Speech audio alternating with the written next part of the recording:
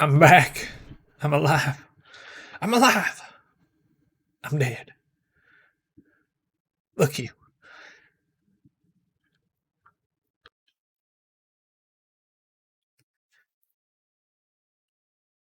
All right, should be back, I believe. Hello, everyone. That may happen a lot today, unfortunately.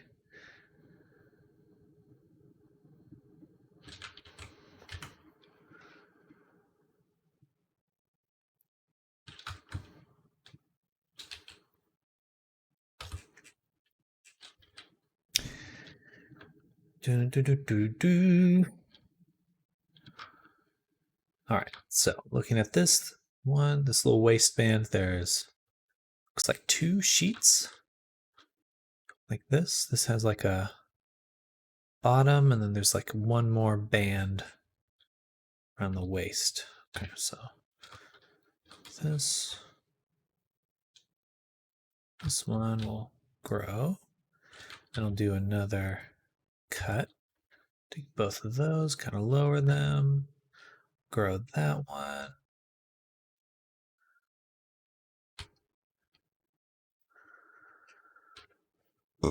Oops.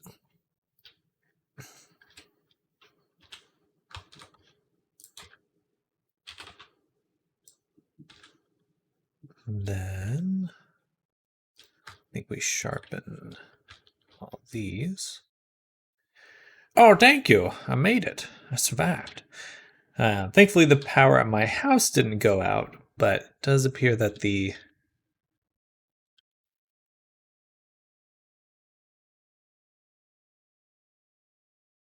internet went out for a little bit. Hopefully, that doesn't happen too often today.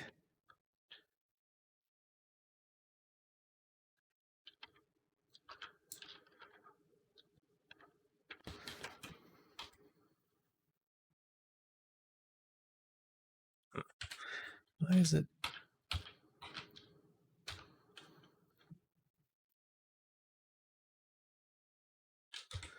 There we go. Okay. Now it's mirrored.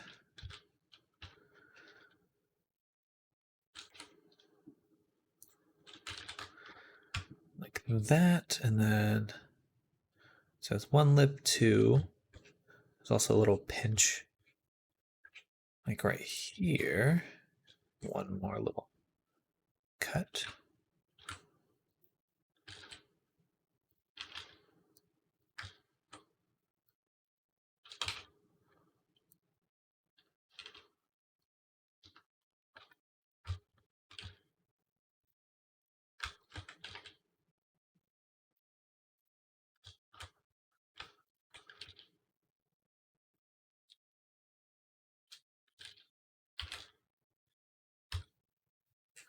I'm like that.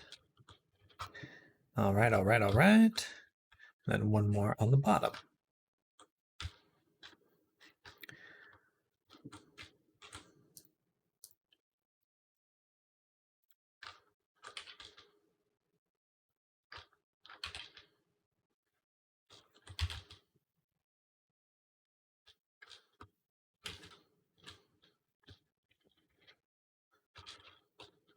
Bam.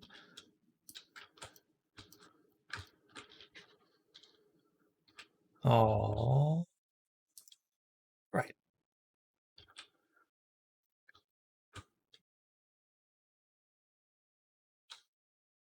I think I want to bevel this.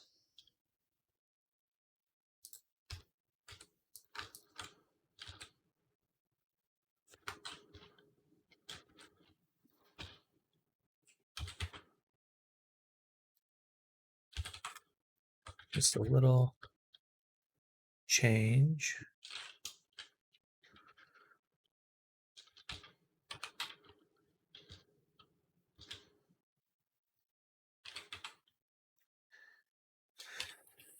All right, there we go. Maybe one more subdivision.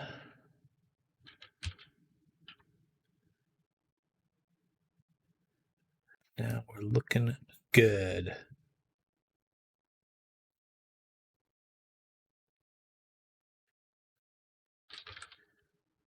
Got to be careful with total amount of subdivisions, but I can certainly do a few more.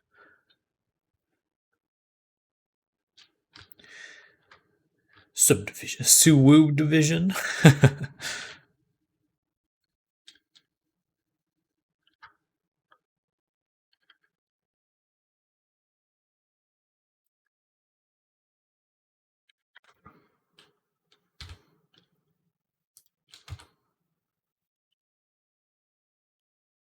Oh yeah, that looks better. It's like an actual little fold now instead of like a strange crease.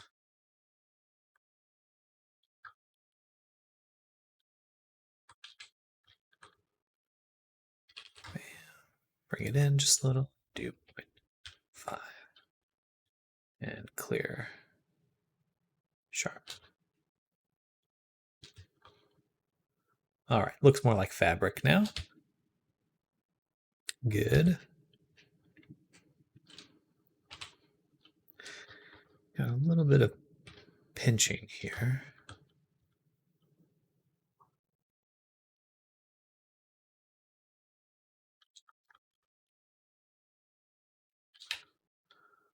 Like that. For the body type, I wrote she has the same type as Tori, and then I'll write what she doesn't have from the Tori model. Gotcha. Gotcha.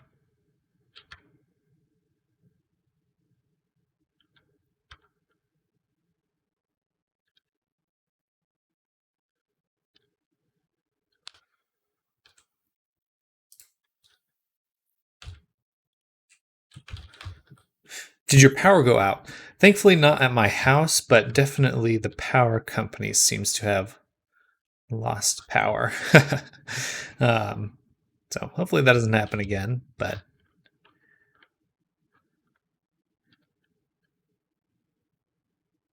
I wouldn't be surprised if it does.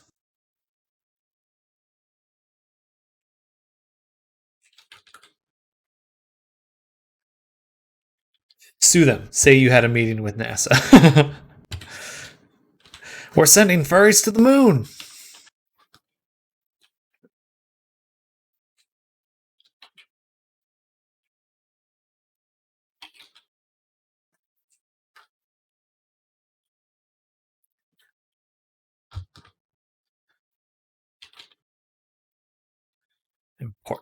Important business.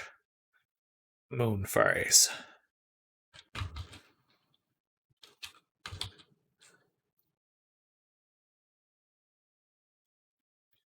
Okay, that's coming out well. I have to redo the skirt though. Both of those suck. We want skirt like this.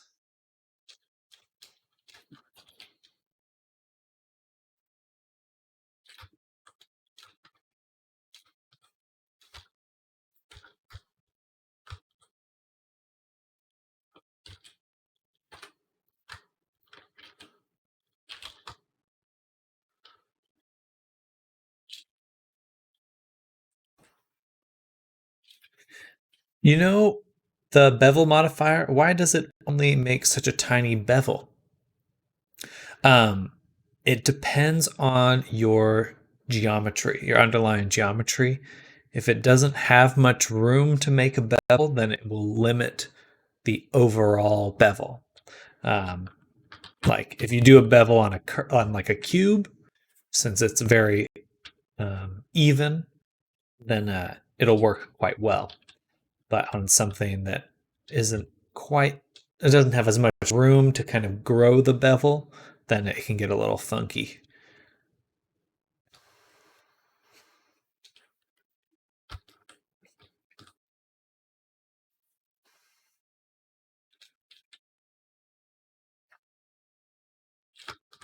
So we're gonna do one like this, right?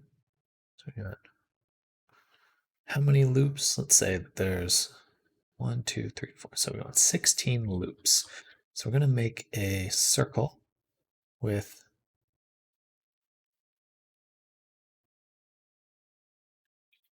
16. All right, 16 edges. That's what we want. Stupid. I mean, it's totally fair. Trying to get curved edges, but I can't. I guess I'll have to do it manually. Yeah, for some, and the bevel modifier bevels everything. So even a face, just like a flat face, it's going to bevel. So usually with a bevel, you do want to do it manually.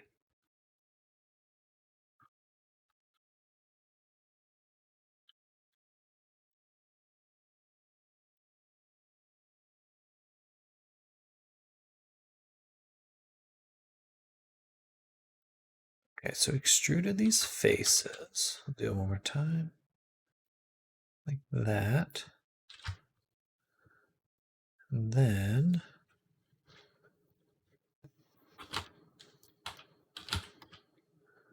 now we have this shape. It's close to what we want. Right, looking at it, this is very similar to the top of the skirt, but then we want the interior edge to grow. This is not quite it, because we need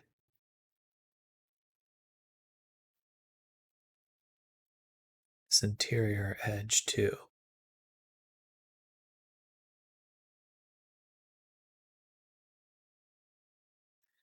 I took all the interior edges. Can I bevel these? Okay.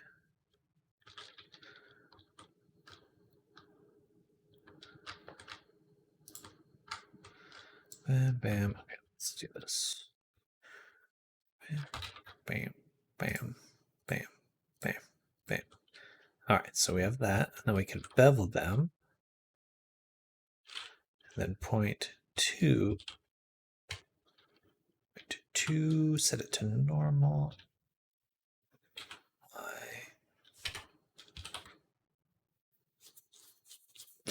That doesn't work perfectly. Why like that?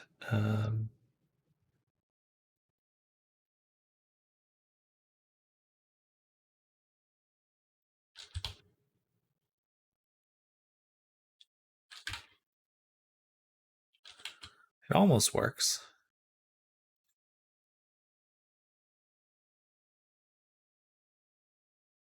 Trying to get curved edges, but I guess I'll do it. Okay, so saw that one. Da-da-da. All right, so let's go ahead and let's delete half. All right, we're going to restart this. Shift A, circle. So now we've got our circle.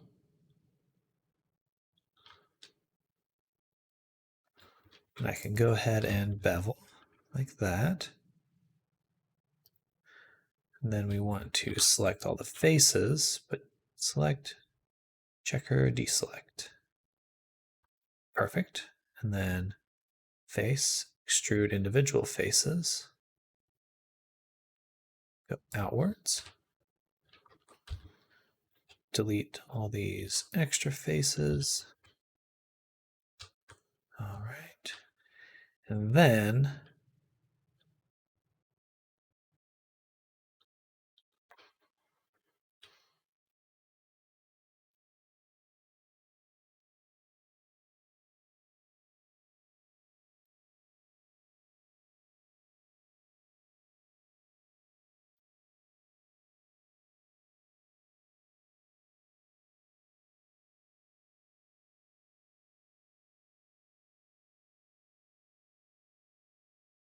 all right. This actually works well. Point 2 is X. That. Then I can put a subdivision on.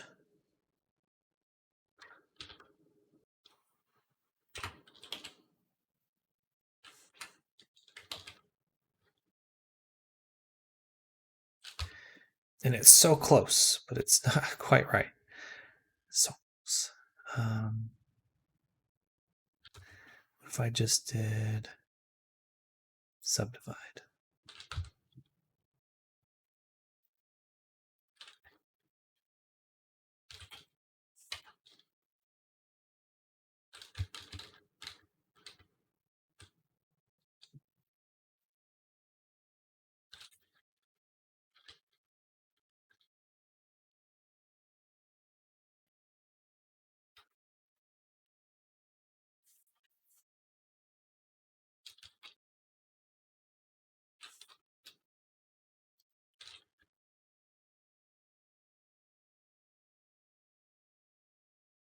That basically is it.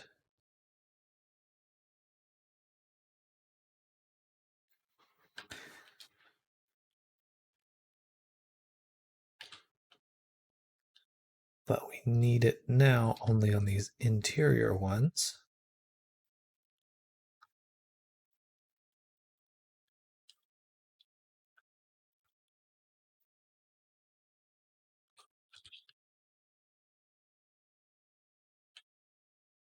Like that.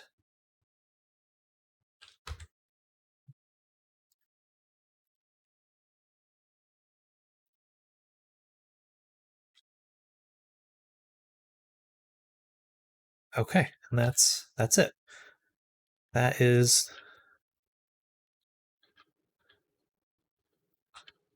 the skirt. Sort of. Now we just need to collapse these top faces.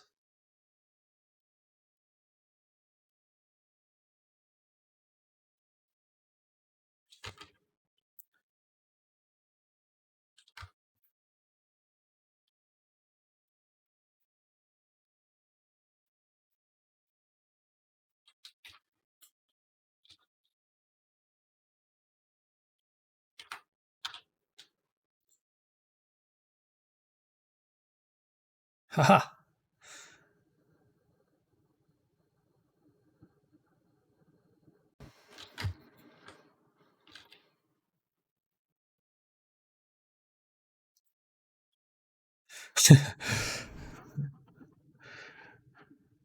I'm trying.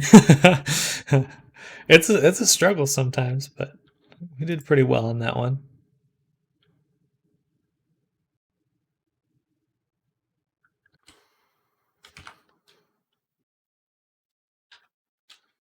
But that should be it.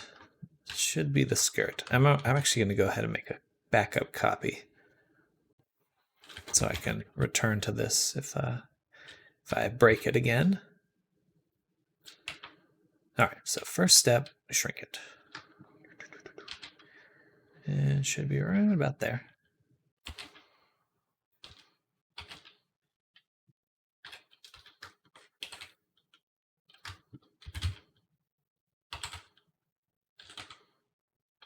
Okay. Pretty close. Then take the bottom, grow that. All right, grow it again.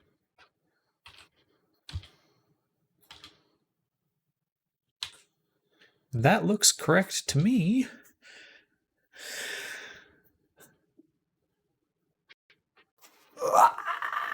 Oh.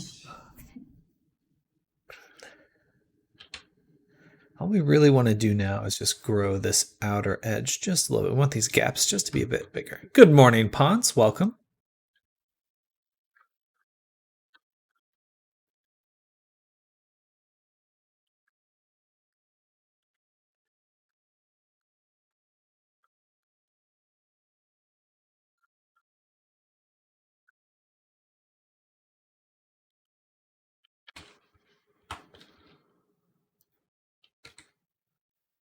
There we go.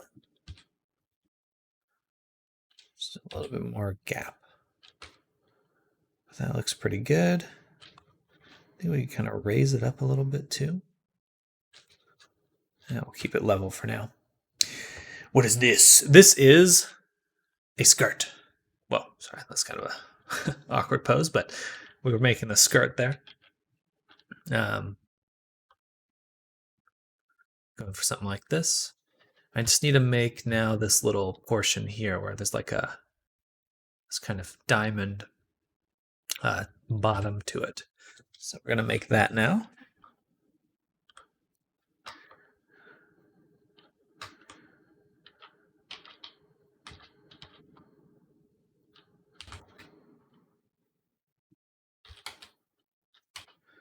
That was some kind of robot head.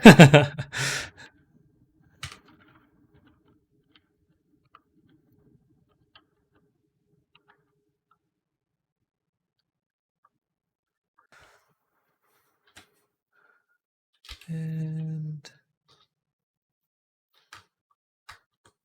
there we go.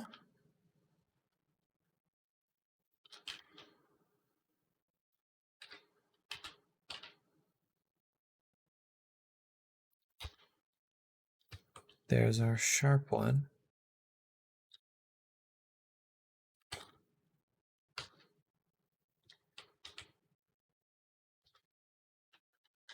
By the way, I could add as many references if you need. Only issue is that they're all kinds different from each other.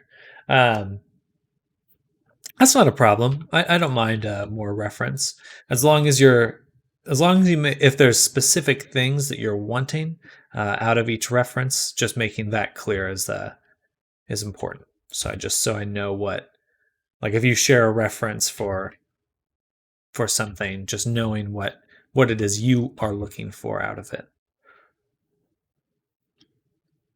Hey, that came out well. And then we'll also add a solidify, but only the rim.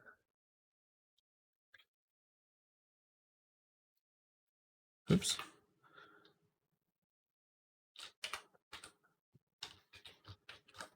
There we go. That will give us the little rim around it. 0.005 around there. Just a little bit of thickness for the skirt.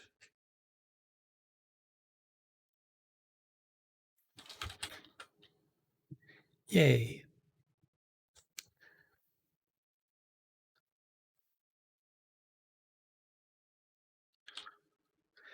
Oh yeah, and then here.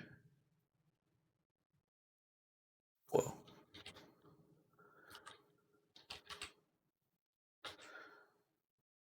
Perfect.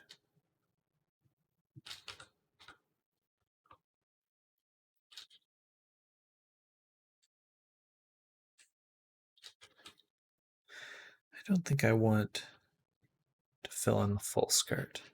Really should just be the outside.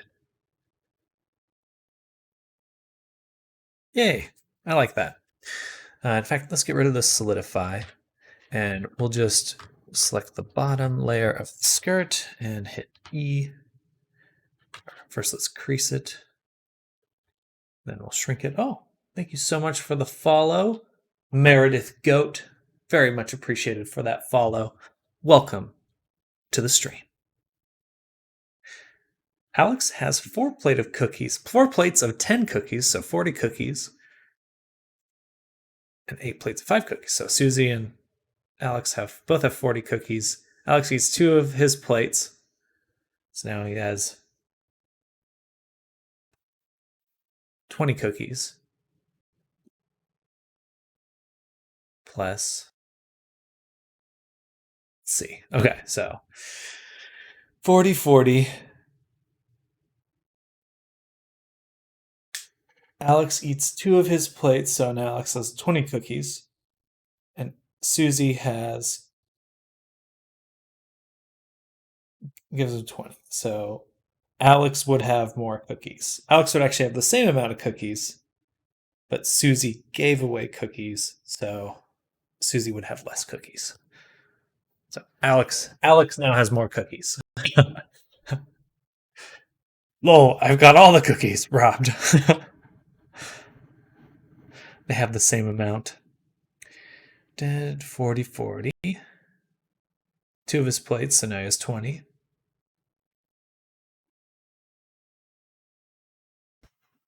I don't think so, but I'd have to do it on paper to really. Alex ate the plates, not the cookies. Oh.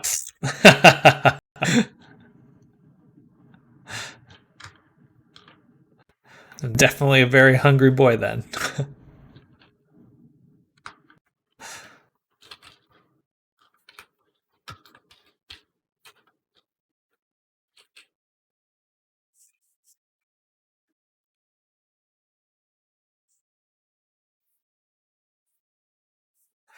So everyone still has all their cookies. They've just been moving the plates around. Gotcha.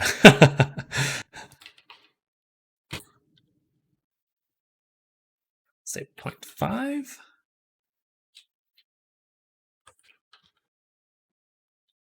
Maybe 0.8.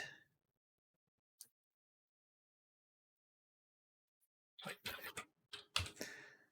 All right, so now we've got like a little lip on the skirt there, and that should help. That should help.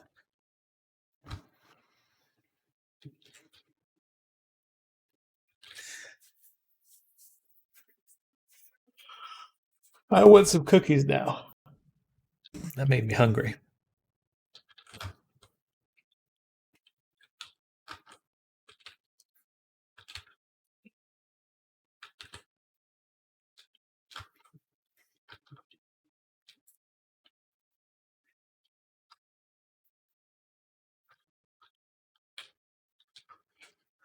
Okay, so we're gonna now take all these, do 0.2 Shift Alt S. Just gonna even them out a little bit. That looks good. Then we'll do this cut on the front.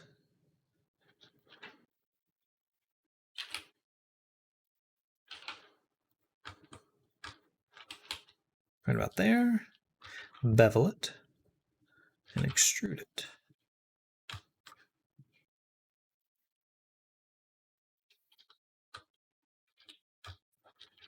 Bam. Hey, back. Hey, welcome back, J-Ski. Or welcome to the stream. Here's the current progress. So, doing good on the Avi. Yay. Things are going well. Hope you're having a good day yourself.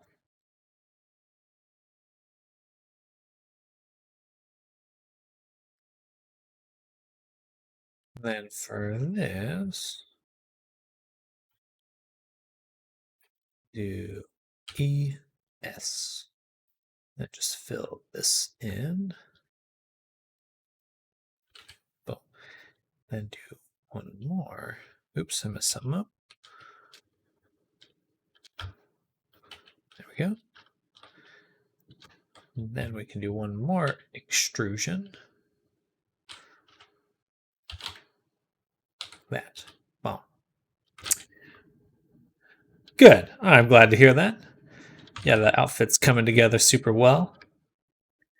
I think we'll be done with all the modeling today. So we're getting pretty close to the end of the modeling. Oh, I have to remember that there are thigh highs. So we got to make those too.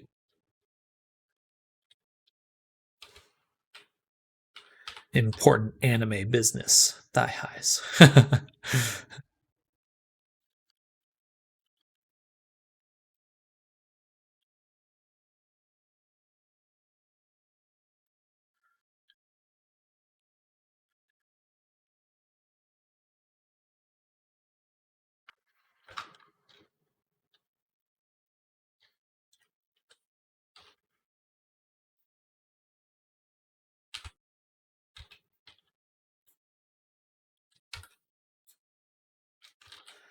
Of course, can't have the anime without the thigh highs.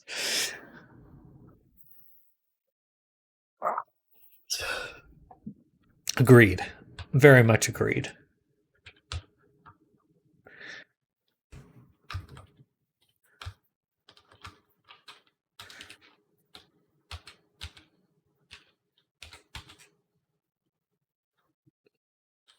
How are you feeling, by the way? How's the food poisoning? I think I am completely past it now. Definitely lasted a lot longer. That's the longest I've ever had food poisoning. It was pretty much like a full week. Um, by the way, would you be able to separate the head? Would the separate head be able to move the mouth and stuff? Yes.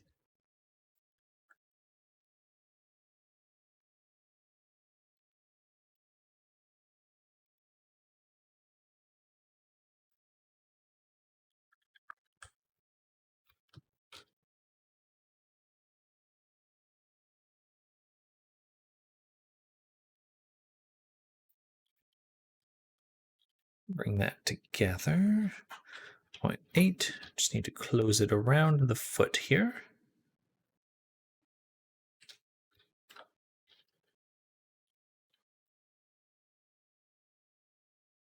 In fact, let's go ahead and this is getting me super excited. Hey, good. I'm glad to hear that.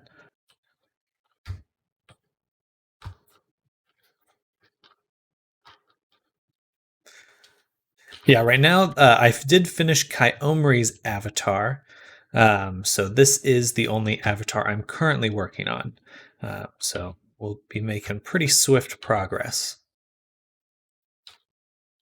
In fact, I'm thinking that I will switch it so that I am just doing one at a time, just so I can be a little bit more consistent with what I'm doing. Good news for me, indeed.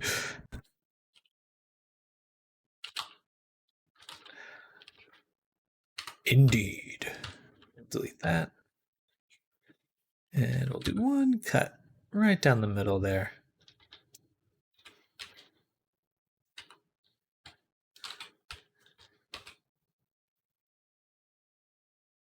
Do you have any after this one? You would be next on my list.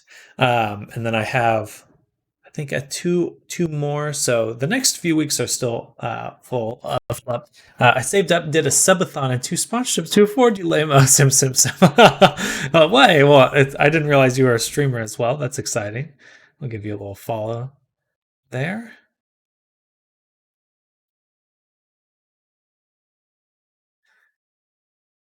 But yeah, so I'll try to make my commission schedule a little bit more public. But I do have a few people lined up. I think just like 3 right now. Yeah, with everyone. But I appreciate you doing the subathon. That's really cool.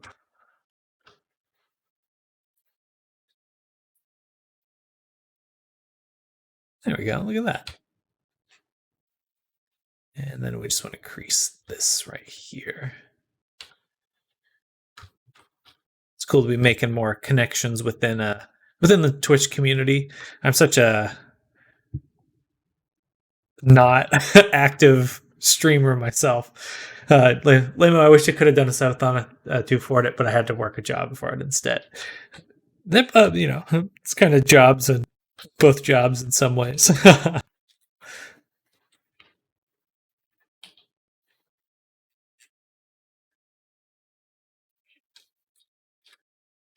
The stream dream.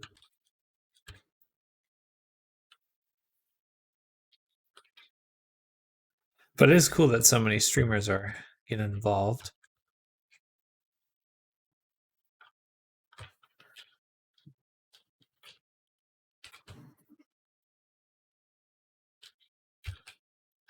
I'm hoping to do some more. I've talked about it a little bit in the past, but I have some clearer ideas on what I want to do for some events on stream and stuff. I've been thinking of doing some game worlds for VR chat. So I will definitely reach out to all of you who are streaming as well, because I think that would certainly be something fun to collaborate on.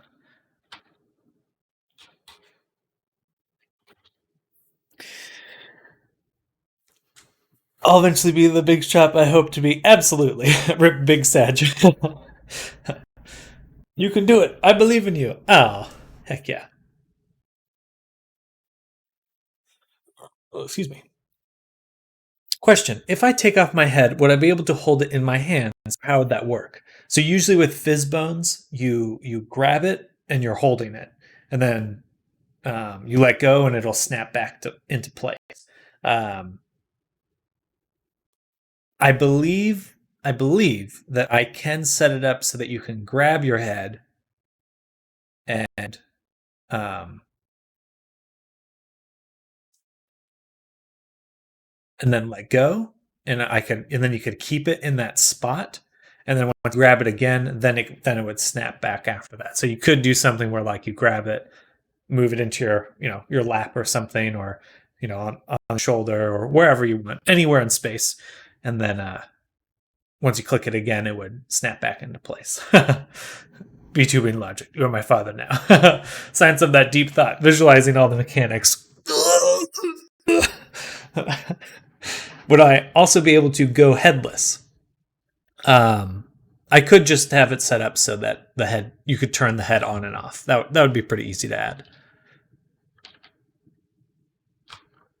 Since it's already detachable, all I need to do is just shrink the bone to super tiny, and you just wouldn't be able to see it.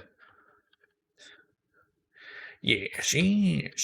Now, the only difficult part, since you are looking to do a VTuber as well, is I think you could turn the head on and off and maybe have like a few different spots, but there wouldn't be any grabbing for the VTuber version.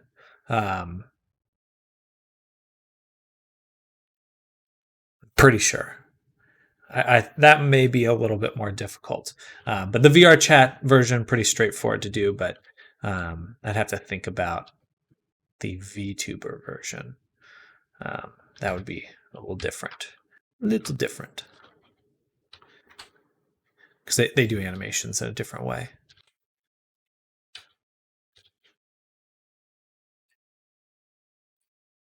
All right, I think we're getting close to. Oh, I need to make the heel. Okay, so these have little heels on them. So let's go ahead and do that. Make the heel. Let's turn on subdivision, visualization. And so it goes up and out. Like right here would be the heel. Right there. So I would also be able to like pick up the head, place it down somewhere, and walk away, and would it stay there? My initial version would be like it would stick to your play space. So when you move, it would move. I think there is a way to do that with Fizzbones, but I'd have to look into it, where you can leave things in the world space. But I'm a bit unfamiliar with that. I've seen people do it.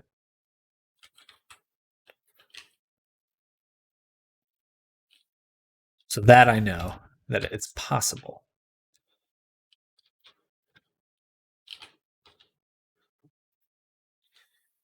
Bam.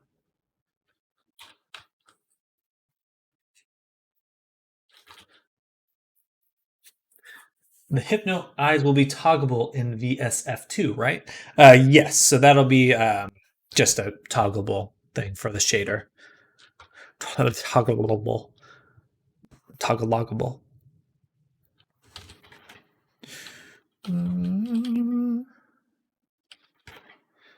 Do this. Yeah, I'll have to get back to you on that one, Cotton, with placing in the world.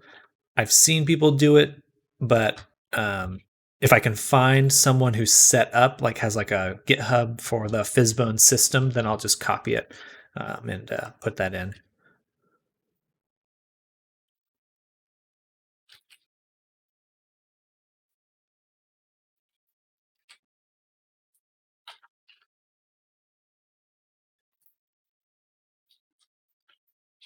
All right, we made a heel. That actually worked out pretty well.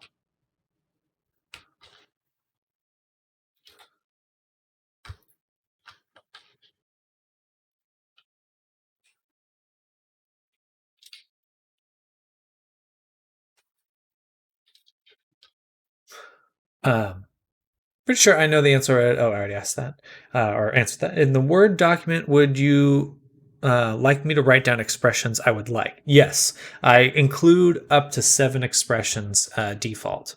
But yeah, reference for expressions would be best if you have them, or yeah, just like, oh, I want like an anime wink or whatever. Will the measurements be used? Want to make sure. So I've been looking at them, and I will be incorporating them into your character proportions. Uh, Already, it's pretty close to human proportions.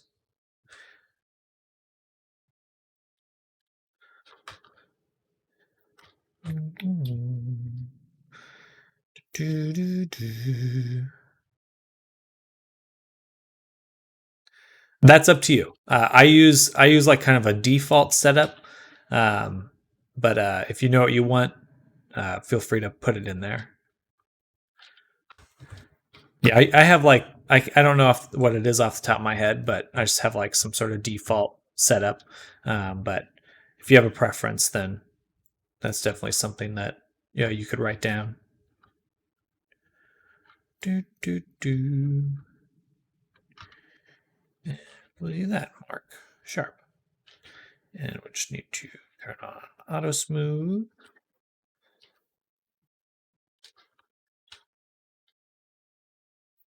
Well, excuse me. Perfect.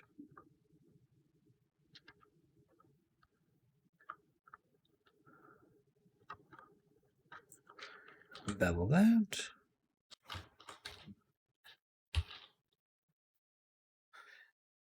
Also, if I want the yes to look a certain way with an expression, is that possible?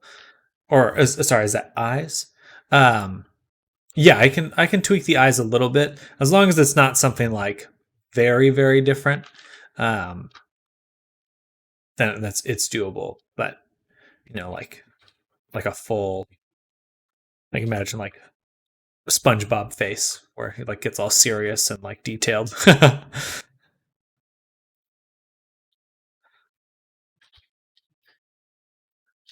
All right.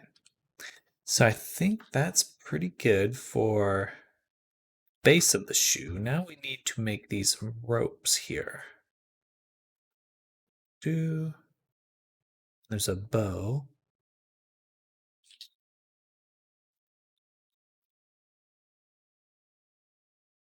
Oh, so one thing, Jayski, for your arms here is that I can't really have this go to the shoulder here because it will create a weird bend. Basically, the whole kimono would stretch too much. Um,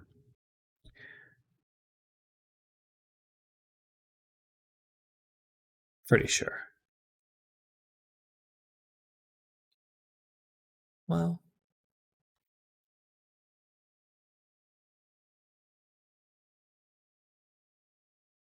it would just kind of have to bend a bit to like kind of come in this angle here. There still would be a little bit more gap than just the drawing. I mean, more like hearts in the pupils, such how some models have. Um, I can make like an overlapping heart. Uh, yeah, that should be doable. Yeah, I would just add it, and then if I'm not able to do it, or it would just be a little extra, I'll respond. You're right. The vertices won't allow it to fold properly when the arms move. Yeah, it's like if it's parented here, I could have a string of bones right on the elbow going back, but it would still stretch a little bit too much here. Is what I'm thinking. It's best that it's just on kind of the lower arm. Yeah. Yeah.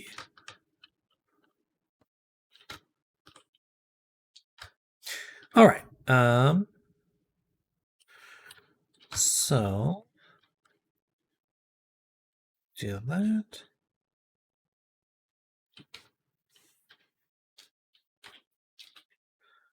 And I think this should be taller.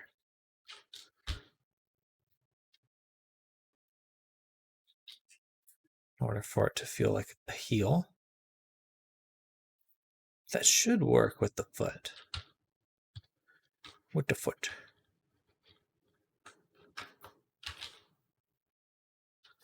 A lot of the kimonos that I've seen in 3D have that problem. I was hoping there was a fix, but if it looks weird, then that's fine, I guess.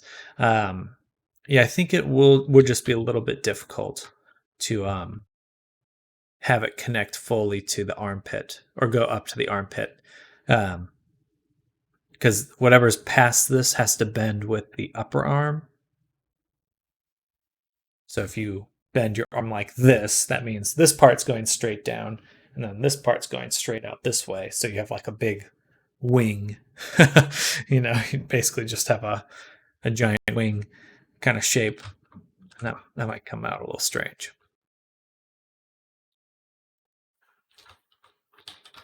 All right, let's make the curve here. I have ascended to a whole new level of what am I even doing? 3D edition. Welcome, Junie. Hope you're having a good day so far. Excuse me. All right, let's make a dish here. Bezier.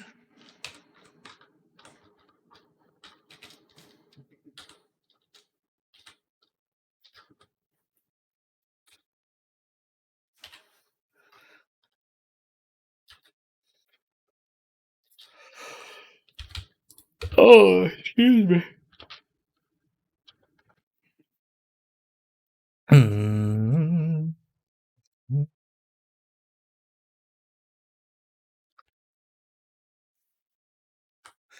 I'm almost done making a 3D model, not for VR, but rather for VSeeFace this time. Oh, heck yeah. That's awesome.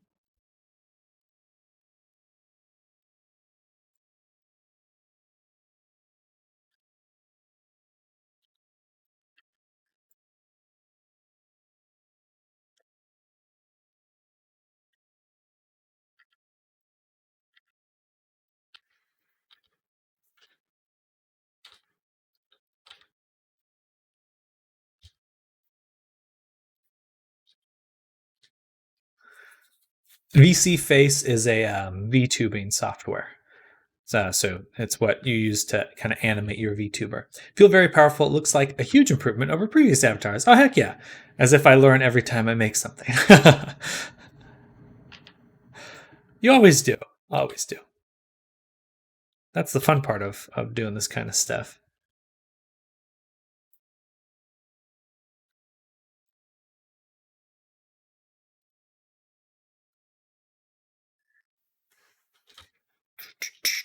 Exactly. 3D face capture software.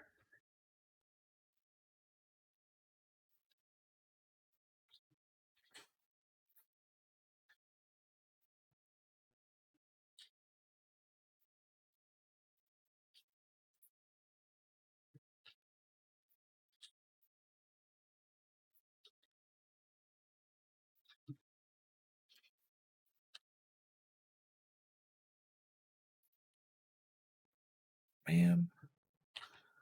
There. That's a little too big. Bring it down a ways.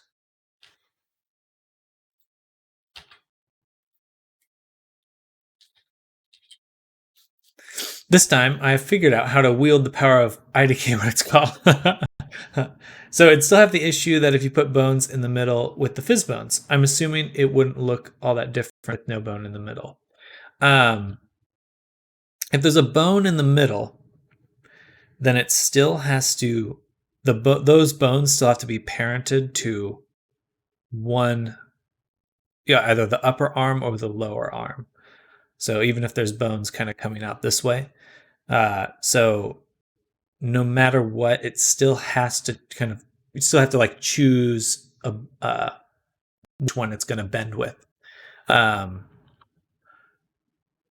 So if those bones in the middle bend with the lower arm, then it's still going to, so here's the bones here.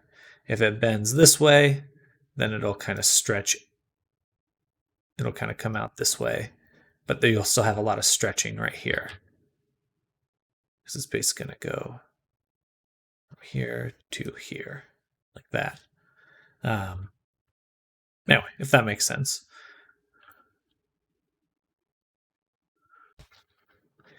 I took a 2D line and a 2D triangle, told the line, you look like this triangle now, and then used it as hair. Smart.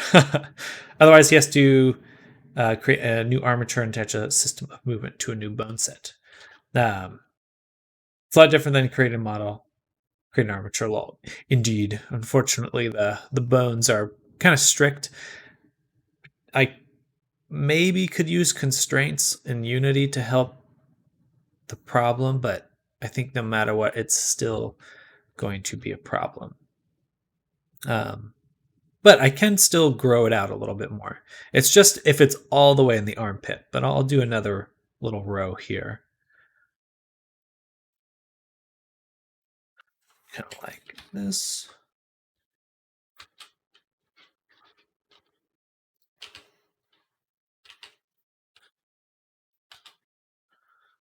And we'll just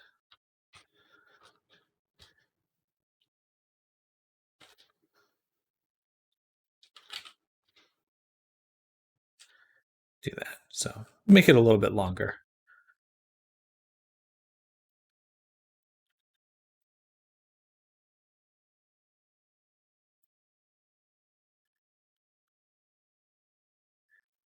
So that should still bend pretty well. If not, we'll have to shorten it afterwards, but should be good. All right. So now, what else do we need? We need this rope or the string. We'll do 0.01. Trying to imagine how it'd look with Fizzbones and gravity. Deciding if the jank is actually worth asking you just to do it. Well, we'll still have to do testing and stuff, so that'll probably be tomorrow or the day after that we're actually able to test the bones and stuff.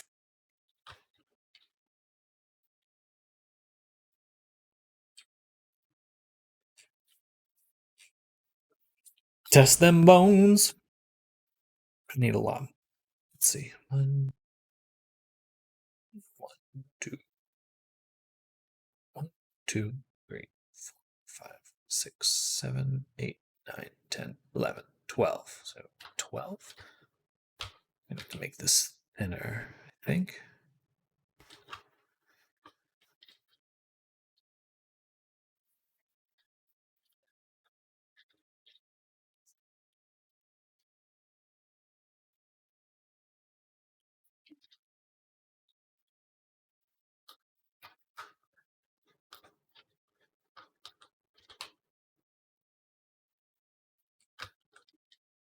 Yeah. Yeah, like that. There we go. Anyway, I spent 5 hours weight painting yesterday. My carpal tunnel hurts so much. I got confused and it hurts on the wrong hand. Oh, it's because you're pressing all the buttons and stuff. Well, I wish you well. Make sure to stretch. Make sure to stretch. What I found that helps my carpal tunnel and my back pain a lot is just lifting weights, doing like overhead presses. Really helps pull the muscles into place in the back, and then you just need to do something healthy that's a little different than drawing.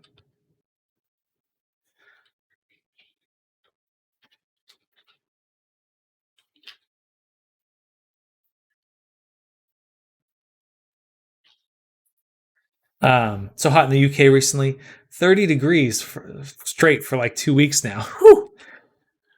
I don't know what 30 degrees is in Celsius, but it sounds hot. Yeah, it's been quite warm here as well. We've been like 100 degrees Fahrenheit, 110. It's supposed to get to 110 today. Would it be a big ask after looking at testing for the janky full arm? I mean, this is pretty close to full arm. I can move it over a bit more, but I don't want to push it too much. Because it's already kind of doing the most of the job of it, and I just want to make sure that there's not too much back and forth on that one in the sense of testing specifically. Oh, the UK. You read that as Thuk?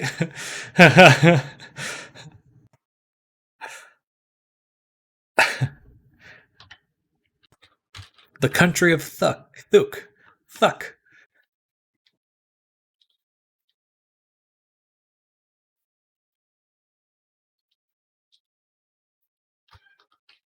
My cat's yelling. I don't know if y'all can hear her, but she is yelling. Cannot spell. No, you're fine. I get that. It's pretty close. Yeah, I think that's probably as close as it's gonna get. Um,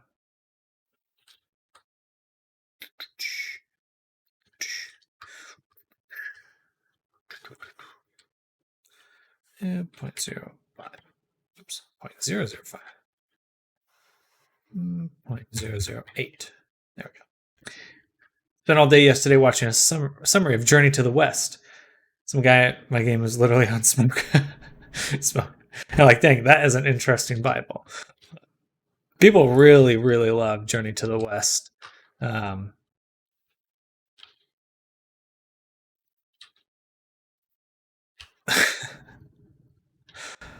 And I've read a few different versions of it as well.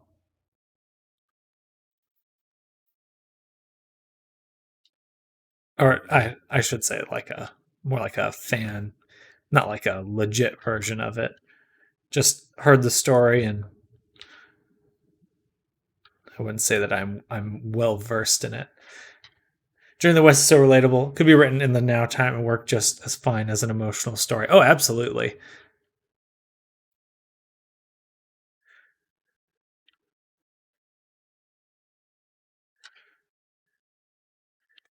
What is it? Technically, Goku is from Dragon Ball. He's the Monkey King.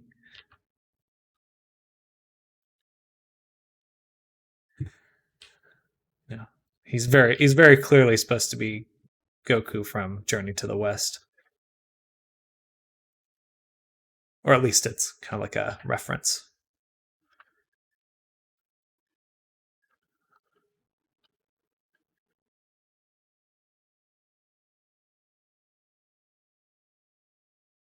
All right, so let's see what we can do about this resolution here. Let's turn off that and turn this down. There.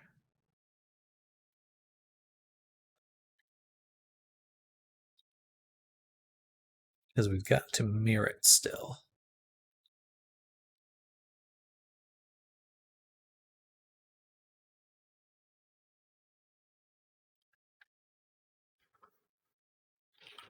Whoa.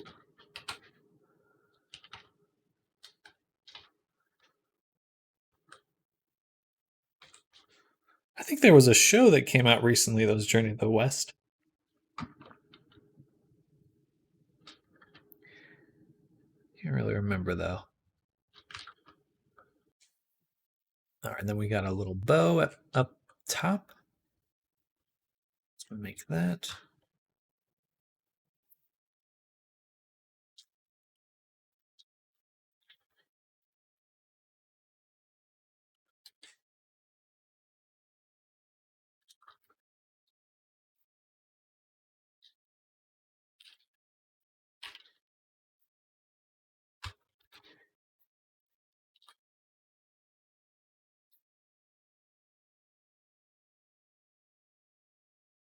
He's screaming. Gotta watch Lego Monkey Kid. Kill your teammate, Big Poop.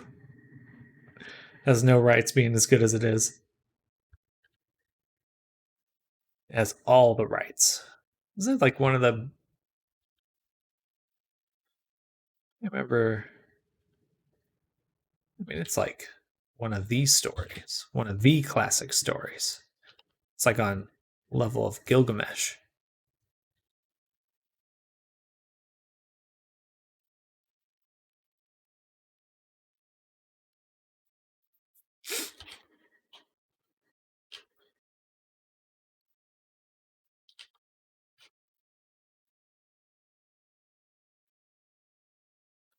Of course, my boyfriend threw all 3 seasons of Lego MK. Well, good. Make him enjoy the Lego. Was that the freaking pirate? What do they call it? Ninjago?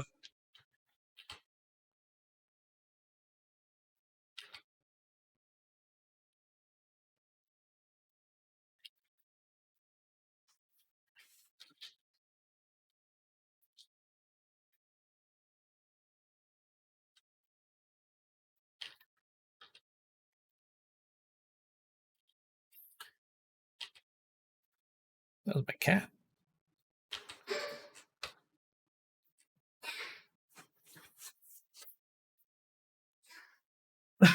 Can you guys see her? She's just honking right here. Can you see her? Right there. Lux, what are you doing? What are you doing? You got a hairball?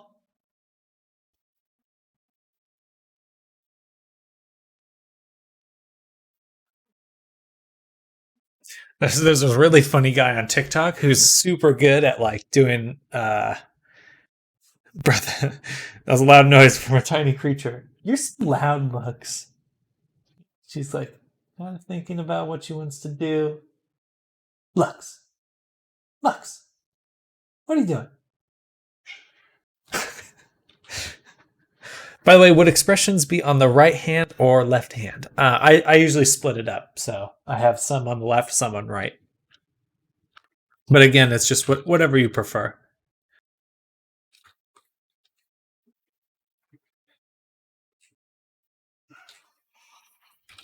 Ooh.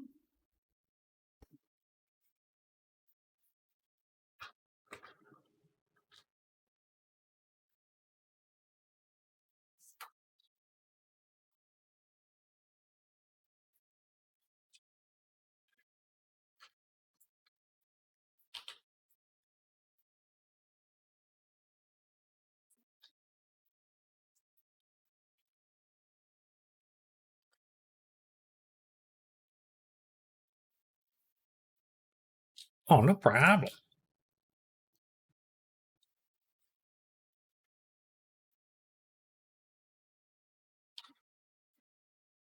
I'll do something like that. I'll be back in a bit. Sounds good. Is that the technique I think it is? What my cat? What are you doing? Of her just being kind of gross. You gross cat. She's upset. The shoelaces? Oh, yes, indeed. The curves. The power of curve.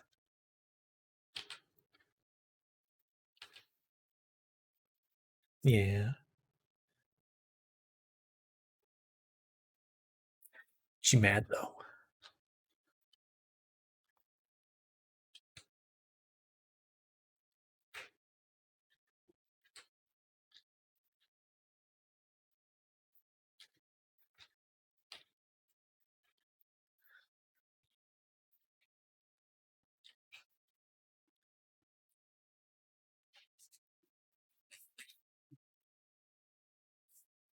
So, Polly, much high, lol.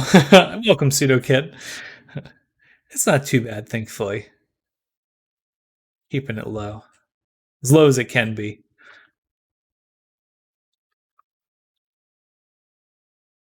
Right now we're at, what, 40K for the whole character? So we're on track. We're on track. Oh, excuse me. Polly Big, such wow.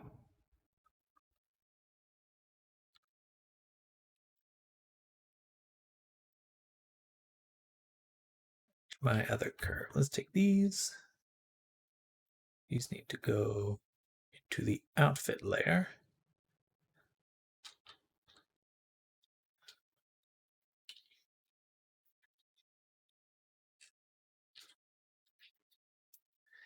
And we're going to make make the belt now.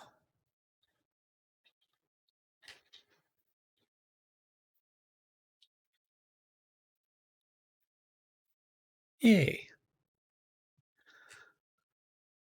A little bit bigger. Let's say 0.01. Bam. Imagine having standard 12 subdivision on those laces.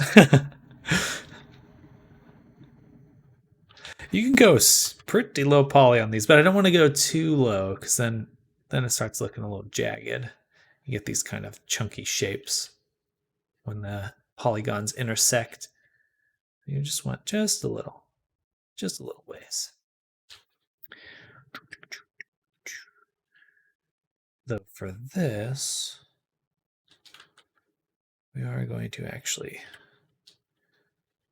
do some cuts here.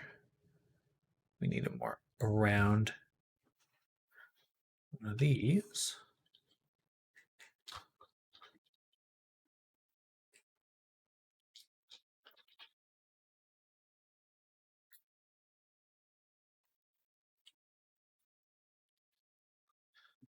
Something kind of like this.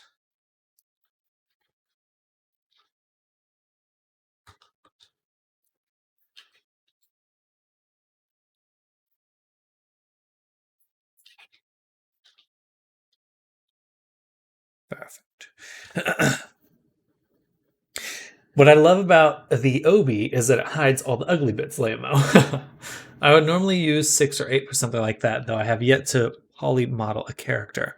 Yeah, for these ones, I'm doing 8 for the res, and then there's also the resolution here. So you have the bevel resolution, and then the how many times you get a cut lengthwise.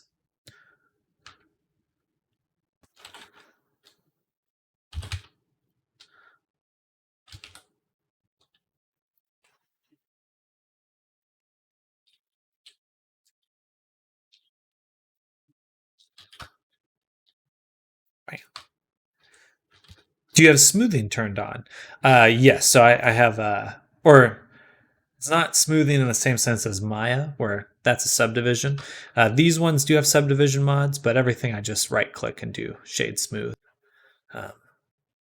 Sort of, actually. These ones have some sharp lines on them. The little creases right here, which just helps it visually, kind of breaks it up.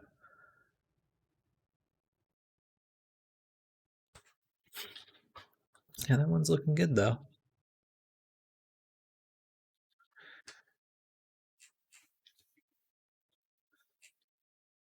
All right. So I think that's all the modeling for the clothes. It's almost all the modeling in general.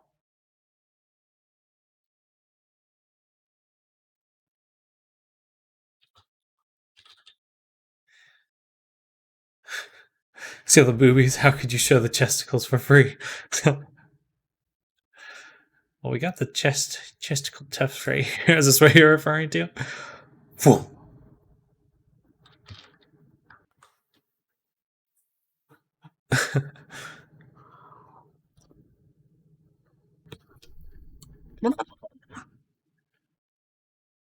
Limo. A limo. All right. Mm-mm-mm.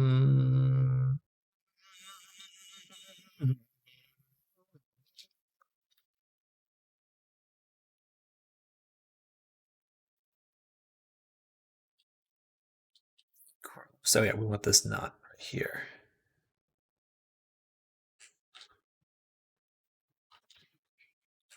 Which is similar to this knot, which is one fold and then two. So band and then it goes under. Okay. And this one is 2. This one's 2 bands. All right, back to the unit testing and lurking. Enjoy your unit testing. Hope it goes well.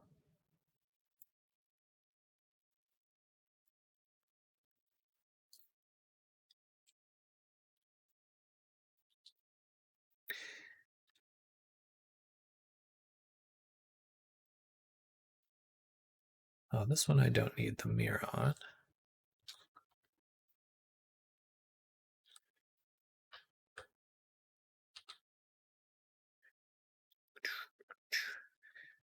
It is. I didn't see that. No, that's no problem.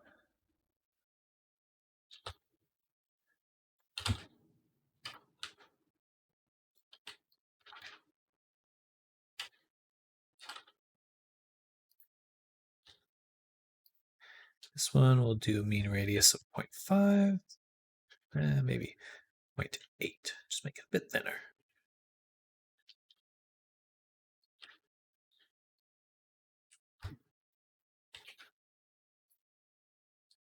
Perfect. And then, so it's one loop wrapped around itself. It goes under. So it looks to me like it's two rings. So we do tab, duplicate again.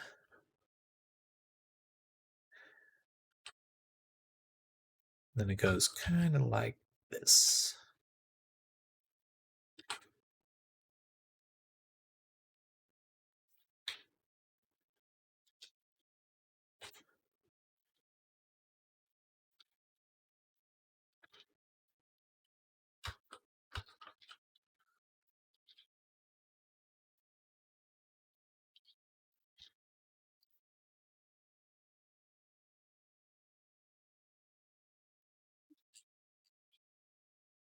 So close.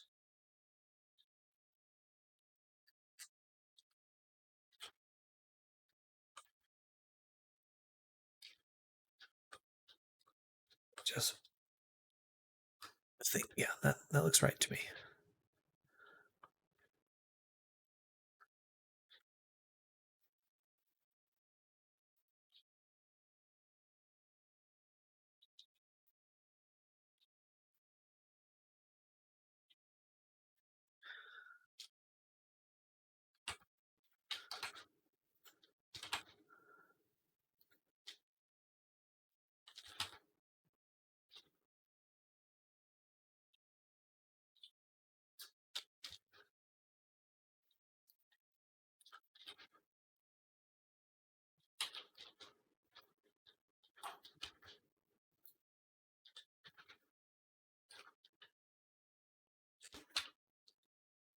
All right. That looks professional.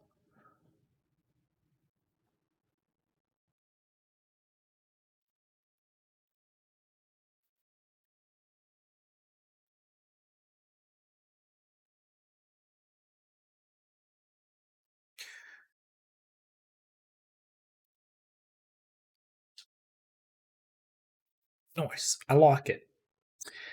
Let's make one more collection here. This one will be body.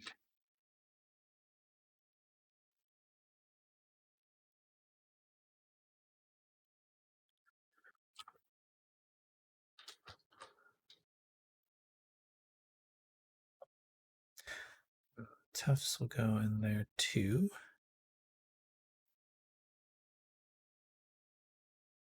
Professional. Oh, where'd my skirt go?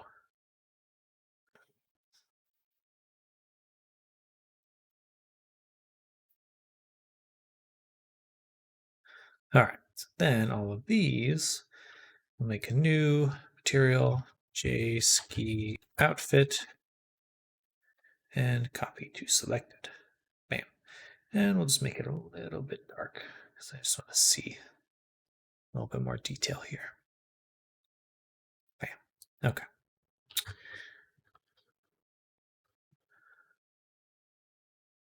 Oh, Lux, what are you doing? She's jumping around. Hip hopping around.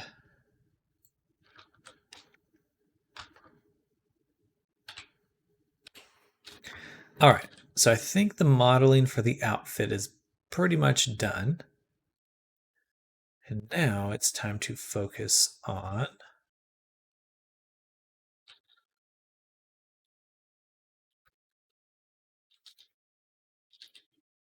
the tail. And that's pretty much the last piece that needs to be made.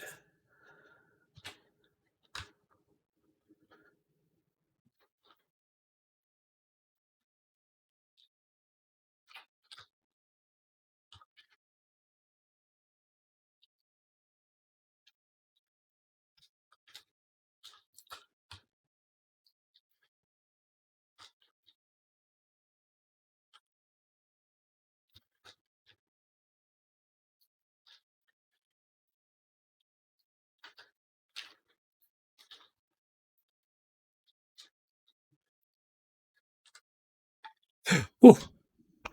Sunbeam, Orbit Dasher, welcome. welcome. Appreciate the sub. Awooga. Awooga indeed. Welcome. I got that startled me. But I appreciate the follow or the sub. Thank you. Hope you've been doing well.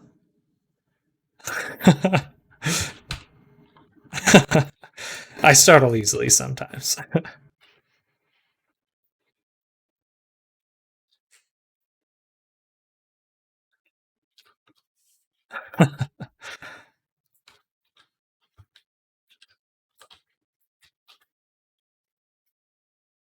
How's Papa John's treating you?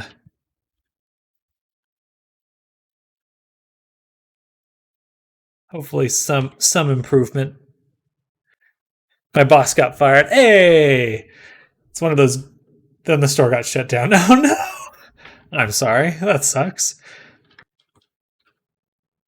Wait until it opens again. Okay, so at least it's not gone forever.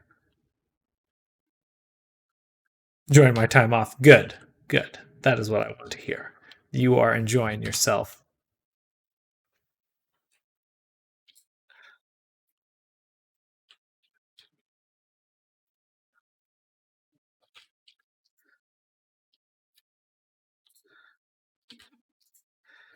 Is it a good thing? I'm assuming it's a good thing that your boss was fired.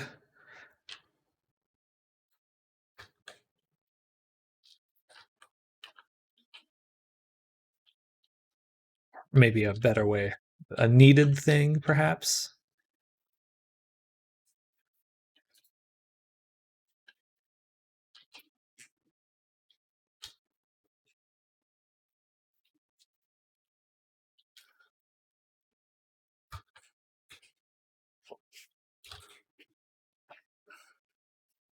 Right.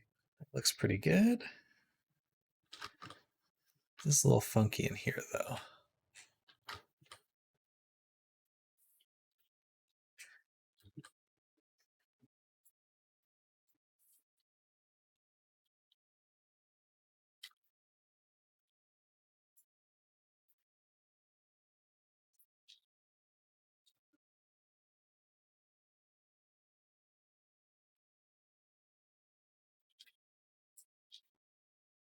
What's going on in there?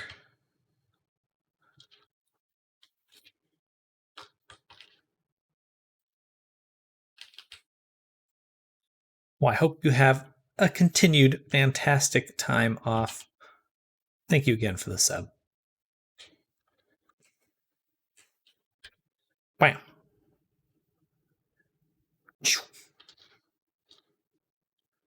She's looking good. She's looking fluffy. In fact, let's go ahead and take a look at her in Unity. Yeah.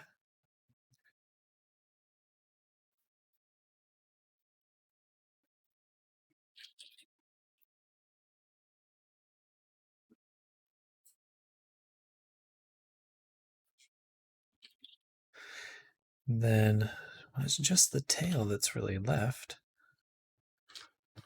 Unity viewing time. Oh, whoa. Oh, wah, oh, wah.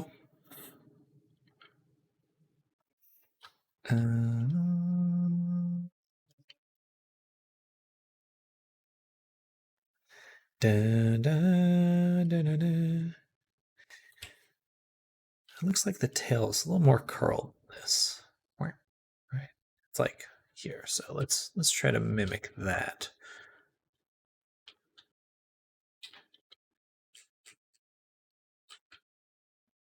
Yes, perfect.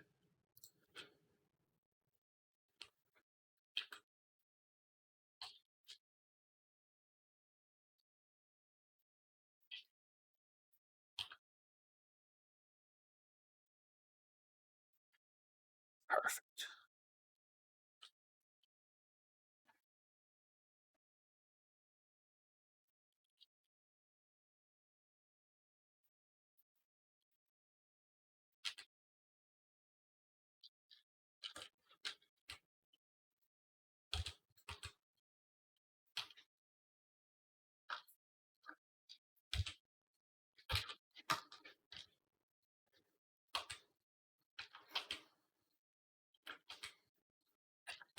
Nice.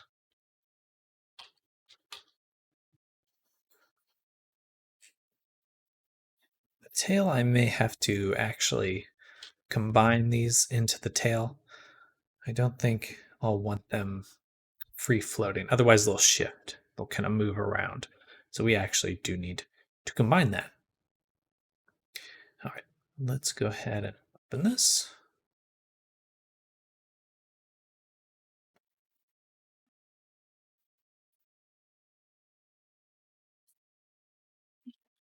Copy. And then we'll turn off the reference, turn on the outfit.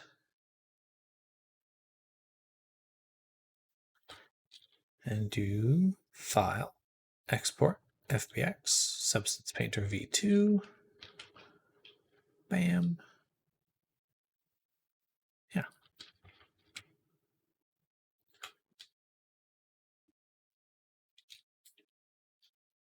Yay.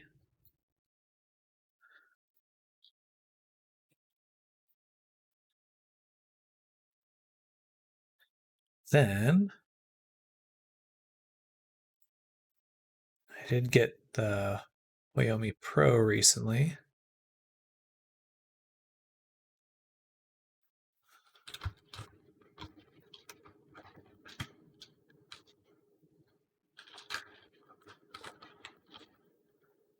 And got both of those. I do indeed. It was time. Time to upgrade.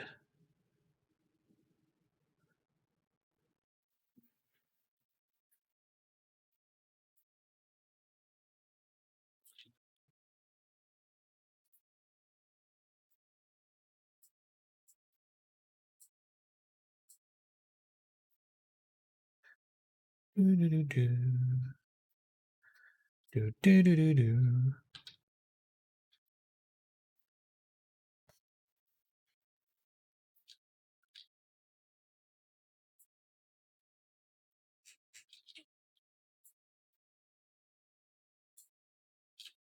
Hey, that looks really good.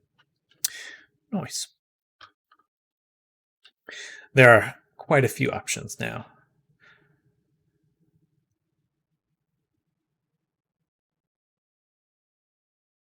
The outline.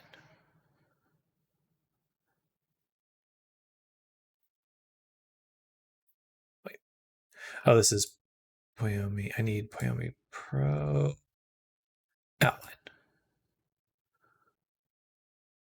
There we go. Well, then 2.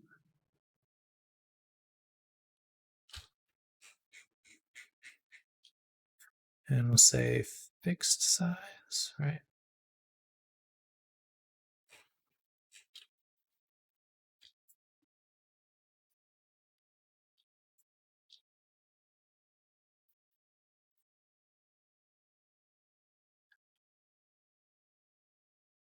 And got a quick question. I sent a pic of something. Do you know if I can like fill in this amount of faces or something so like the geometry is all fine? Let's take a look.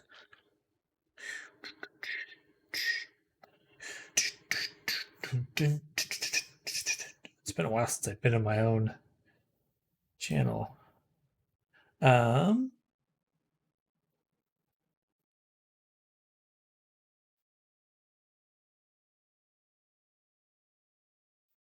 uh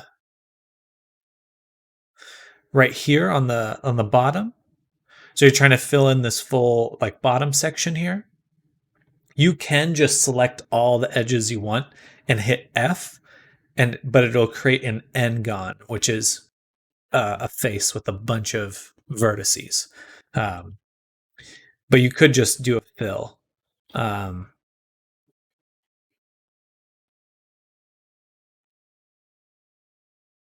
For something like this, what might work pretty nicely is, since you have this geometry on the top, is like select the top geometry, duplicate it, and then flatten it. And you can move it down and then just connect the edges.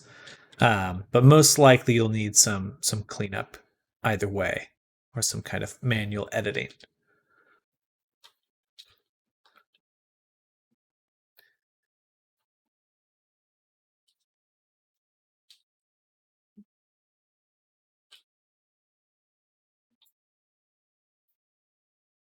She's looking good. Look at that.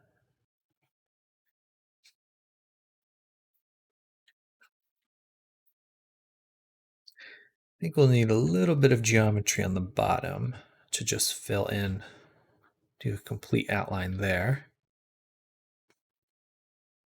Same with the caps on the end of the rope there. Welcome back, Cotton.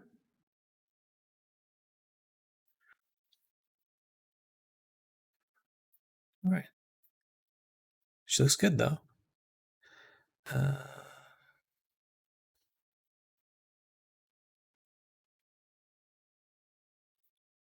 Let's turn off. That's a little too much geometry, huh? Oh,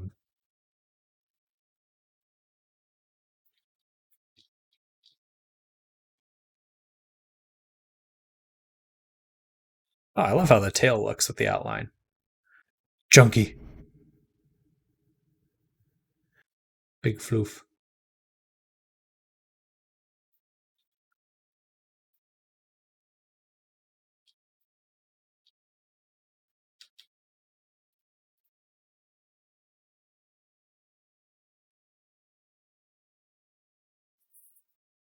Hmm.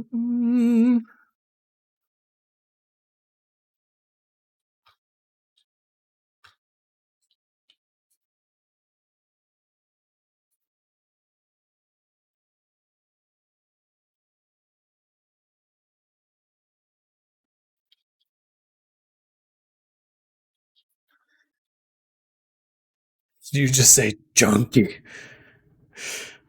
We don't have to use rock on, correct? I'm not quite sure what you mean.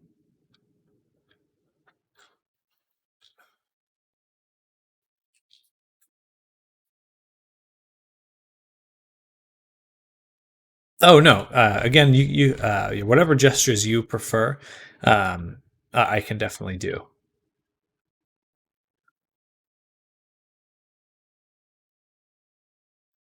All right.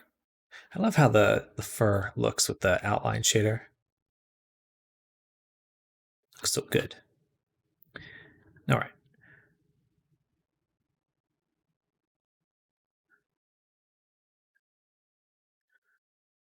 Back to here.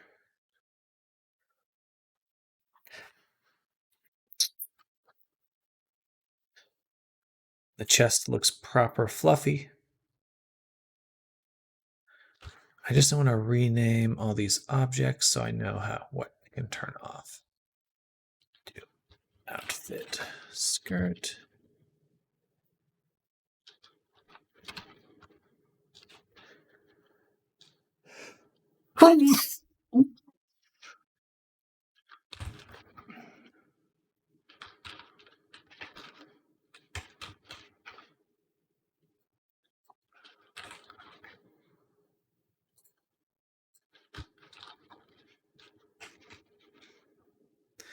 I should have put outfit in front of all of them.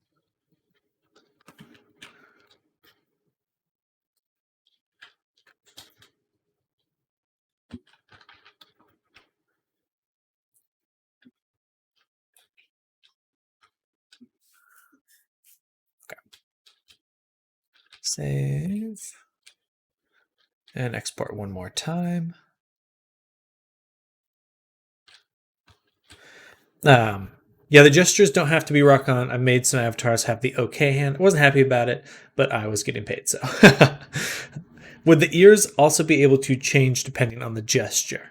Yes.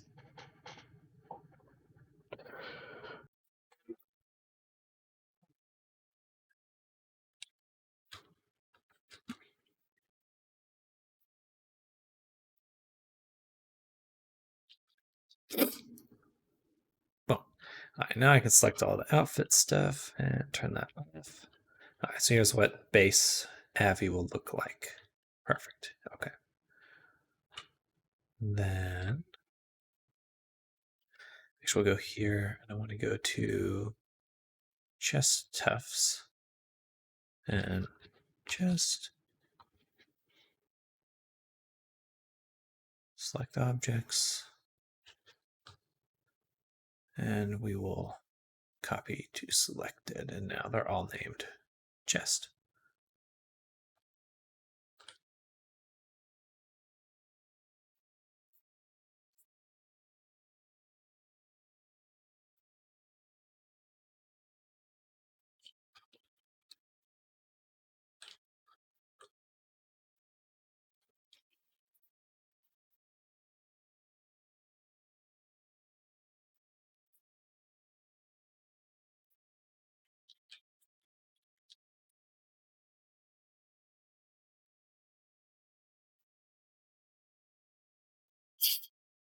Just tiny animations, toggle by buttons, really. Absolutely.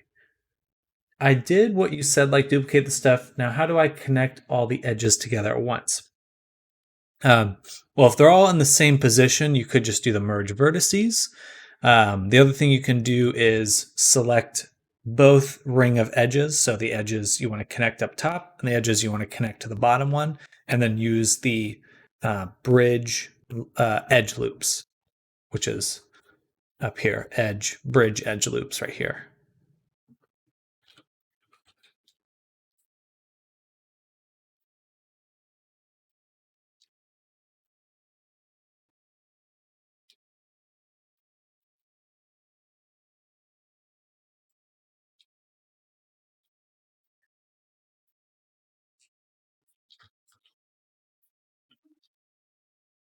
Perfect. Look at that. So good. I like it. I like it a lot.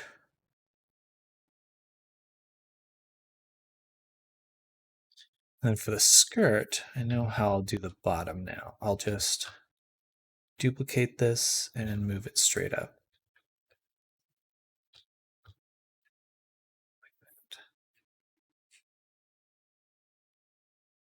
That doesn't quite work, does it?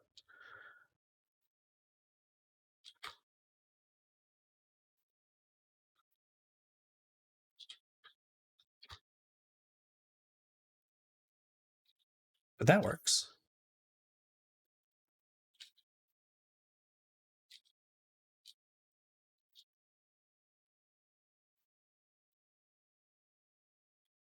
I think.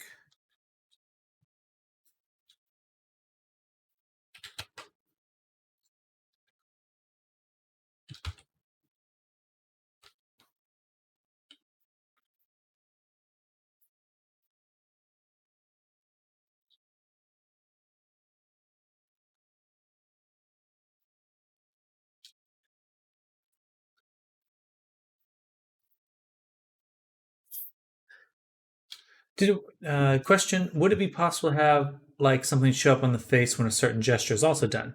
Like if I do a really happy expression, half hearts show up around the face of the model. Yes. There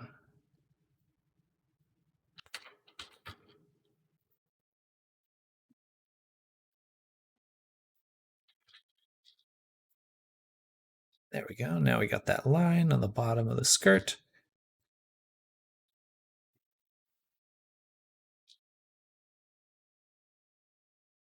We also need one for the top of the waistband.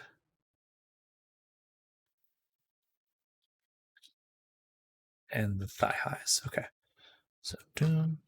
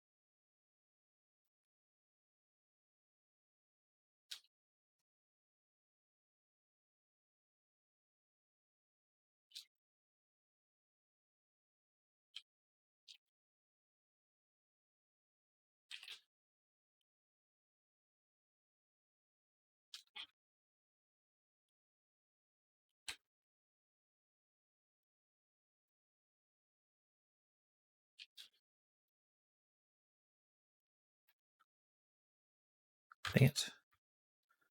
Actually, no, I want it like that, and I want to bring this in.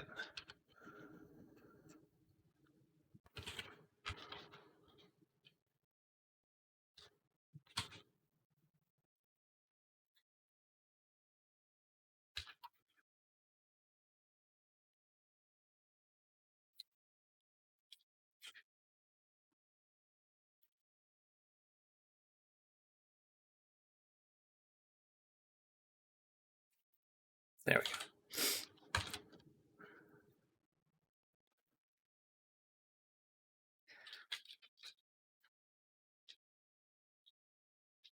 Much better.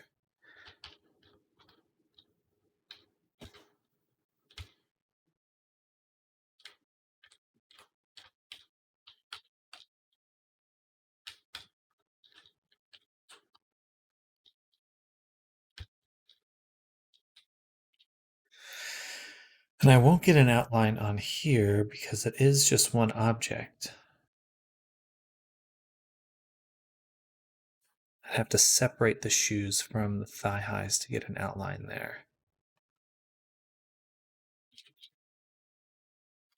Maybe I want to do that though. Because I could take this and do V.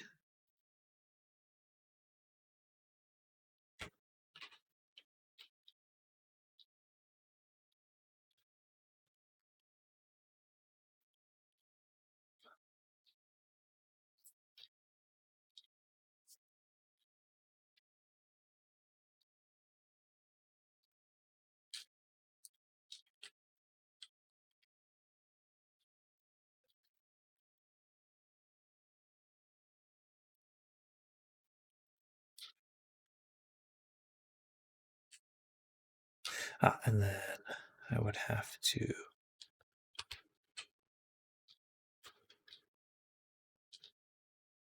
take this.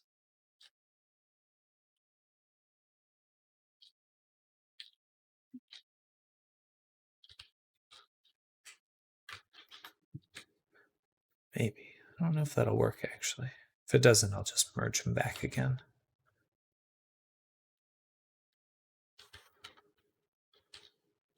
It doesn't really seem to work, does it? All right.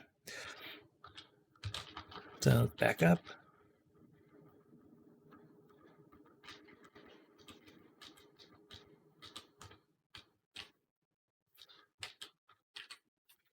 All right.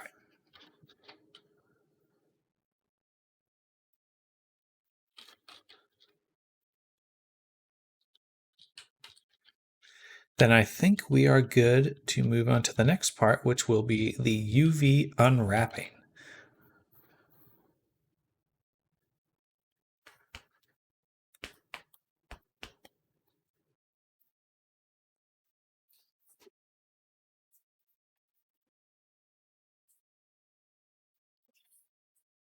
Whew. Yeah. So I think we'll go on lunch right now, and then I'll come back and we'll start on the next section of work for the avatar, getting that UV unwrapping done. She's looking really good. Oh, one thing that I forgot though is that I have to mirror this to that. That's fine. All right. So we will actually just do this. Separate that. Delete that. Then do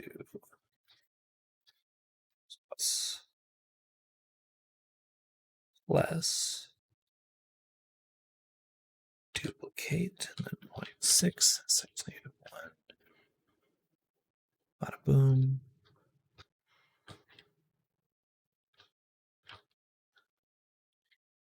Bridge.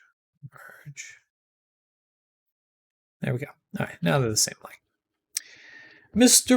Raid. Oh wow. Hey, thank you so much. I'm AI Miragegeddon. I'm Miragegeddon. Thank you for the raid.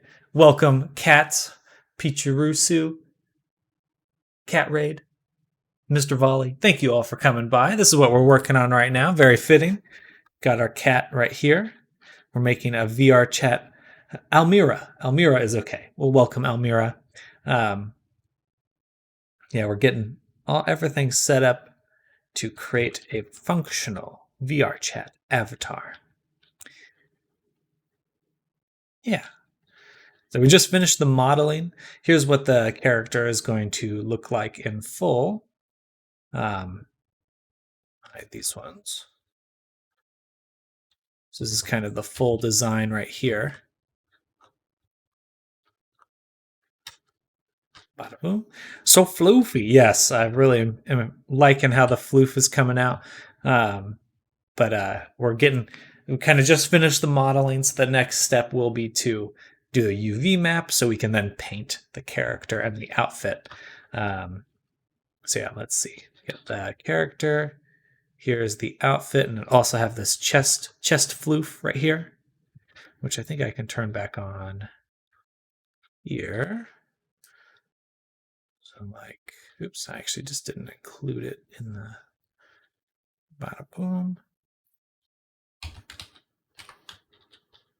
File, export, FBX, bada boom. This is indeed a commission. Jayski is here in chat as well, the client that has commissioned me for this avatar. And bam. Okay, so here's speaking of floof, look at that floof. Floof.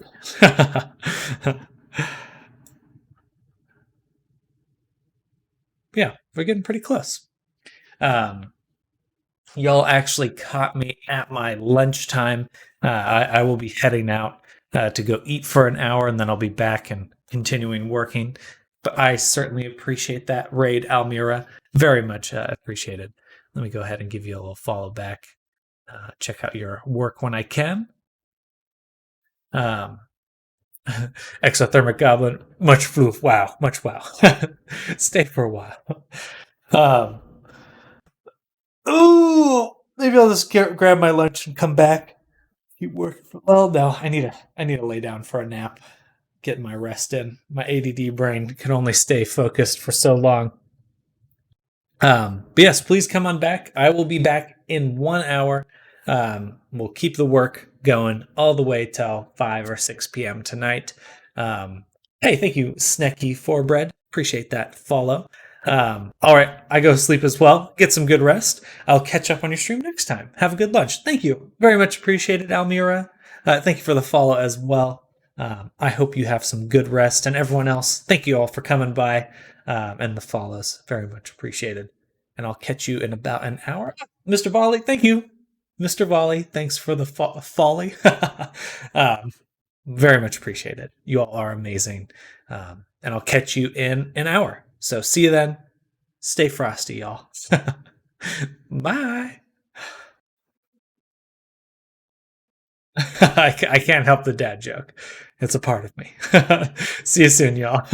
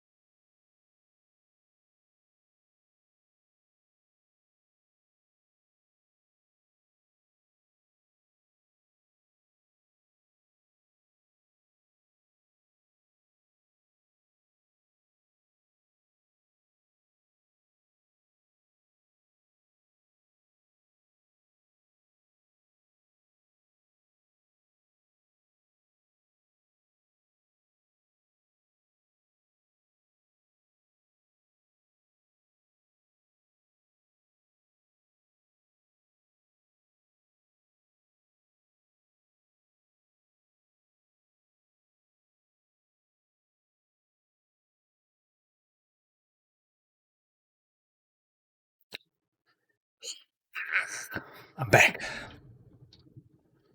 I'm back. All right. So,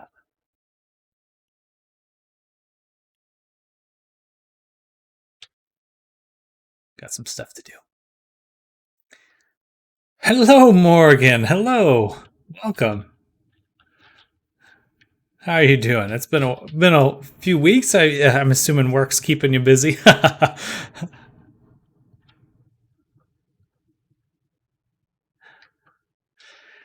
Thank you, Big Poop.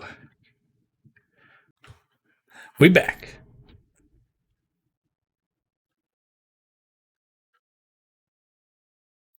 No. I'm not surprised. I mean, you're doing like what, 2 shifts or 2 jobs all at once? Because now I'm working remote. But now I'm working because of the COVID. Oh no, did you get COVID? I'm sorry to hear that.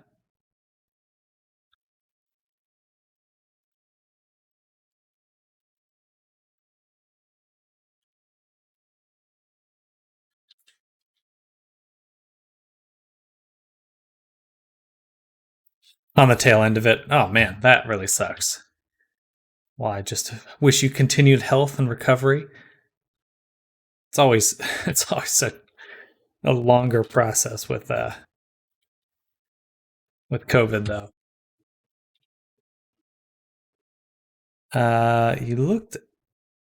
You looked at Andrew Tate since I mentioned him before. I know of him. I remember you talking about him. We went home for the 4th, and Val's parents got it, and I got it from them. She's somehow immune. IDK how? It's like Last of Us.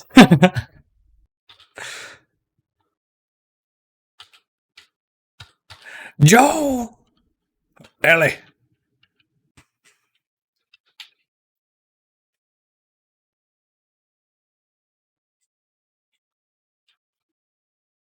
The one immune person. We were in the car for 13 hours together. How does she not have it? Give us the DNA.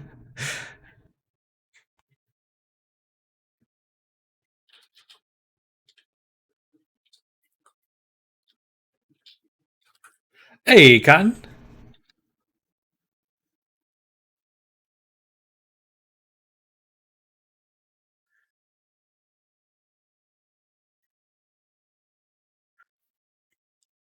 Gotta send the invoice, broski. I will. I will.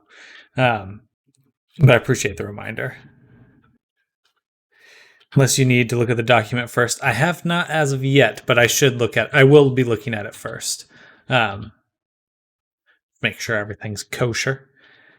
Oh well, thank you, Morgan. Yeah, J-Ski's avatar is coming out pretty well.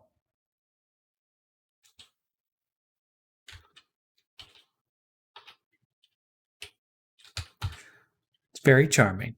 We got, and here's the Unity view here. I wish I could lower this more.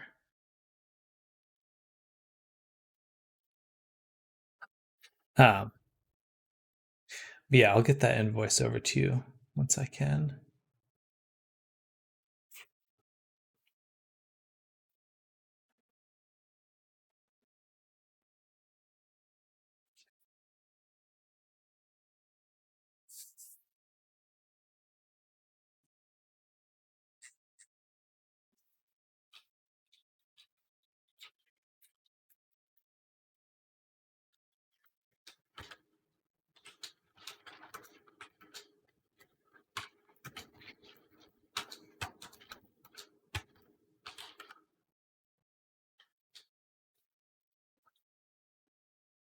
Bro, imagine being cute. Da, da, da, da.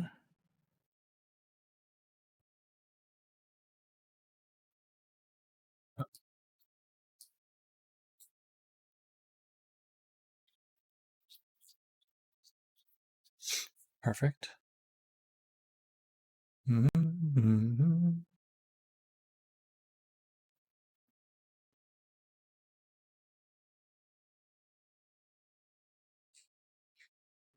Okay.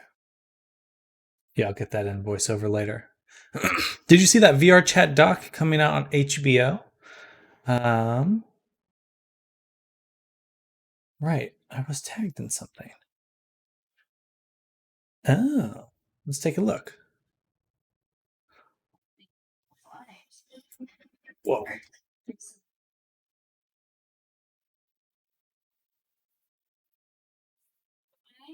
For Helping Hands, a sign language community here in VR chat, and Ambassador Melba are in the middle of this Christmas. Huh. Quick. If I had confidence that I could teach dance as a living in VR, I totally would do exactly that. Along with this relationship, having VR is a game changer. We are 5,000 miles apart, but we're gonna try our best to make it work. This year has been really hard. The thing that has kept me sane has been VR and the VR community. Hey, Lakuza. We have weathered this without you guys. 3, 2, 1. Fiona.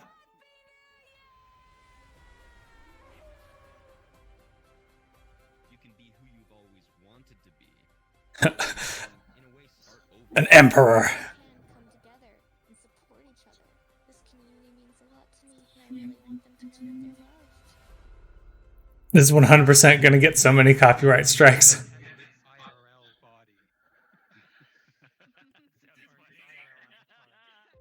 body. That's wild. I will definitely have to check that out.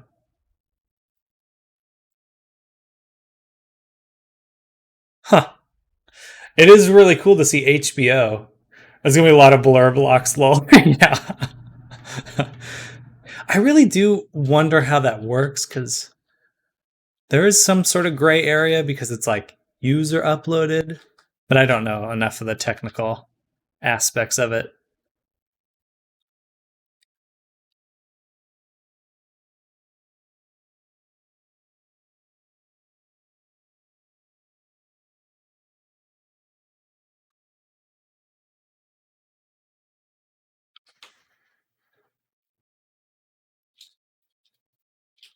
All right.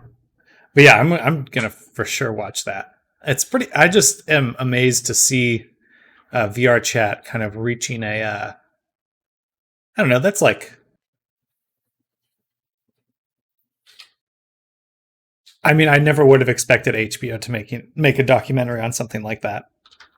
And it's like, I think it's a testament to VR chat as a whole that it's not, you know, the Zuckerverse getting that first. You know, I totally would have expected like Zuckerberg or, you know, Meta to have something like that up there first. But instead it's VR chat. Like, that's pretty cool.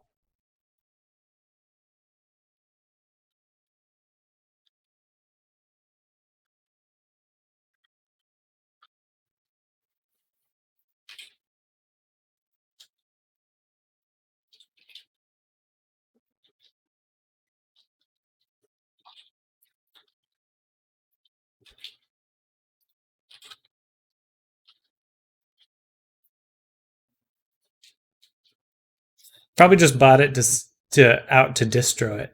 I'll have to see who produced it. Oh, that's a good point. That's a good point.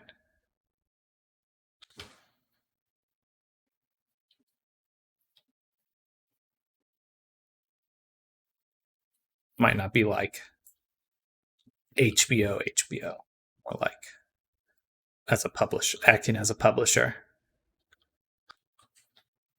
I mean, for them to even put their name on it, though, I mean, that's pretty cool.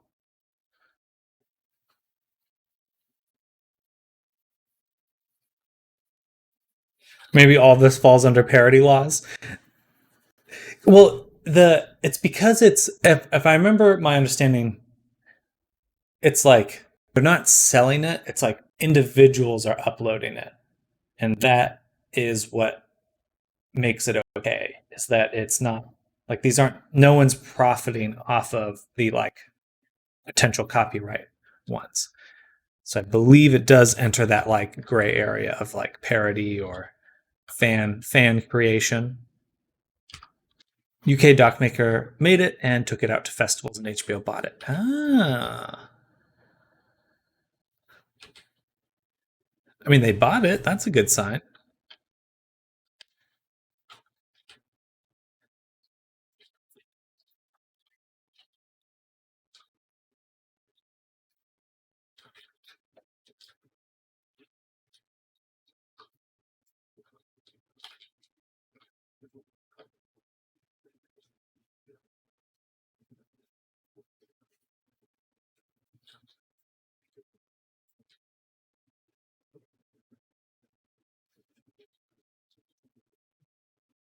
One more quick question. Absolutely. Yeah, an issue because you need to purchase HBO Plus. No, I want it now.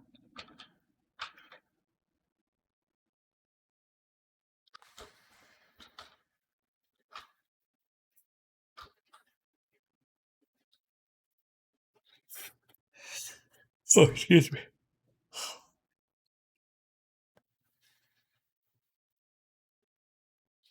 Okay, so the tail ones we are going to attach. Let's go ahead and file, save copy. Call this O3 pre-merge.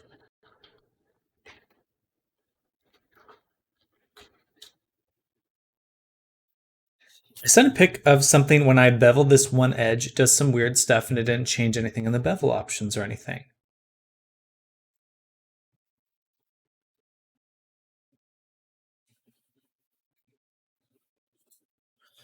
So this to me looks like you want to select everything and hit Shift N.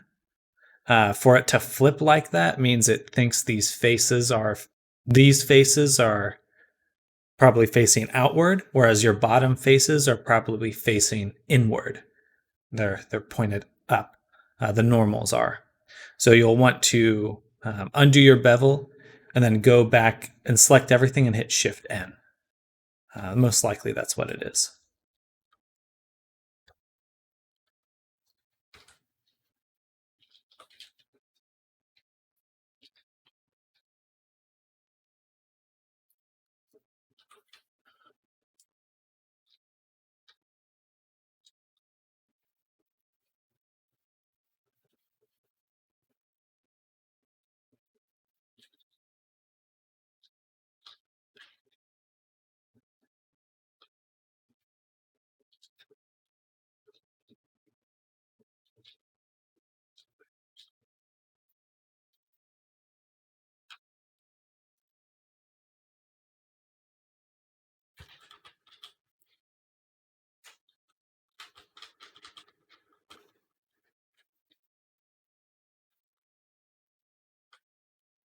I'll delete half.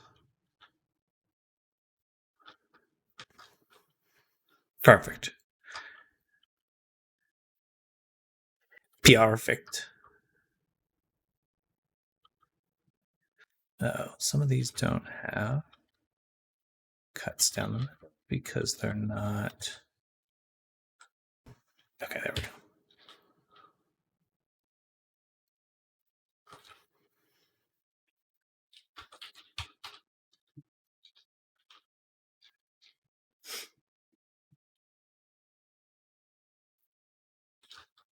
All right, so now we enter this difficult point of trying to make all this stuff connect properly. I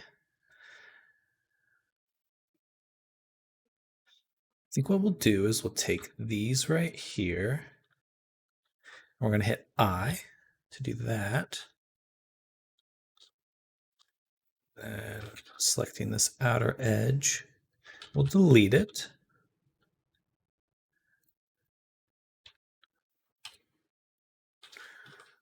And we're just going to kind of do some moving around.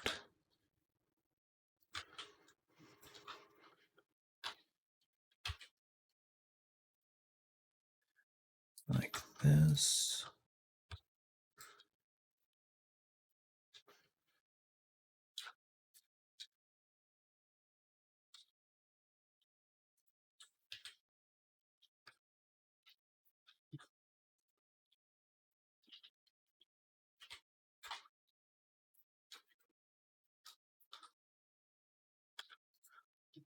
That.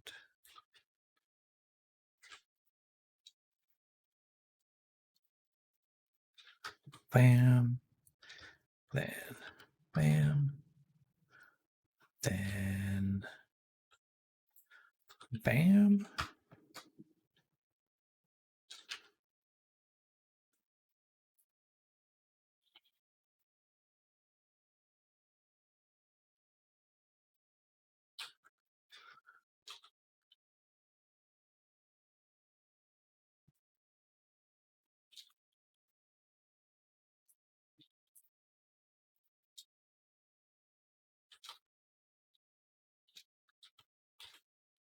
It really does feel like Ready Player One got here so much faster than we expected.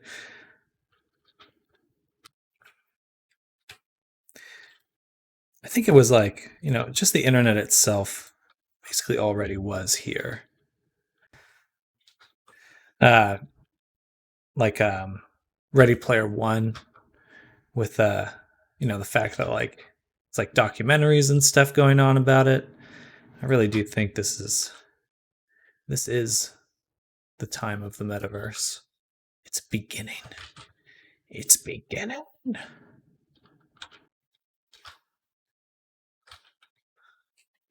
The metaverse? Oh, Ready Player One was a movie / book.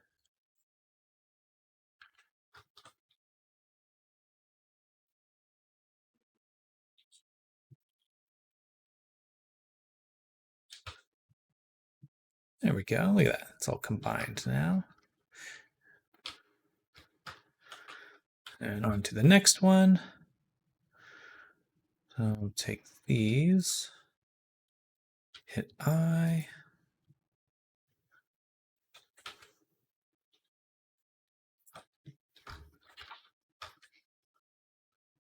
Now we'll see how can we actually combine all of this. This is definitely a challenge. Right there. Oh yeah, Morgan, did Val ever did she ever try out VR?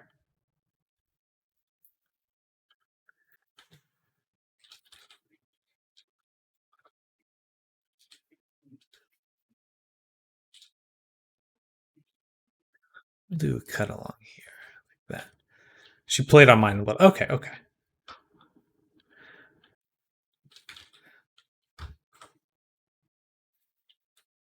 That's right. I knew you were getting someone a headset. What did she think of? What did your sister think?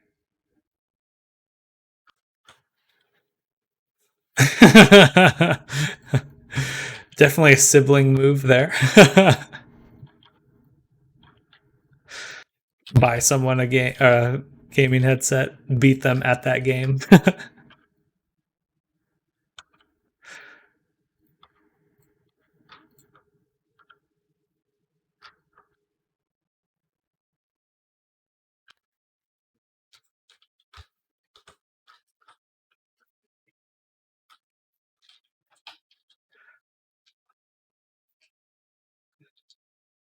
She always beats me at Mario Golf, so it felt good. She deserved it. That's funny.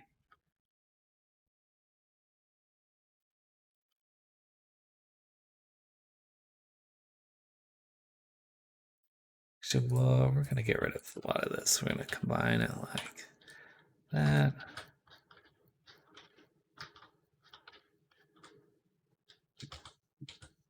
Yeah, that's better.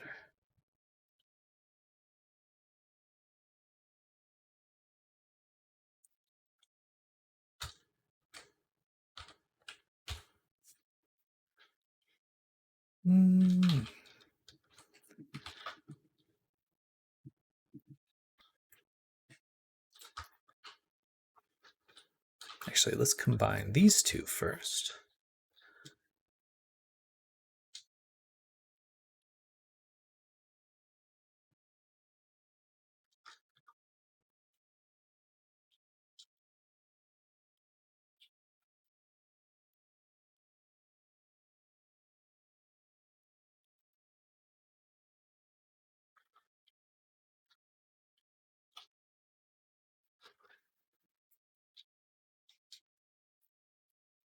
That. And then like that.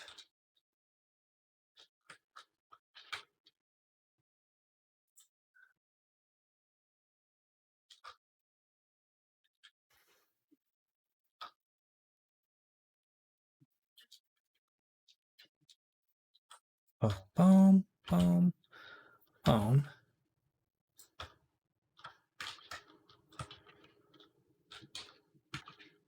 Perfect.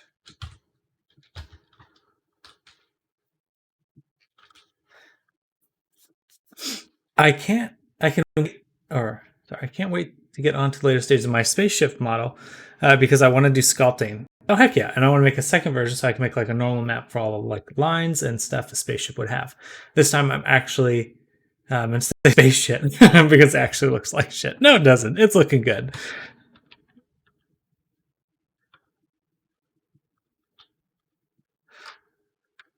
Well, that is exciting. Is this part of your collaborative project that you're doing with someone, or are you doing kind of your own thing right here?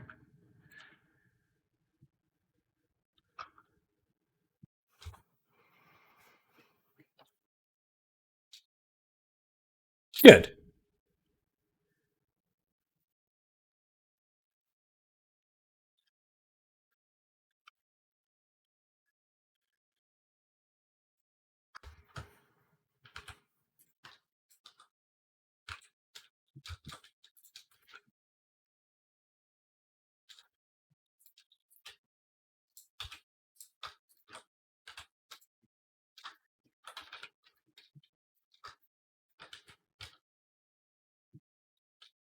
I love space and stuff where you can like explore forever and stuff like that. Oh heck yeah.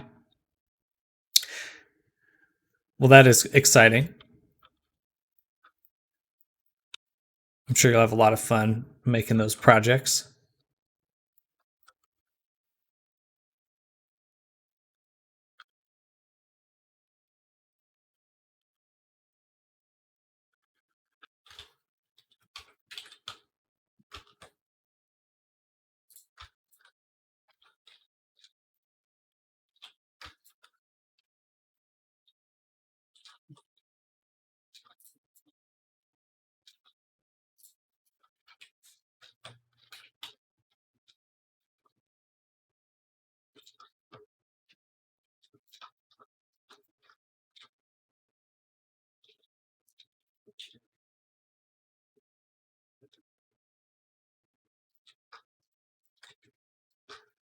Well,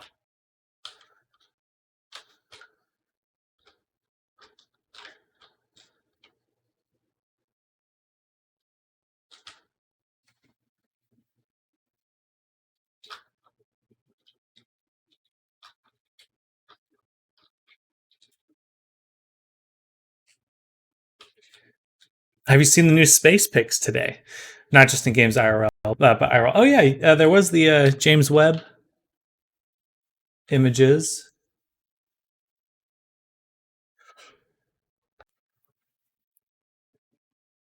Wow, that's amazing.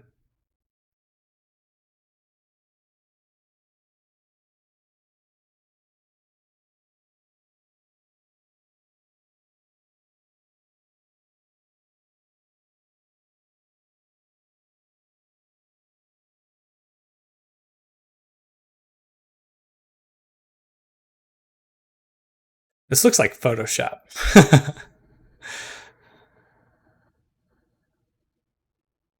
It's interesting to me how many of these, like, are these the bright, really, really bright ones? Are these like much closer? They must be. They have to be, because, I mean, if this is the galaxy, then that means it's made of crazy amount of stars.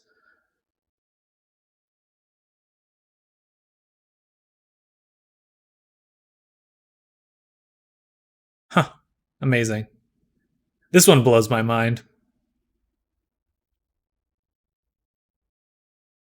It's like you can see there must be a black hole right in the center of this with how it's distorting. Like you can see these galaxies are getting like stretched by light. It's like there's something in here that's stretching it. Probably a black hole. It's not just a star. Billions of stars.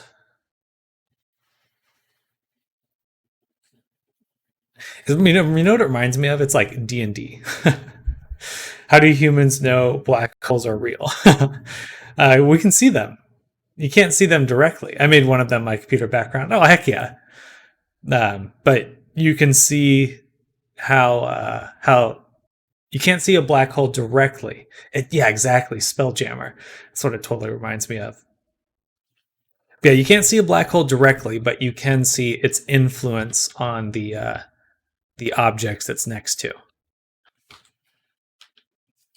or in front of.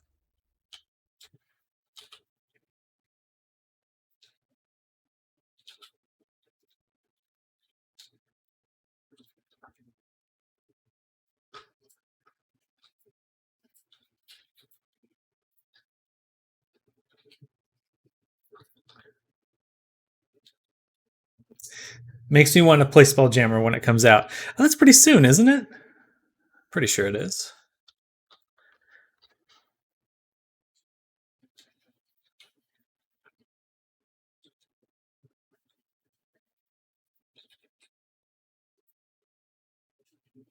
My birthday.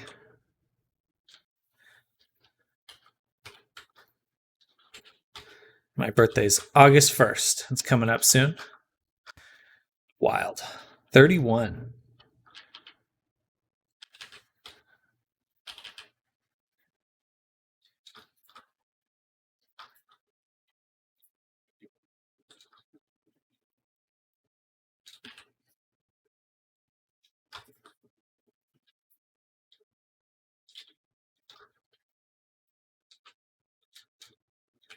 Birthday's in 6 days. Oh, heck yeah. Well, space journey for your B-Day. Yeah, exactly. You know where I want to go for my birthday? Space. The last place uncorrupted by capitalism. Space.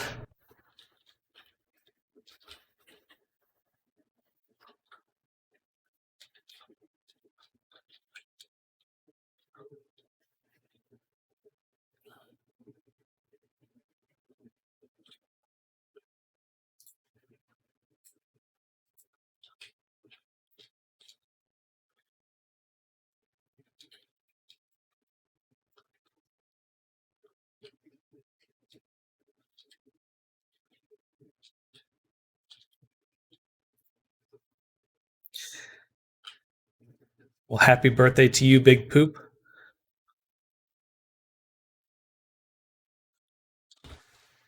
Hope you have a good one as well.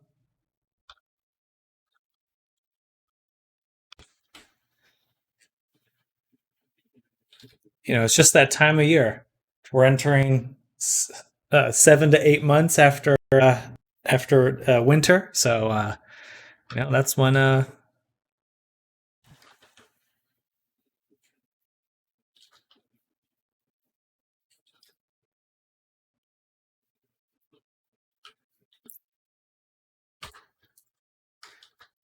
after such a cozy time.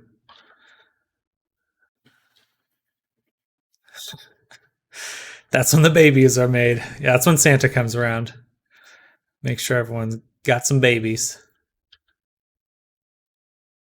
It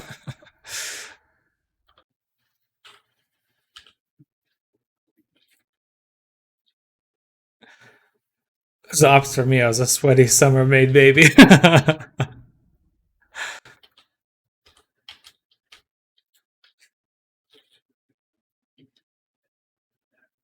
Dude, it is so warm in Texas right now. My God.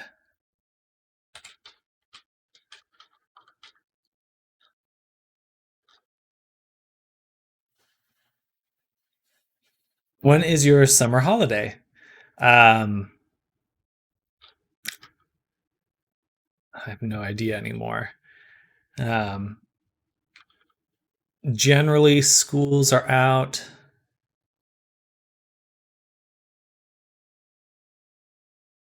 And I want to say September.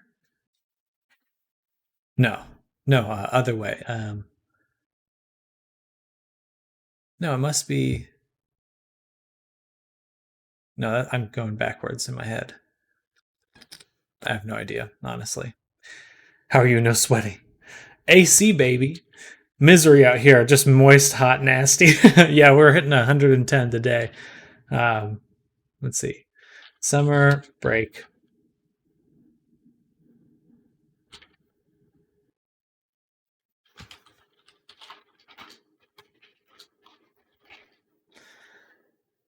So generally, summer break starts in May and goes till August.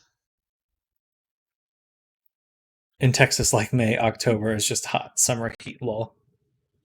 It's pretty miserable. Like I keep going like, oh man, I should go outside and do stuff, and then I step outside and I'm like, I will only be outside as short as humanly as possible because it's too warm right now. Need summer break. Your summer break starts in a week. Oh heck yeah.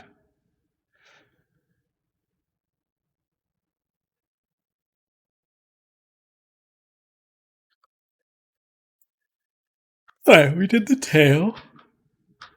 Now, do I combine these with the face? Do I?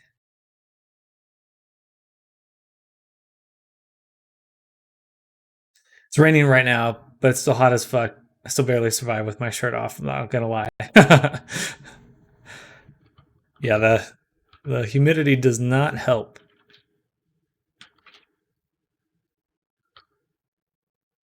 Why don't we just duplicate?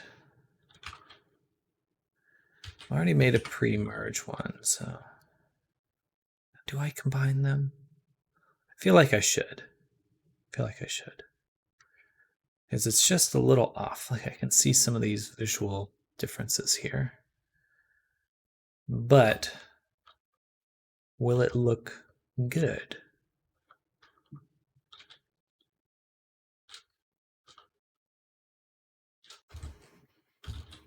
And that looks pretty good.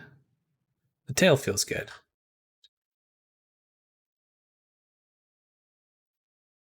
All right, let's just leave it for now.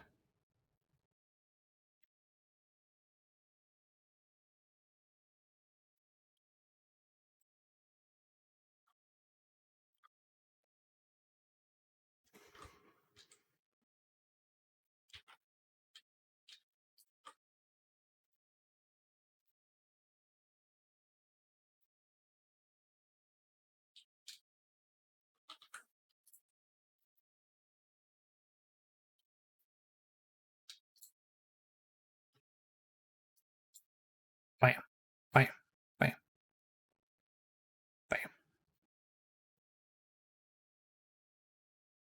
You know, if you're in face select and you hold Shift and Alt, click on a face, it will select a loop of faces. Is there a way I can select a loop of faces in the opposite direction?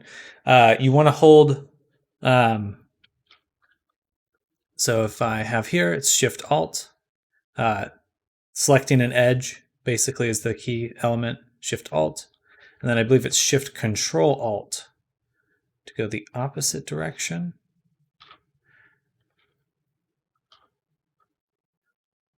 Oh, no, it just depends on the edge you click. Like that. So if you want to go this way on that face, or this way, just whichever edge you're clicking.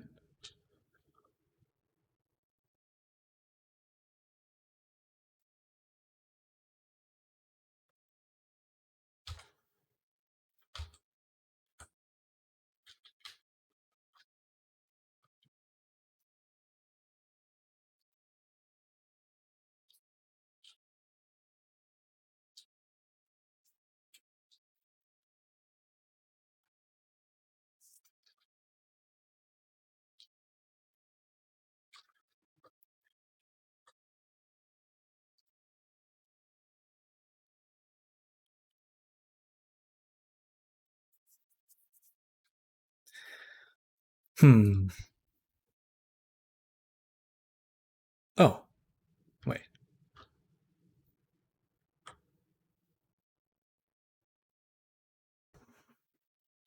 How do I want to do... I want to do just the subdivision for all of them.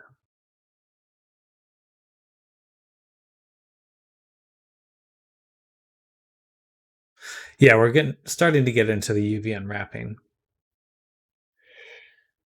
Ooh.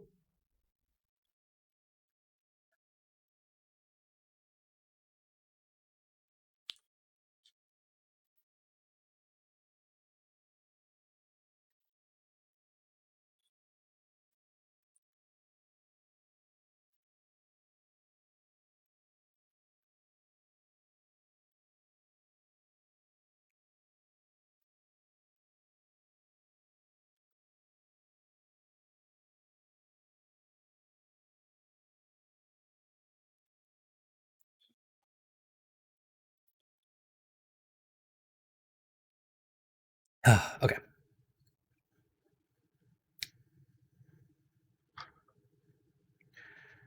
So I guess I need to go through one by one and apply the subdivision.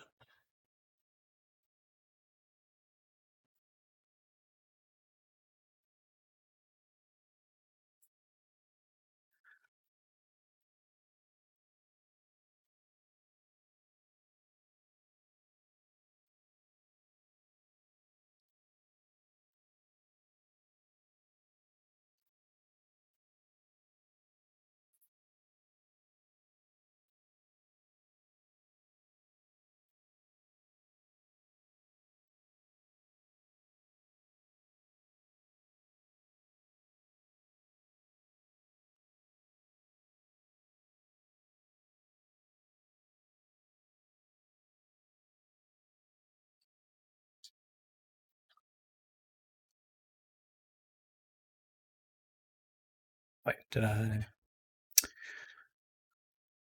project from view, pin?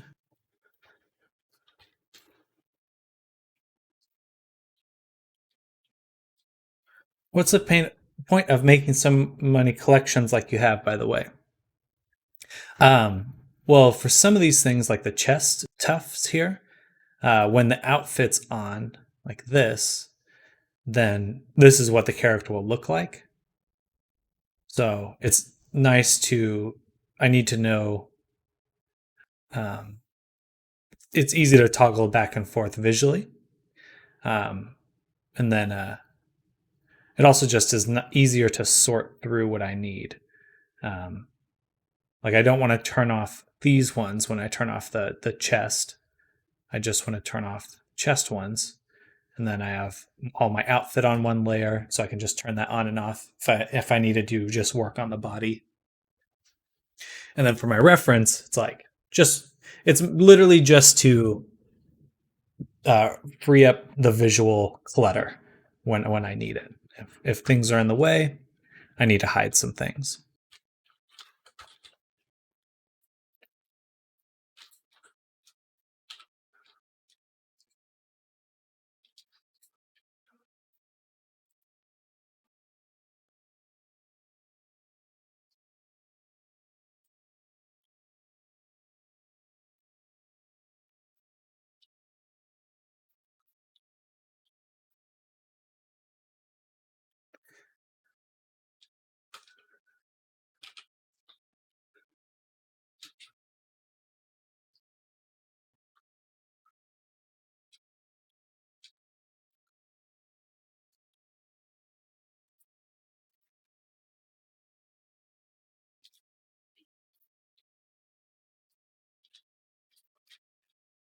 Perfect. Okay.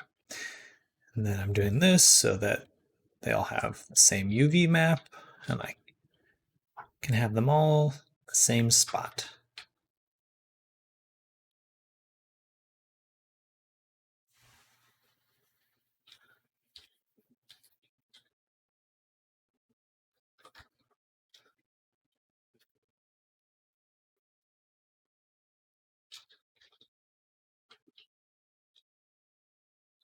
Yo, you're sick. Hello, Aya. Thankfully, not as sick as I was.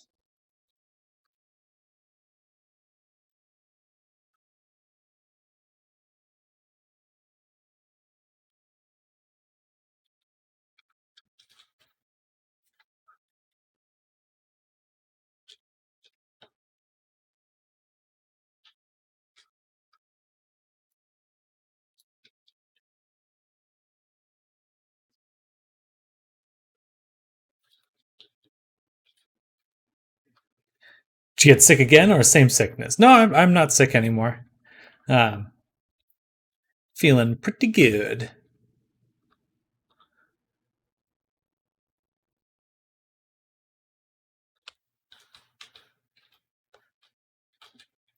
All right, so all the tufts are done.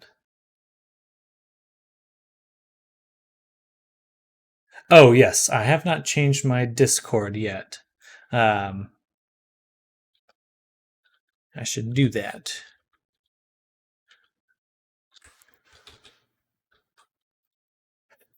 Oh, excuse me.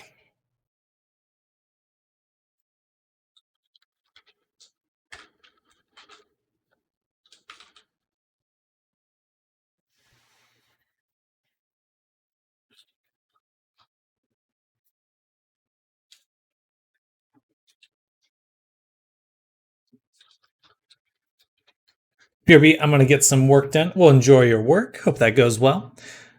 Bro, I didn't change my Discord thing for like months, Lamo. I forget about it a lot of the time.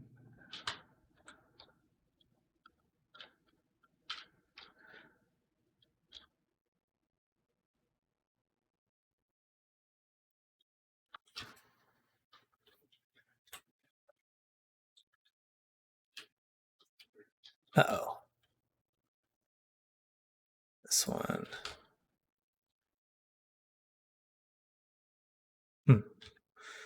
Why is that one messed up?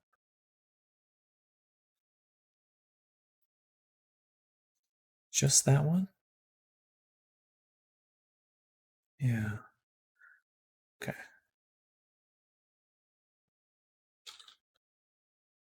Dang it. Okay. Let's do that now. Come here.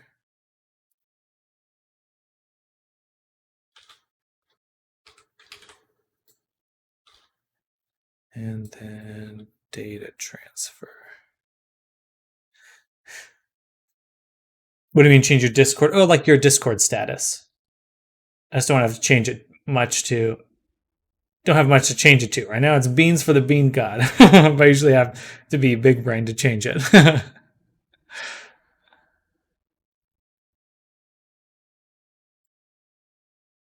Beans for the bean god.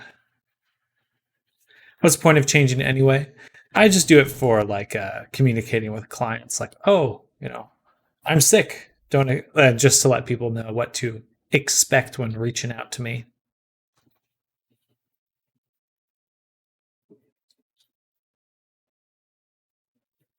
Rat cat animation. How did you remove the clipping on the tufts? Clipping. You mean how it's intersecting here? So for the intersection, it is still there. So if I go to outline, you can see how they are still intersecting. But the reason it looks like it's blending is this. I only have it enabled on one. All the other ones I already have it applied. But is this data transfer modifier here? So basically, there's a weight paint group, and it blends the normals of a target object, the body, with the fur. So if I turn the outline back off, it looks like it's blending.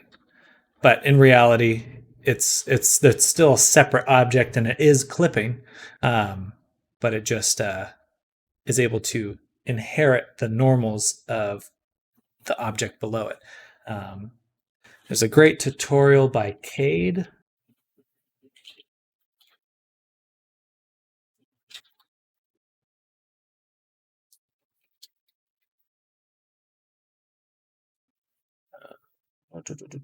I should probably search on YouTube.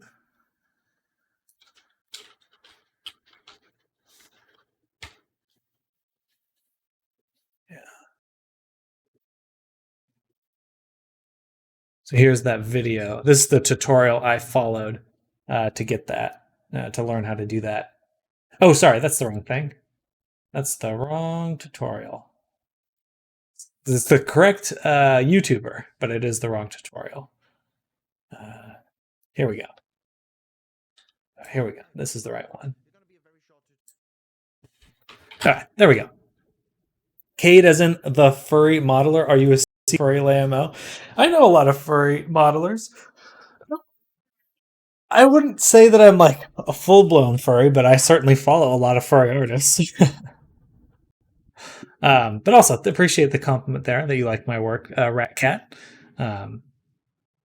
But yes, I do follow a lot of pretty much anyone on VR chat that I'm going to learn stuff from. Of course, it's from Cade Art. He is great. Indeed. Closet freak.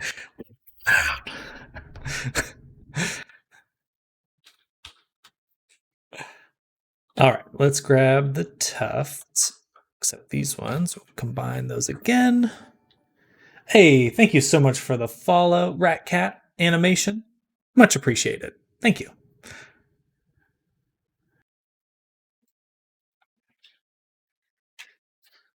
There we go. All right. So now we've got these separate objects. The Furry King, indeed. 'Tis I!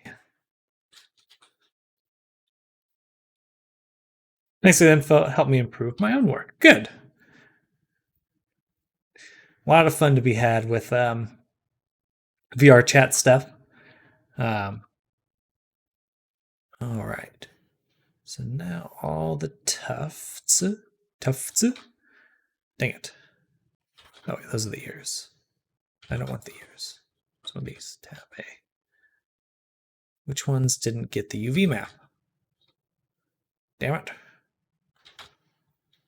Okay, just those ones. Perfect. Tab.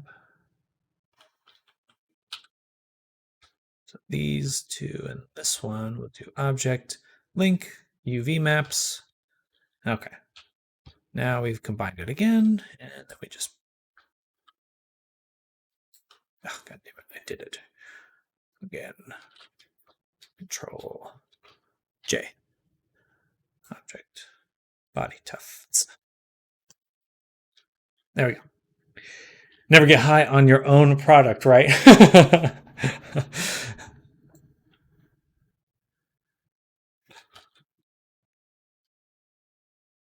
Okay, so there we go.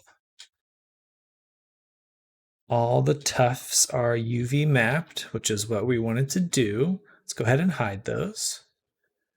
And now let's focus on the body. So for the most part, everything's good to go. Now let's redo everything but the hands. So, bada boom, Alt P. Okay.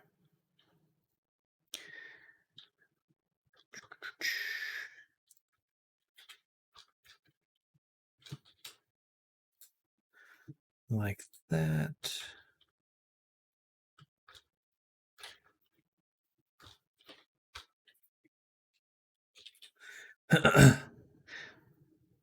Bro, sometimes you got to fill yourself up. That's kimono's great. Although, are you going to do the other shoes as well now that I'm thinking of it? Let's double check. I thought it was just the one.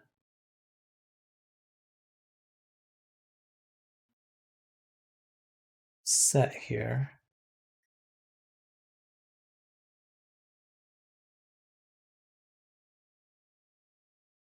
When you do UVs in Blender, how do you know when it's stretching or squashing? So what I do is I put on a image here like this. So now I am applying this image here, the UV image, this one. So it's just an image with a bunch of grids. And I can see how these things are mapped onto it. So clearly there's a lot of stretching in the arms and legs. But now that I've made some cuts, when I undo it, again, the legs are looking a lot better. And I do need to do some cuts up here now. I usually don't have the image on in the UV view because all you really need to see is the square. Let's go ahead and do another cut here. Heading to stand up. Sorry, BRB. No, that's fine. Bam, bam, bam. All right. But yeah, for those shoes, I just see the one pair. Oh, I see these ones with the heels.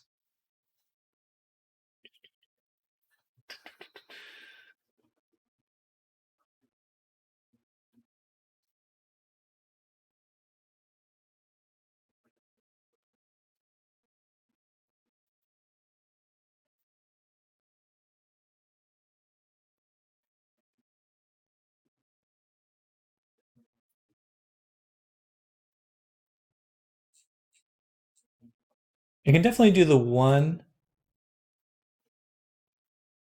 that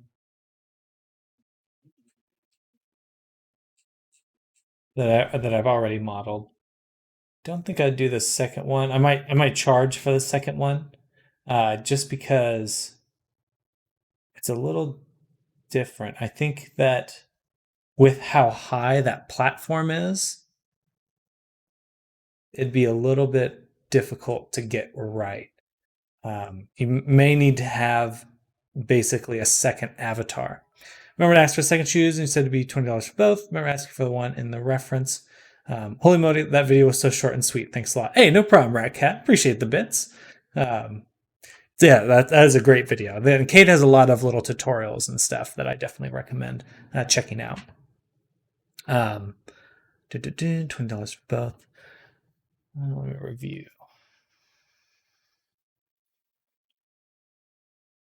Actually, let me review PayPal really quick. See if I charge for that.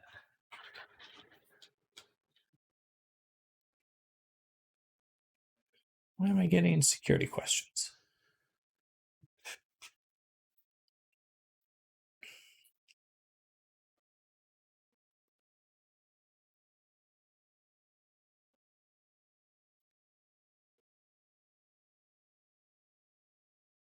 Okay.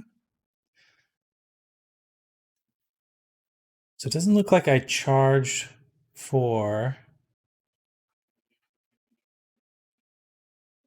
the extra shoes. Don't think he did, but I added the cost for half of it anyway. By the way, Sam, are you currently just working on models one at a time now instead of doing 3 at a time? At this moment, I'm just working on the one, just on J-Skis right now. Okay, but yeah, if you want to get those shoes in, I can definitely do that. It is just going to be a odd. It may clip through the floor a bit. I'll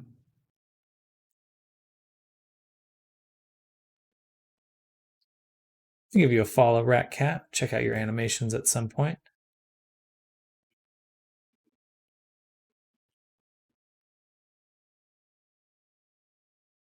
Bam.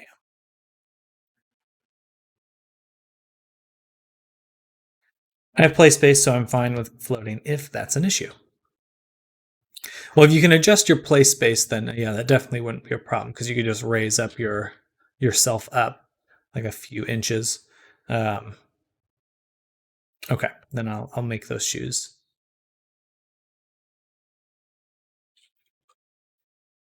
So we got these ones. Let me finish unwrapping the body first, though.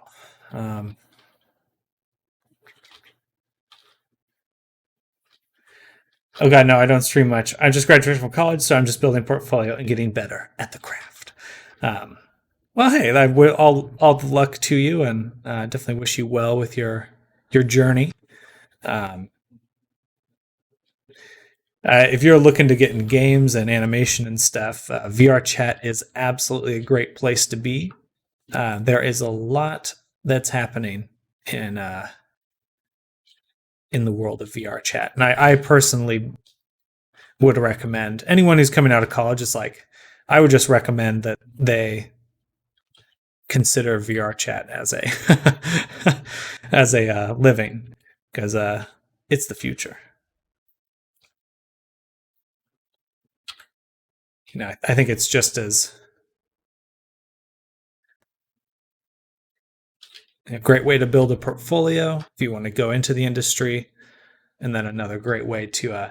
Sorry if that's an issue, and I'm only saying it now. Hopefully, it's not too hard for you. No, it shouldn't be too difficult to add. I just I definitely not put it on the side, but I don't mind making it.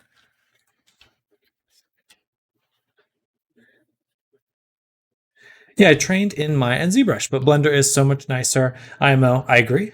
I love Blender, at least for ease of use, and I want to learn more Unreal. Oh heck yeah, Neos VR, which you're probably familiar with, also a great way to make a living as an artist in this wild digital world.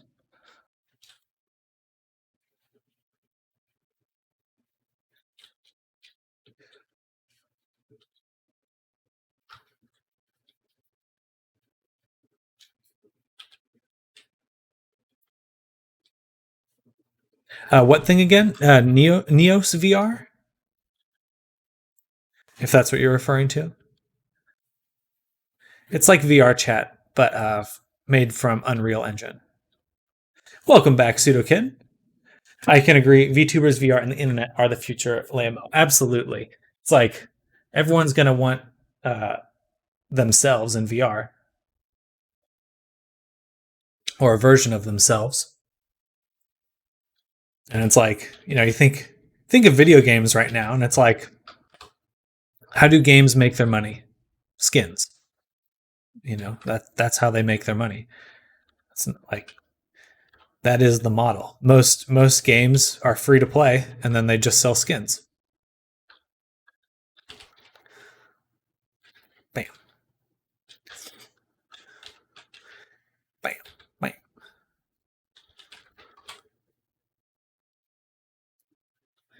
Bam. Yeah, I don't know of Neos, but now I know what I'll be researching rest of the day. Okay, yeah. Well, let me know if you have any questions. There's certainly a fun. You'll have a lot of fun research ahead of you. But they're all free. You can pretty much play VR chat and Neos VR are all free. And personally, after like working in games and kind of exploring the world of freelance digital art, I think that VR chat's probably the safest bet in terms of a professional work. But that is just my perspective. Blender doesn't have a color system that says, hey, this is squish and hey, this is stretching like Maya has. There is a view option somewhere. View.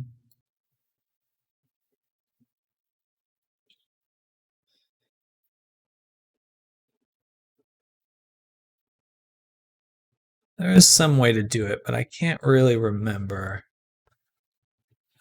UV toolkit.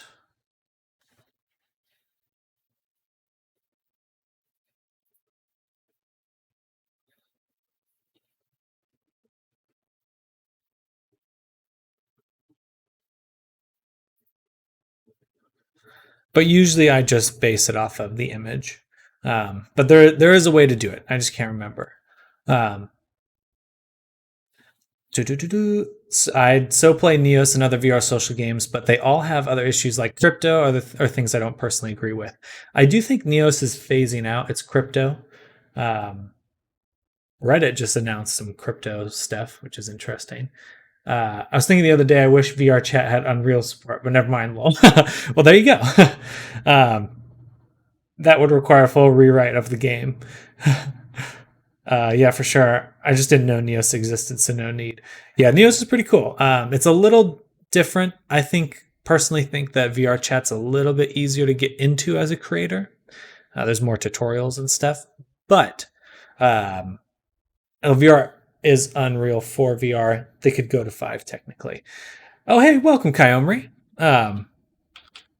I'd be super interested to see them go to 5. I'm just waiting for Unreal Engine to announce the freaking Lumen support for VR, and I'd be all over it. I think that if they did something like that, then I may consider just going straight into Neos.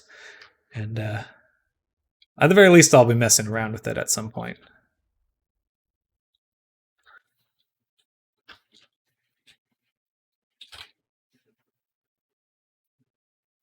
Absorbing knowledge. Tell me more, Chad.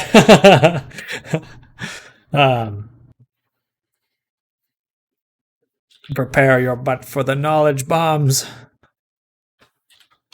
Knowledge bombs.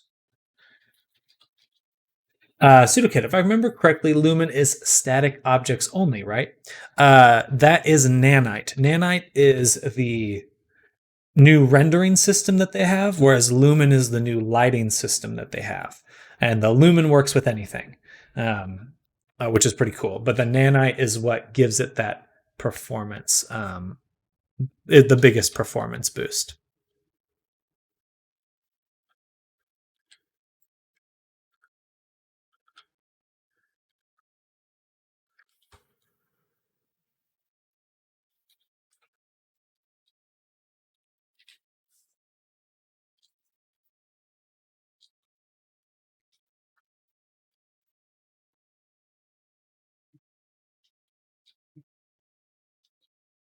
And I would love to see what that looks like in freaking VR so badly.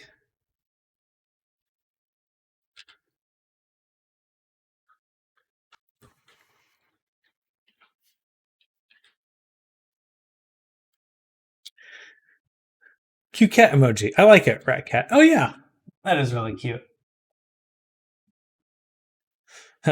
VR art. VR art, also known as VART. No, that's a lie.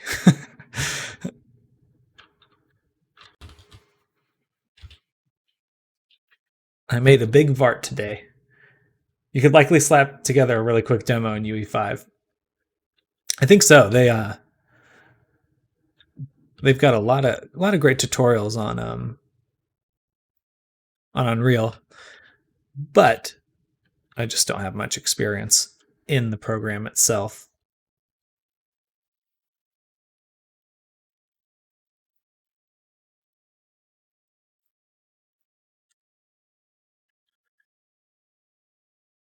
I don't think I can really straighten that out too much.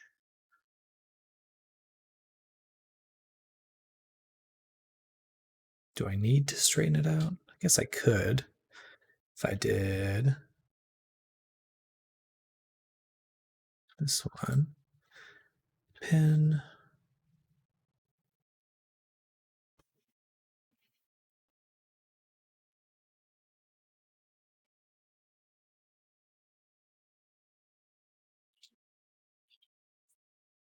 Something like this, where I do pin this one, and then I pin that one, and then I pin this one. Kind of do that. But again, is this necessary? No. Okay. Leave that as is.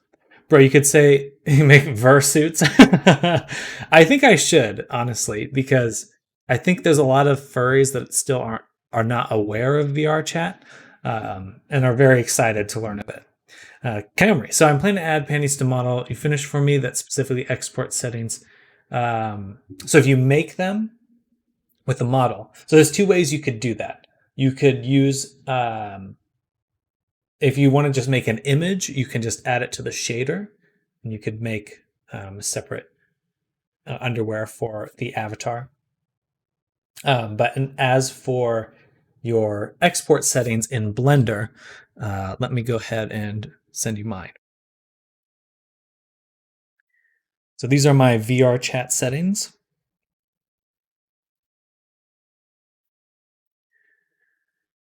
Versuits. All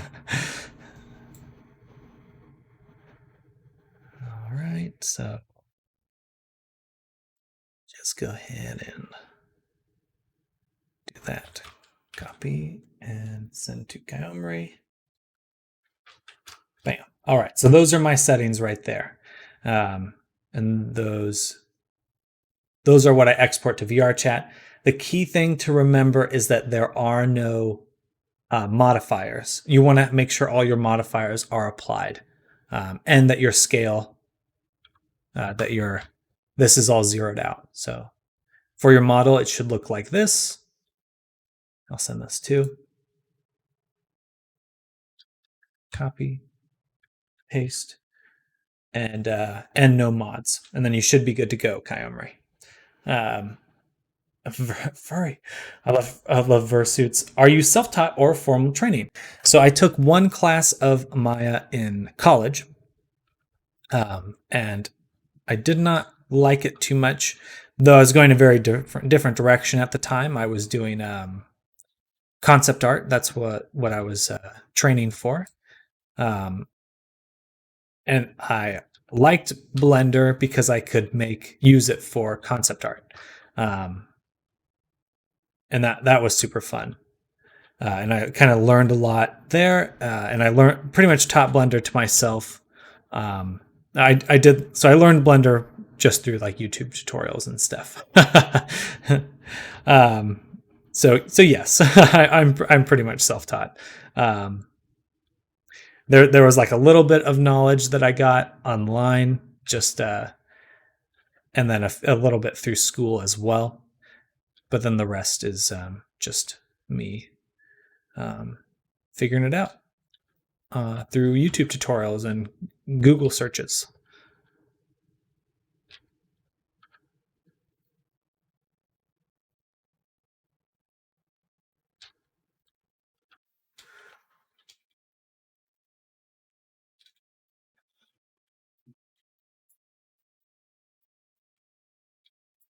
There we go. Okay. I tried teaching myself, but I'm no artist. Well, I wouldn't. You're just not where you want to be. But if you like being creative and making stuff, then you're an artist. The important part is just, do you enjoy doing it? I would say that you definitely want to make sure you're able to approach it in a healthy way if you want to go professionally. But if you're just doing it for yourself, you're an artist. Cotton just got back. Did you answer the question about the party hat? I don't think so. I think I saw a question about a party hat. Maybe just need to find the right teacher. There's definitely a lot of online Blender classes. Oh, I actually need to. I was thinking about doing some classes for VR chat avatars at some point. But my time's already pretty limited, so it's hard to say when I would be able to do that. But I like the idea quite a bit.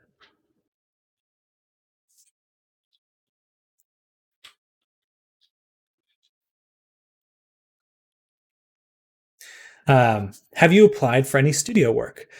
So yes, I've done a lot of applications. If you're looking to put your portfolio anywhere, I would recommend ArtStation. You probably already have one, but just in case. How much to add a birthday party hat? Gotcha.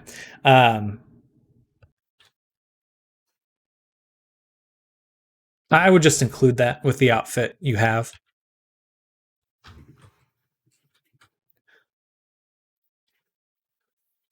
That's pretty straightforward. It's a cone. It's just a cone. But yes, so I have worked for some small indie studios, and it was I'll throw in the party hat. That's super straightforward. It's just a cone. Then yes, the field is definitely tough. Again, not to just keep ranting about it, but that is why if you're going to do freelance anyway, like imagine you're like, oh, I want to do digital art. I'm having trouble applying to studios, but I can get freelance work.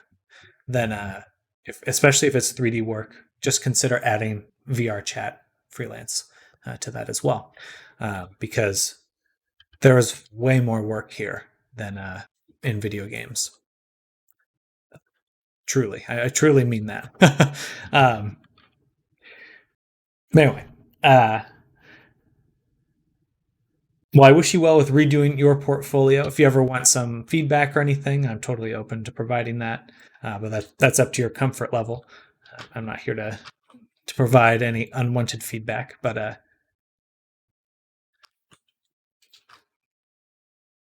I certainly don't mind giving my 2 cents.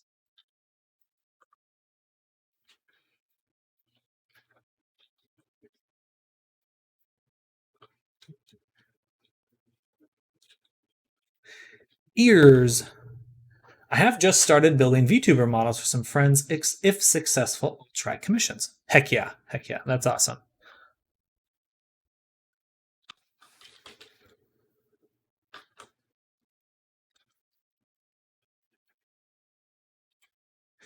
If you can do some VTubers, companies will really like that.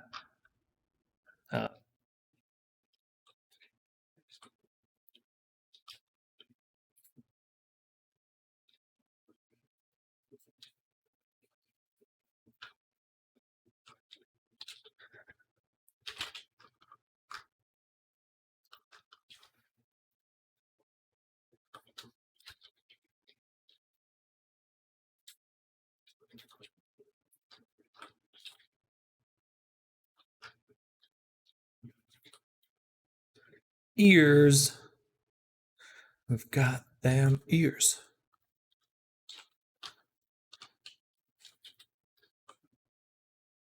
I haven't. Oh, I just started. I just read that.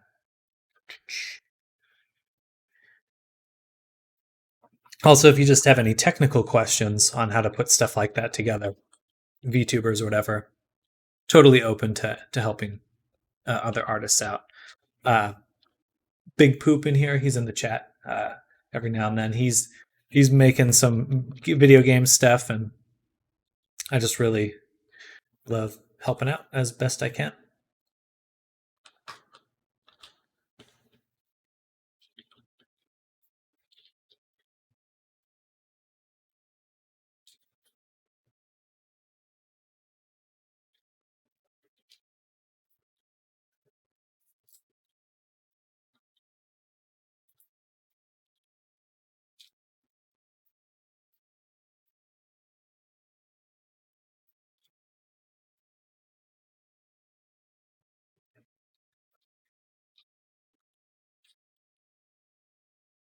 All right. There we go. And then we just want to split the tongue a little bit.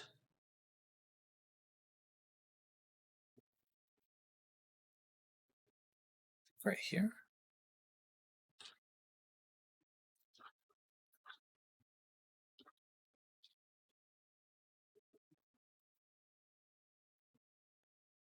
This one.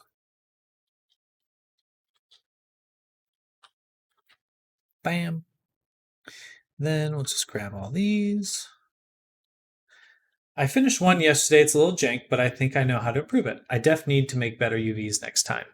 Yeah, UVs are that secret sauce. They are a lot of the times they're just annoying more than anything. I prefer really like kind of square UVs. So there's a lot of different ways to approach it, but I find that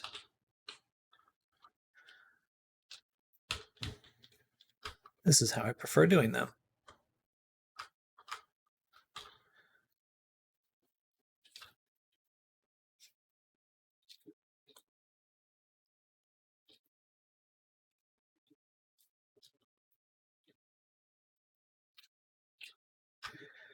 And we just got the back of the head next. You know what? Let's actually...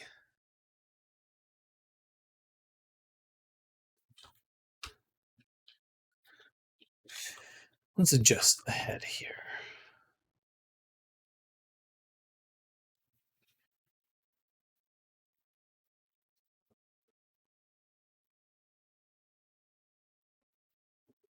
What I can do is this, and clear this seam, and then we can do a cut here.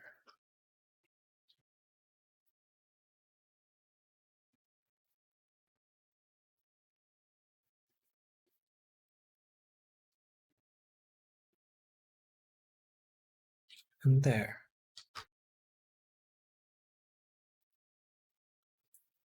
Perfect.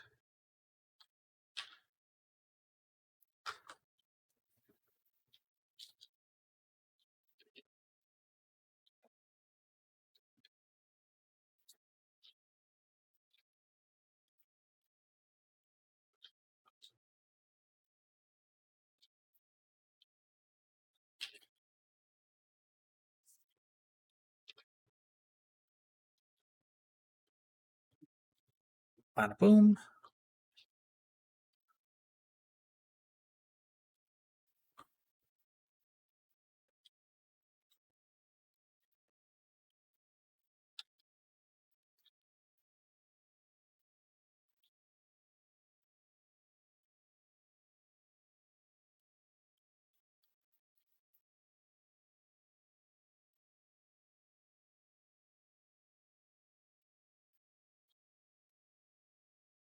Bam.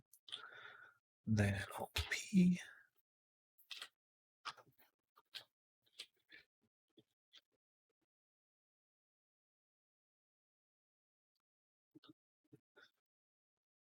Mm-hmm.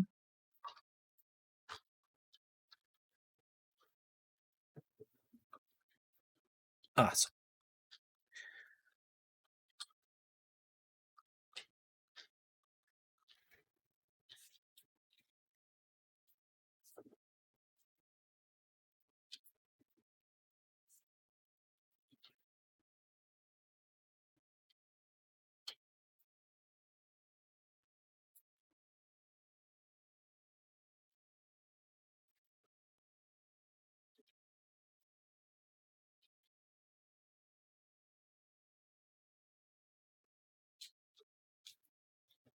And now we just need to get the mouth all set up.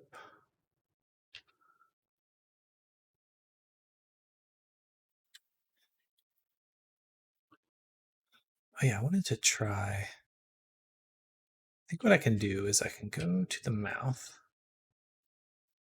This. I guess just this one right here.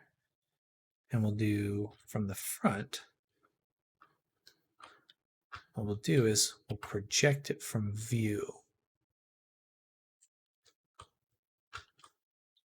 Then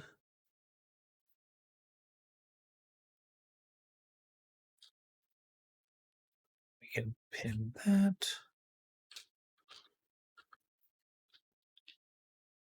I can select the whole mouth. And we can just kind of move it into position.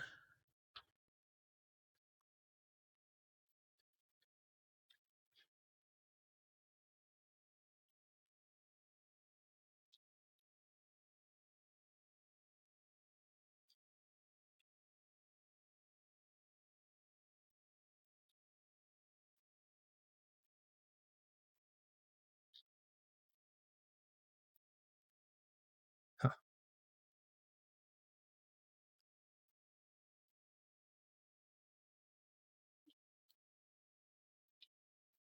It's kind of scary. All right.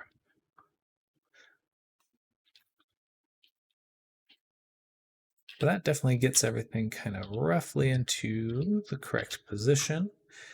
Garbanzo Bean Boy, Louse says I should check you out. Well, appreciate the recommendation, Louse, and thanks for coming by, Garbanzo Bean Boy. I'm making an avatar right now.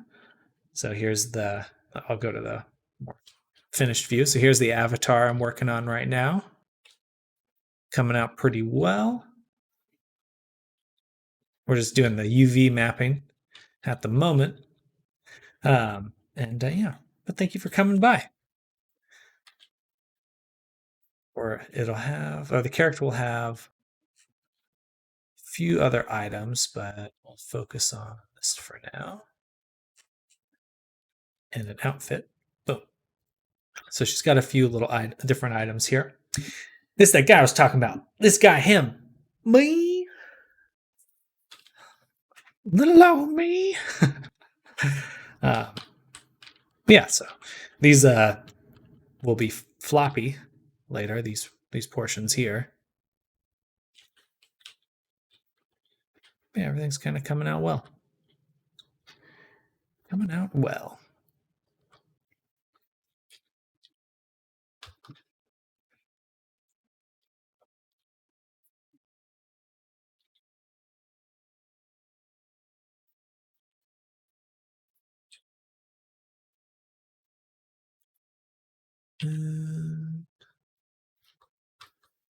Just trying to get everything all lined up here.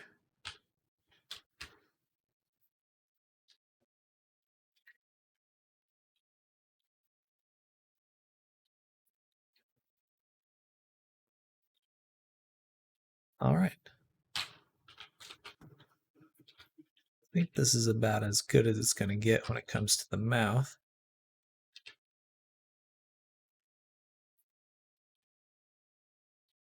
It looks so scary.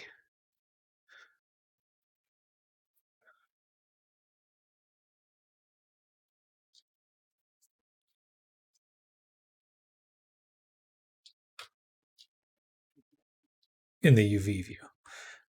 J-Ski's bird app when? Me?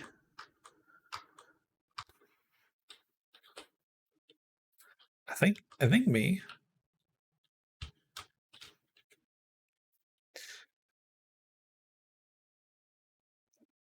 Oh, that. I need to pin that.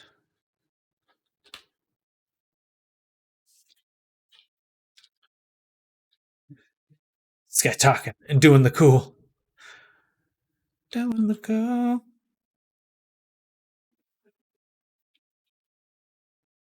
All right, I think that's as good as it's going to get for the face.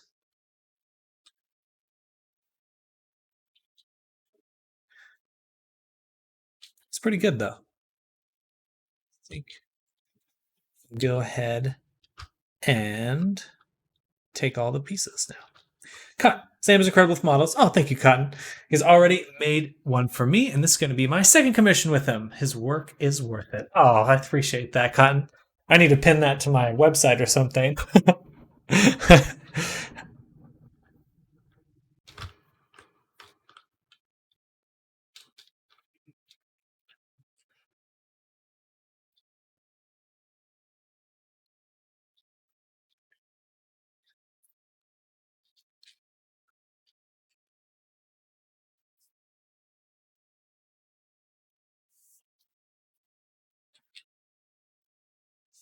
Kaomri. Oh yeah, and Kaomri I got new robot planned out already. Oh wow, okay. Actually going to attempt to draw it because I haven't drawn in a zillion years. Well, that's exciting. I'd love to check out what robot you have planned. Done a lot of CAD. Oh wow, okay. But never worked in Blender. Well, that's impressive. I've touched CAD like once or twice in my life, and it's very different from Blender. So that's impressive that you work in there. I made like some bottles for very briefly for a company. Or I don't think I was working in CAD. It was like Adobe Fusion or something. Blender seems like it's a lot more freeform and expressive as opposed to CAD. That's more geometric. Yeah, the constraints of CAD are definitely much more severe. There are versions of Blender made to work like CAD. I have not used them myself, but I just know it exists. So I don't know if that'd be maybe tempt you over to Blender as I try to everyone that comes by. Try to tell them to work in Blender.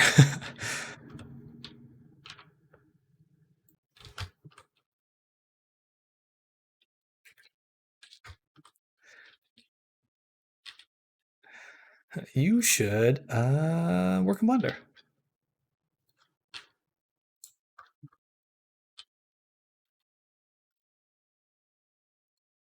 What to the dark side? Exactly. Welcome.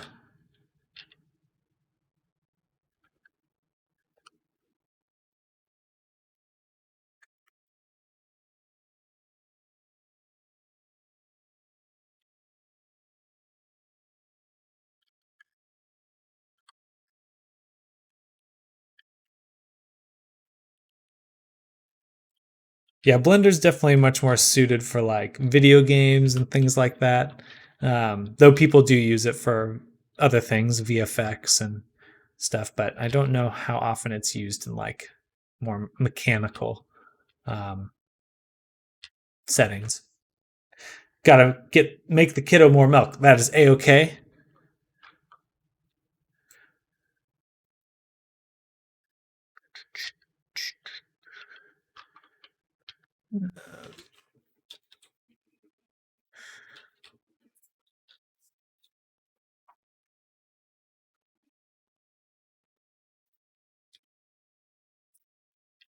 Okay, now this is the hard part of UV mapping.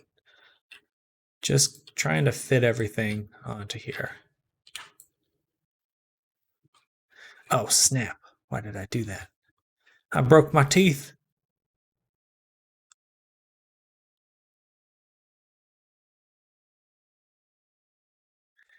I broke them twofers.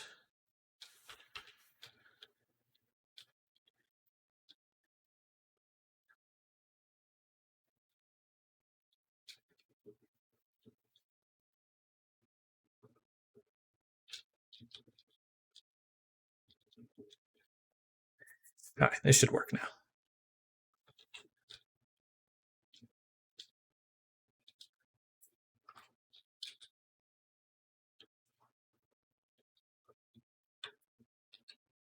All right.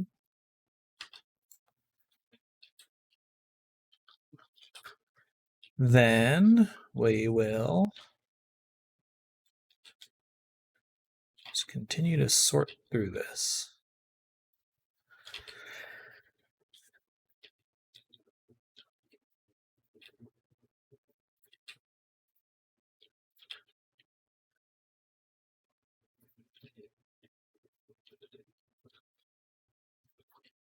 That works nicely. But we need to make sure the tail's in. Do you model everything up, or do you use Sculpt/Retopo? Depends on the project. I found that low poly, or this kind of hand modeling, works really well for furries and like cartoon type characters, more toon style. But one of my previous avatars.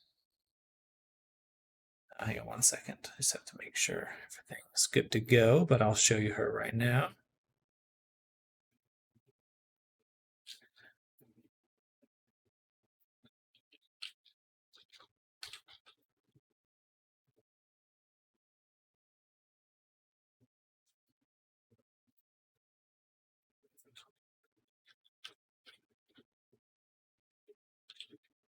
Okay.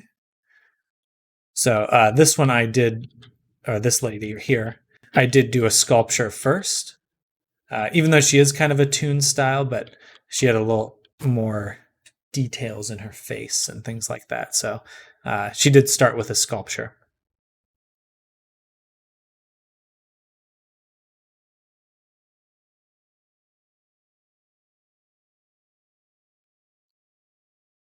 And I don't mind doing sculptures. In some ways it's faster, some ways it's slower. It's actually kind of a really balanced trade-off. I was always like hesitant to do sculpting first because I expected it to take longer. But now that I've kind of done both a few times, it's about the same. It's about the same speed because there's just a lot of decisions that you automatic. So for sculpting, you would literally kind of make like a sculpture that's really detailed, and then you kind of wrap your topology or your geometry, like this guy, or sorry, this lady here, over that sculpture. And you can take all your little tiny details, like all the, like, say you're sculpting like pores on the face or wrinkles and stuff, and you can bake those into a texture on your low poly version, which is pretty cool. So you can get a lot of, that's the more typical AAA workflow. So if you're working for a studio or something, they're going to expect that you're doing sculptures first.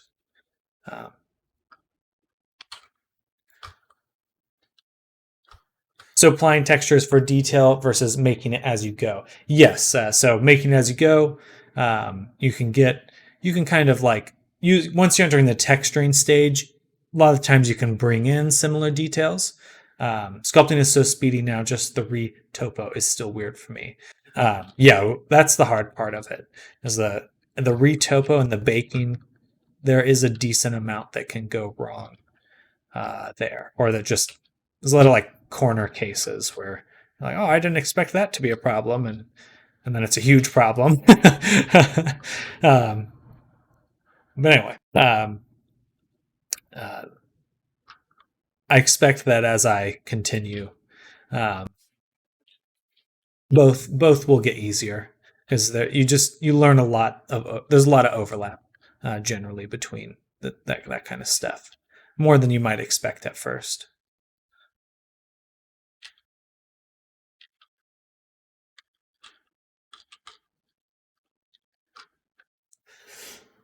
Agree, retopo can be a challenge, especially to rig it correctly. Ugh.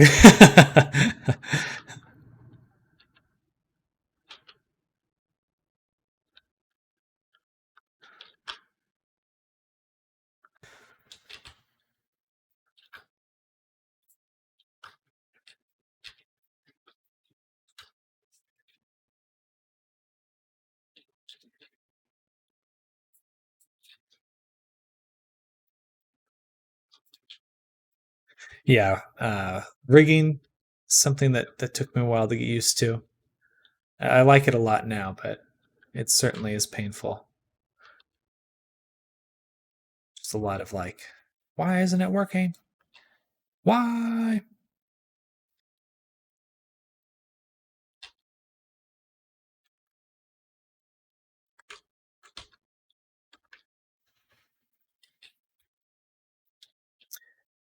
Oh, this is hard.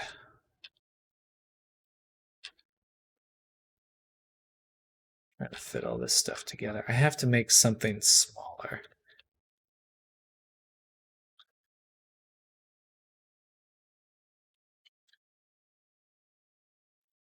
I'll make it small enough that I can fit the hands up here.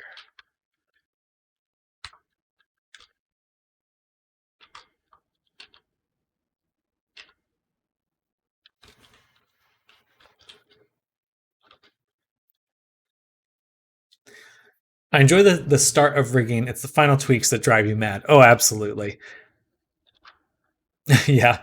Usually the part that always gives me most trouble is the butt on VR chat. It's like, it's just hard to get it working as you expect the butt to work.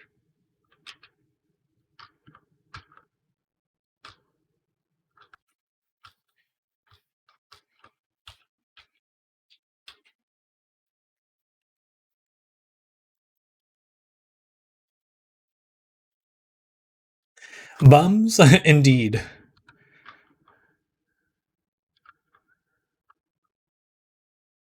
All right, that's looking good. I think we got enough space for everything, and we'll leave just a little bit of extra space in case just something else that we're forgetting to add at the moment.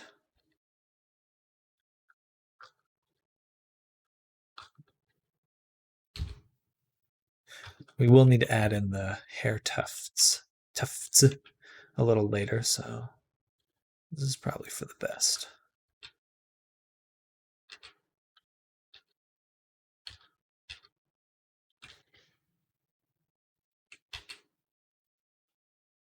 Boobs clipping through shirt during jiggle sometimes drives me nuts. VRChat has this great shader called the Poyomi shader.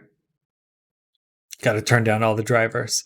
And it's really helped me deal with a lot of clipping issues, because you can create a series of like masks that you just hide certain geometry with. So like I would just make a alpha mask to turn the breasts off, basically, or turn that underlying geometry, and then flipping kind of it's really awesome. It saved me so much time.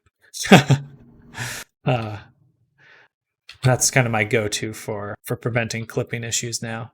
I used to make blend shapes to prevent clipping. And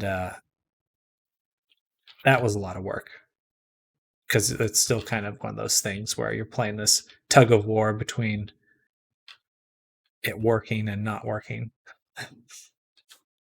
No worries.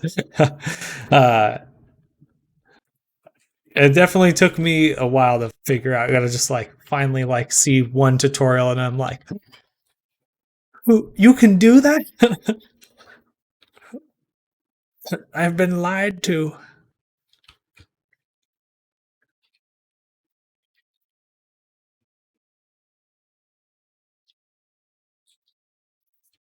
I always let people know to lower the physics on my model because I can't stand moving around having those things start flying away. Not stupid. Honestly, it sounds like something a lot more double or triple A games should be able to figure out. Got to fix that later tonight. Hey, well, good luck. I wish you well with that. Yeah, anything to save a fellow artist from the pain. The pain. The pain.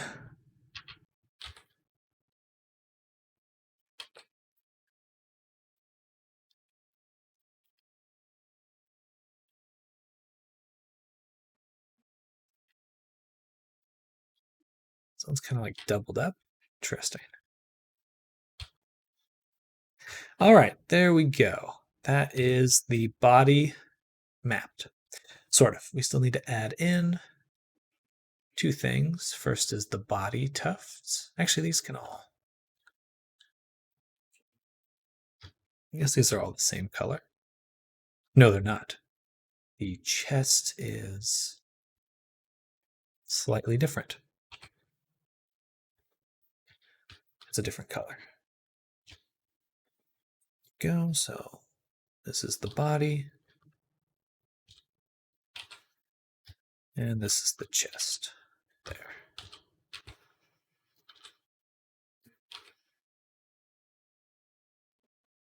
Bam.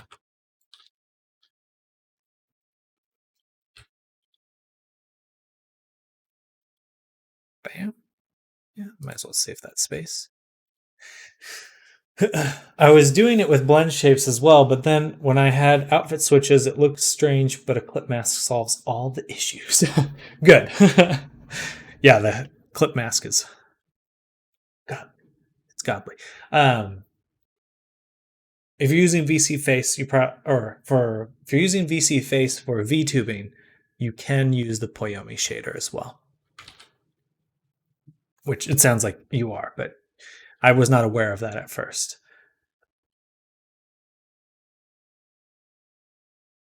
All right, so there is the body mapped. Oh, with the eyeball. We did not do the eye, but we'll make the eye a separate texture. Separate material, I mean. Bam.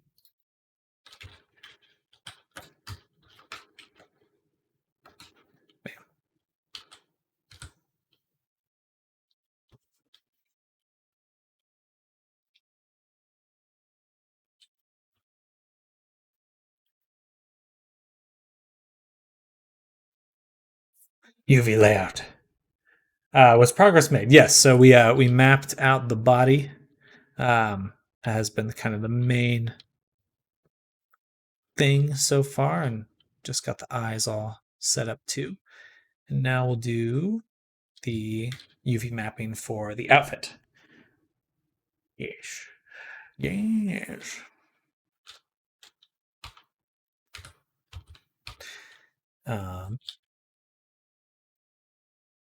I applied everything, pretty sure. So we'll go ahead and turn that into a mesh and start cutting. Actually, we can really simplify some of the geometry here. That's a little much there. Just a little too... This is the one big downside to using a subdivision modifier. Just so much extra geometry when you don't really need it.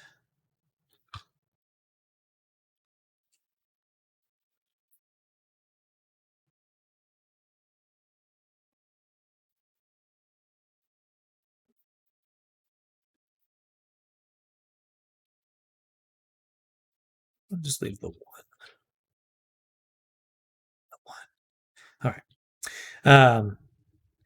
Rat Cat, how do you go about doing your clothing? That's something I'd really like to improve on. For me, it is about the reference. If you have good reference, then you're going to be able to make those decisions a lot easier. But if you have good reference, usually I prefer doing mirroring things, just symmetrical stuff. But clothing can kind of vary a lot. Like right here, this one is not symmetrical. We've got the, as you can see, I mean, that's pretty clear. So it just kind of took a little bit of doing to make sure I had everything set up correctly. Yeah,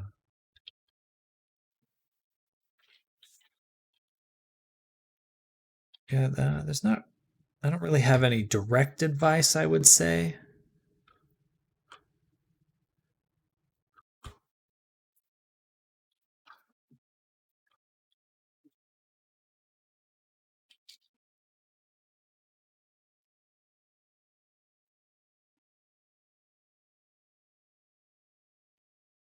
A lot of it is just kind of knowing what is going to clip.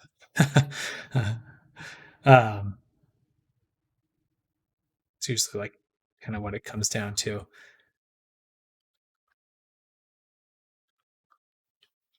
Yeah, I'm trying to think. Yeah, I like the top of the robe. I would have no idea how to model that collar, even how to start, I guess. Gotcha.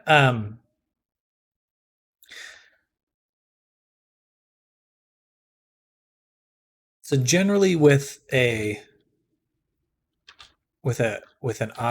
any sort of clothing, I usually almost always do subdivisions. But what's helped me the most with making a lot of clothing work well and be easy to UV map later is, so let's say we have a garment here. We've got our little sleeve on the side. And but to make a collar, you really do want geometry that is going to follow the collar. Or if you have like a jacket, are you very proficient with Blender? I'm decently proficient, enough to make VR chat models and stuff like that.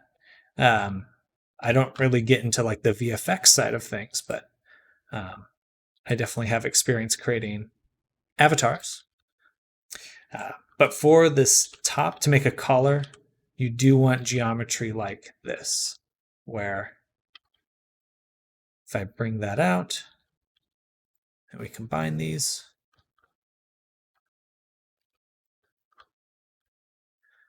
now that I have cut like this, I can always run a seam up here, if that makes sense. It's kind of hard to explain just over video, but that's generally how I do the collar, is you want to make sure your topology follows that. It kind of turns. Fire, fire. Oh, thank you. Anyway, if you ever run into a problem with a model you're making, feel free to just run it by, or if you have any questions. I love getting into that kind of stuff. But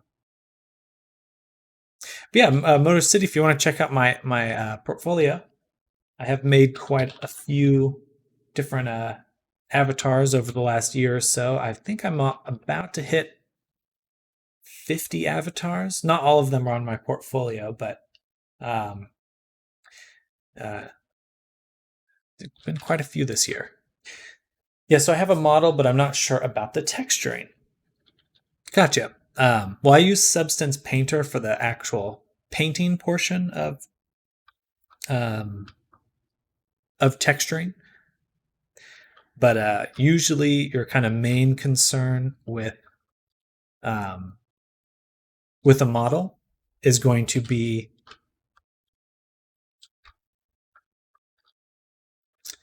what am I trying to say? You have a PNG for texturing. How would you add that?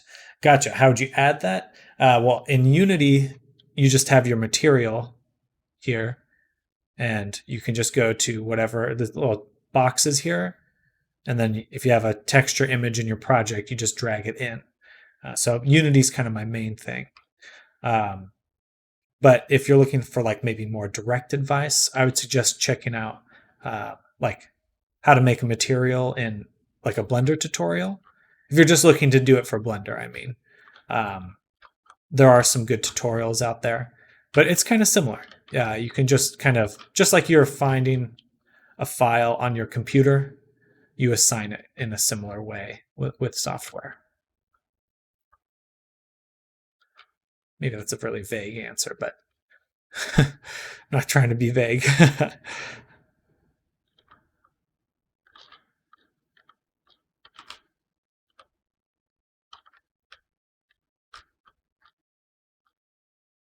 Hello, Cannoli. Welcome. Welcome, welcome.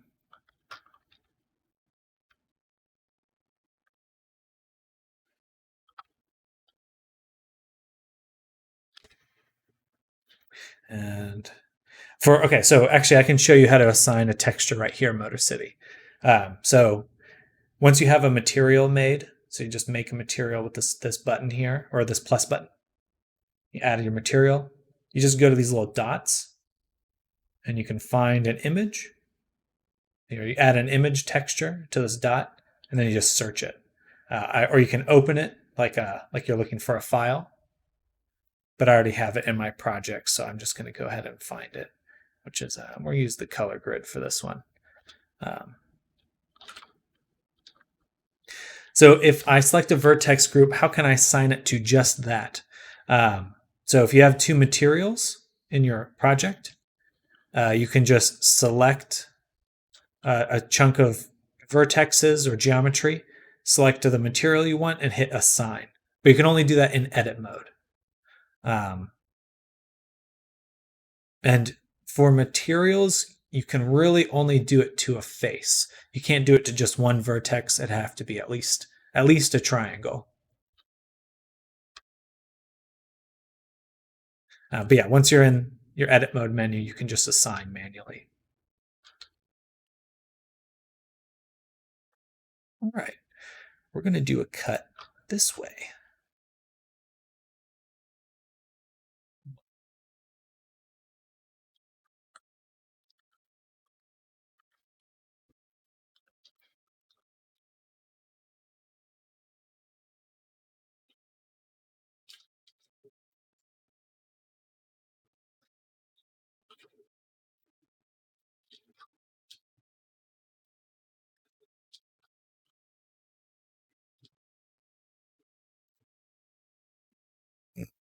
Excuse me.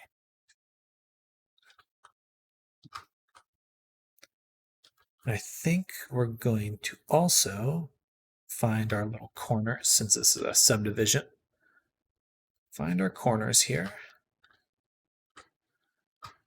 And do a seam there as well.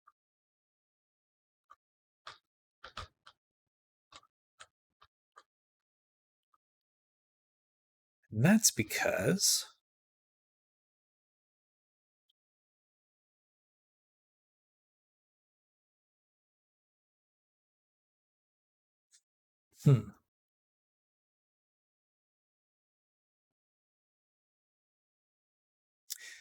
also going to do a cut on the interior of the sleeve. Like this. No, like this.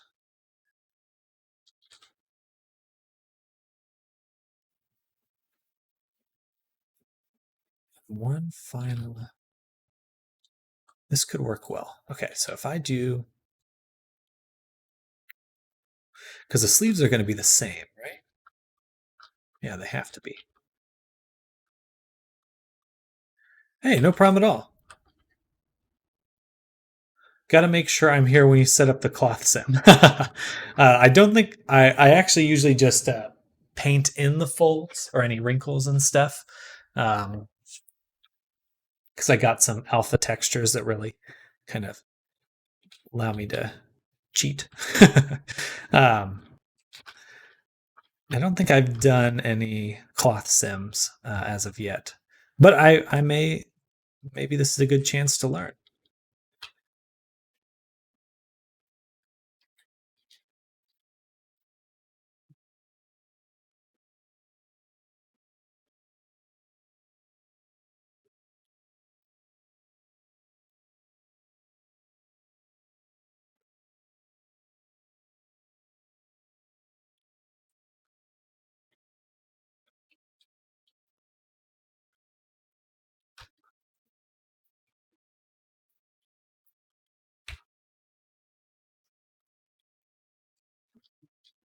Dang it. This has got to work a little bit.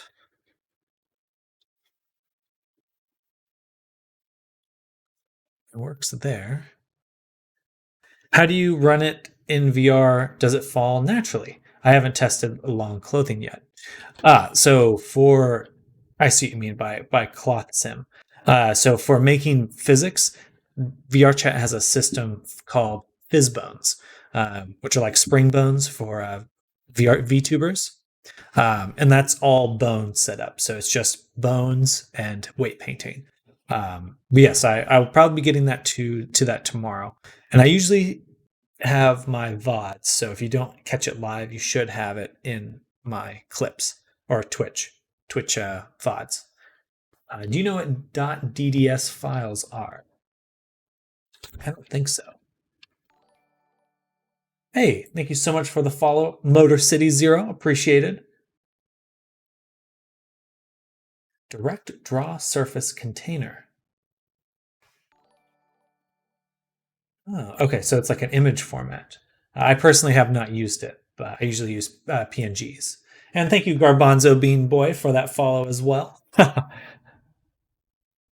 So you're putting dynamic bones in the sleeves, yes, like you would with hair and tail. Exactly. That's what I'll be doing for the sleeves. You can use cloth sim on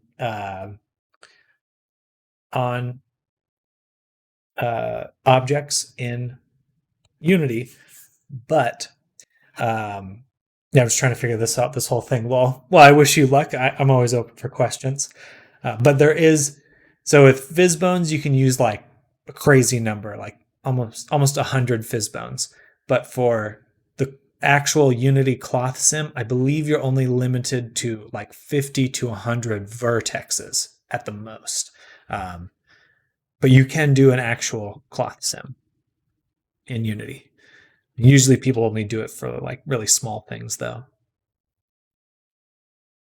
Because it's expensive.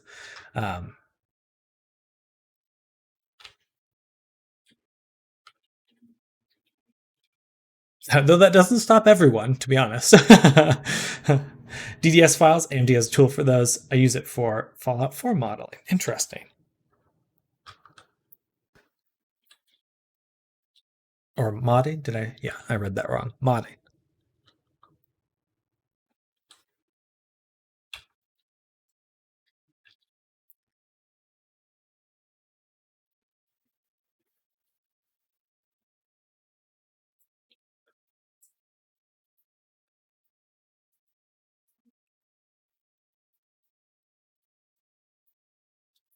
So I want these here.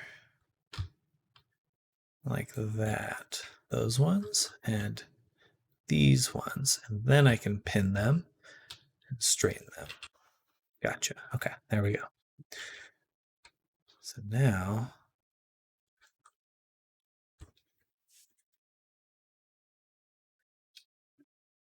you're still kind of right, since I do model for Fallout 4. Oh, heck yeah. I remember you talking about doing the Team Fortress modding too. Yes, I'm trying to cyberface and export from image textures. Interesting. I'm not familiar with that. That's very restrictive for the cloth sim. Yes. The cloth simulation is usually one of the more expensive things you can do in or just any form of simulation in video games. Physics, stuff like that. But yeah, it gets a little even more intense with with Unity.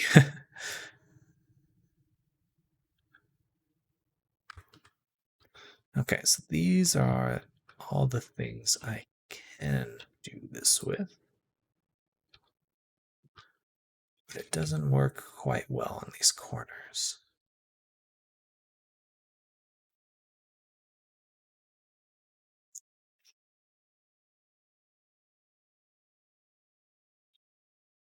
So I think that we'll do this.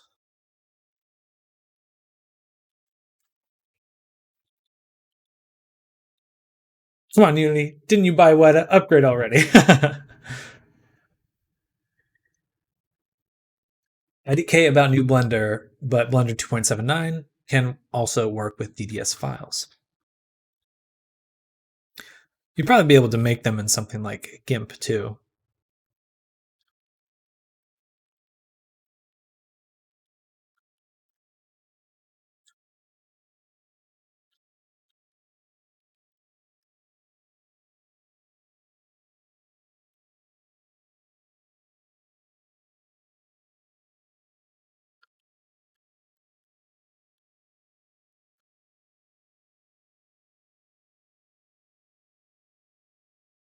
So I cut right here. If I had done a cut here, like that,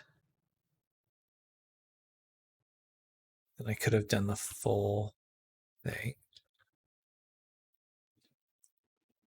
But that's odd and weird. I don't really want to do it like that. Okay. So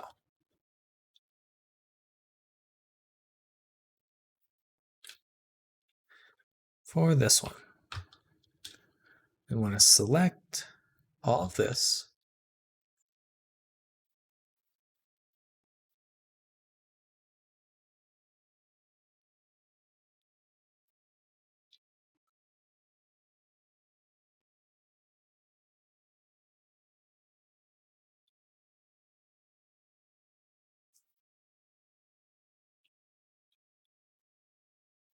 Bam. All right. That's as good as it gets.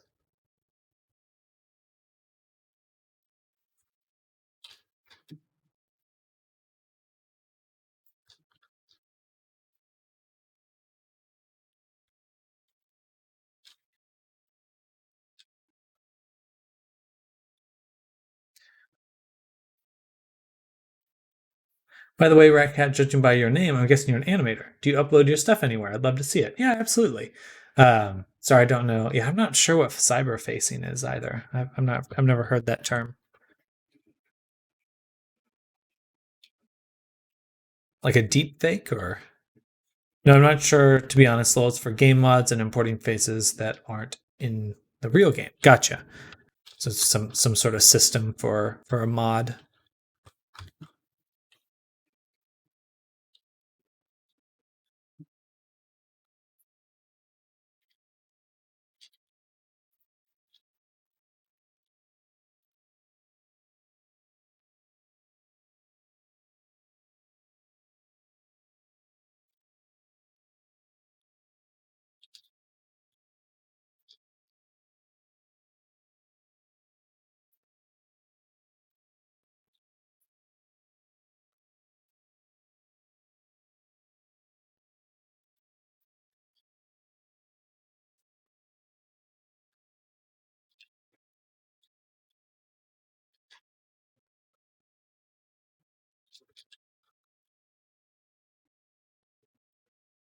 I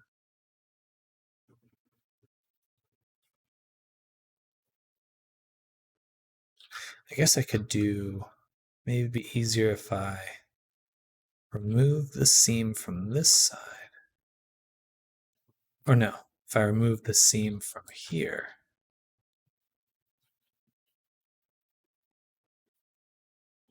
No, it'd have to be from here to here.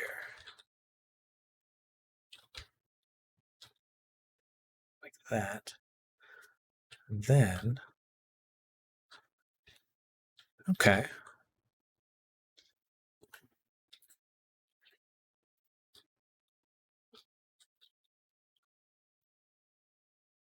Interesting.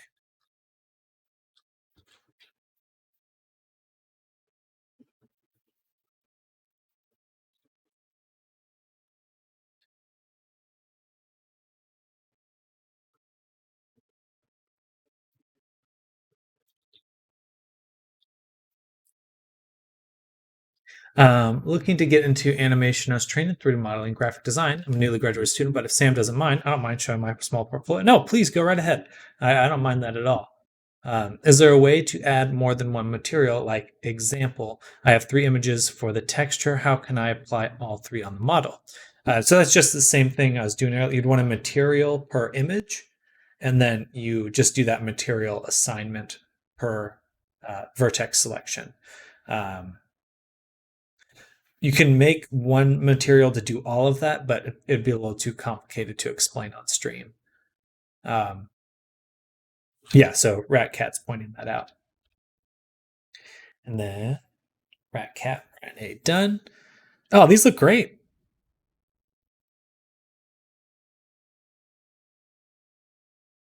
Very cool. Very solid work.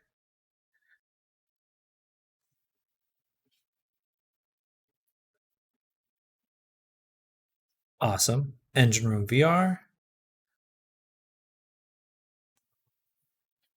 Nice. Put it on Unreal. Very cool. Isn't this Mishapeshu, a Filipino water cryptid? Oh, very cool. Bam. Hey, that's awesome. Great work.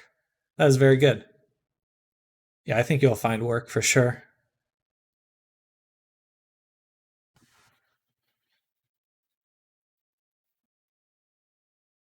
Good job, Rat Cat.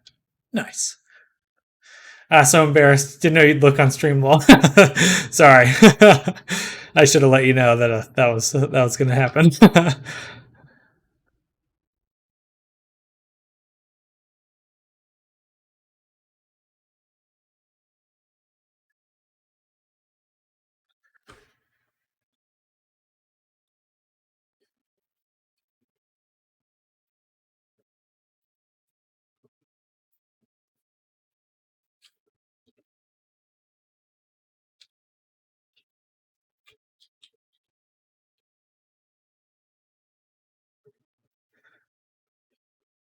Well, don't worry, Rat Cat. That never ends.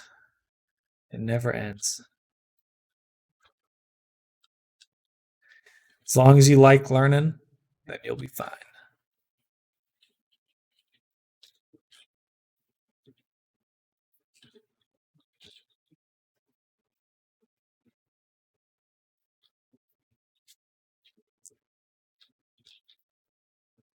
All right, so now we have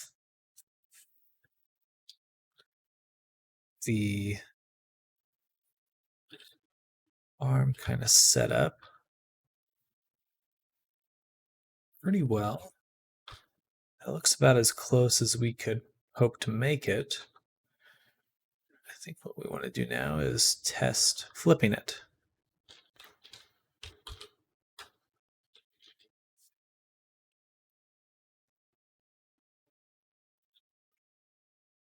.6sx -1. There we go.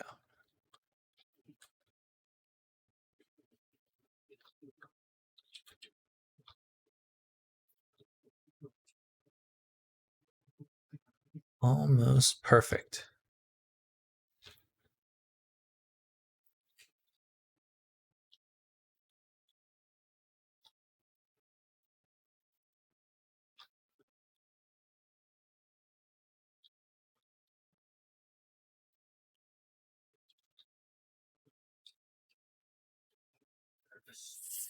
I like learning a lot. The animation blender is very interesting. And did you see the new compositor coming out? I did. The real-time compositing, very exciting. Yeah, that made me want to mess around with Blender quite a bit. I was like, oh man, feels like it's been a long time coming. But I'm excited. um, it's a godsend, lol. So it basically, in Blender and stuff, like say you wanted to add depth of field or motion blur, it's like that's a compositing technique. So you render out like a bunch of images for your animation, and then it does like a filter over it to add motion blur or like a vignette or like a lens distortion. But usually it was like kind of a post process where it does it after everything. But now they have real time versions of these techniques, and they look pretty good. Definitely something that will assist a lot in kind of making animations.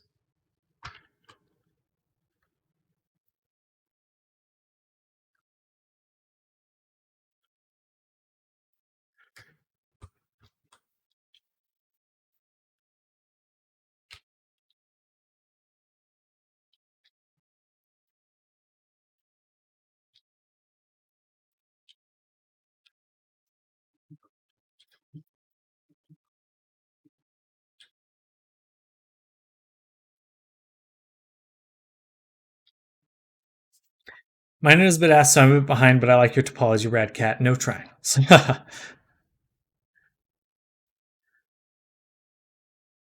I wish I could explain the stuff I do as well. You're welcome to. Or are you on under NDA or something?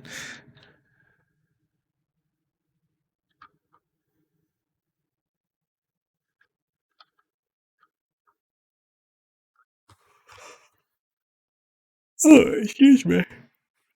Ugh.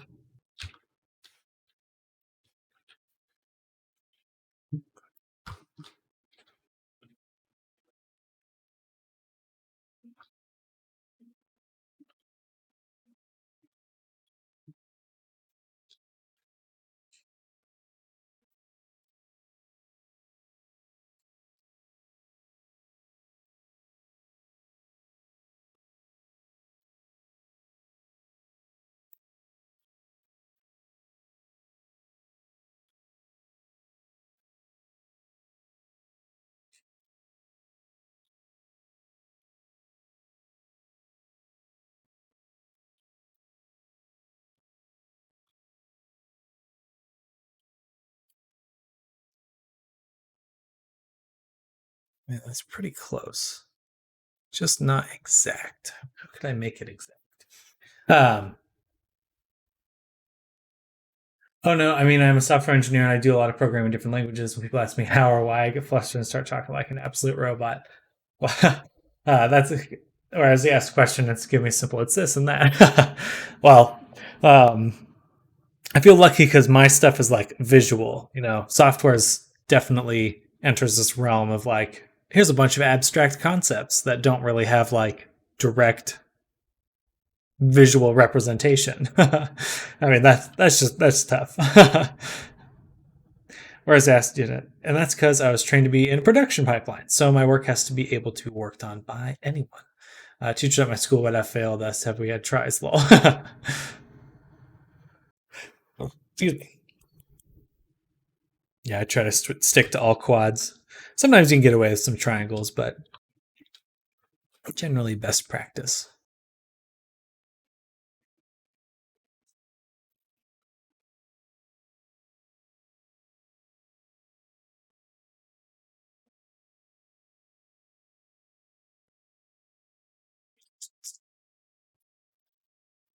How do I make these perfect?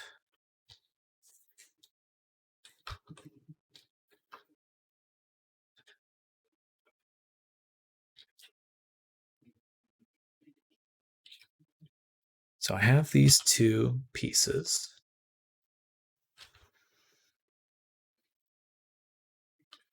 From here to here. Wait, didn't I just add a seam? Mark seam. There we go.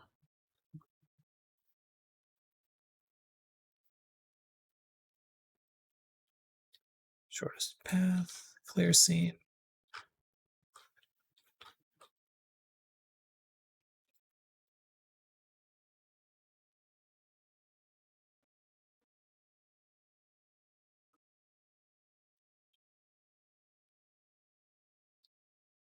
All right, so I guess it was just this that I wanted to get rid of. U, seam, L, L, U, U, U.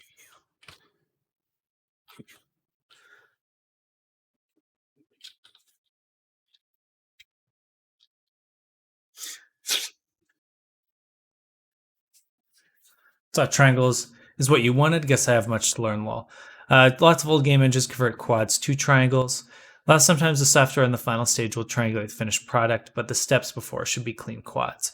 Yeah, so it's like a lot of software uses subdivision, subdivision modifiers, and those make quads and rely on quads to work well. And usually, if you want, it's a lot easier to unwrap something into a quad or along a set of squares.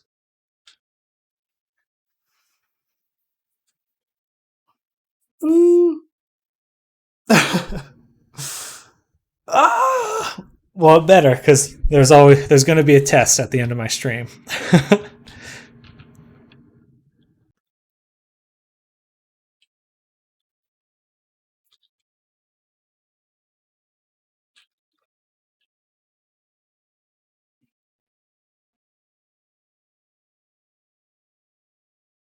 I'm a little hung up on this, y'all. There's not really a nice, clean way to unwrap this sleeve.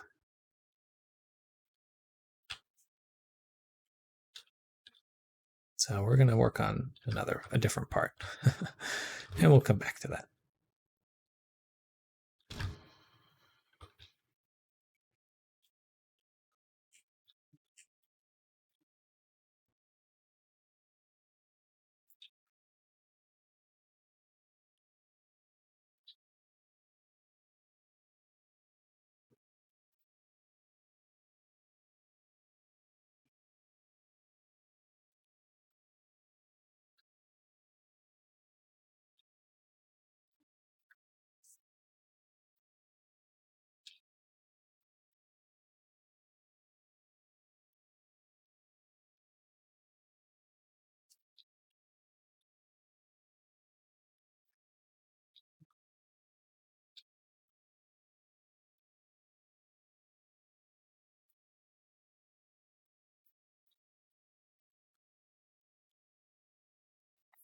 Have you thought about animation, Sam?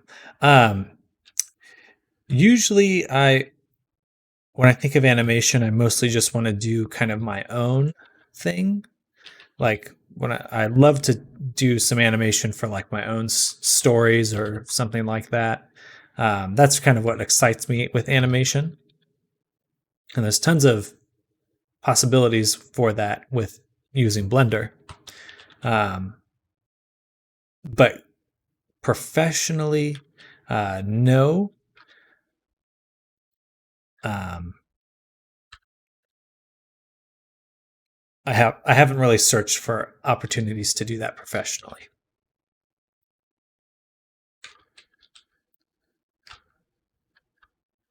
Have you heard of Dylan Goo?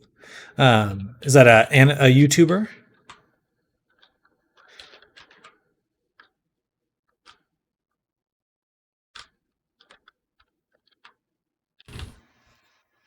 Sounds somewhat familiar.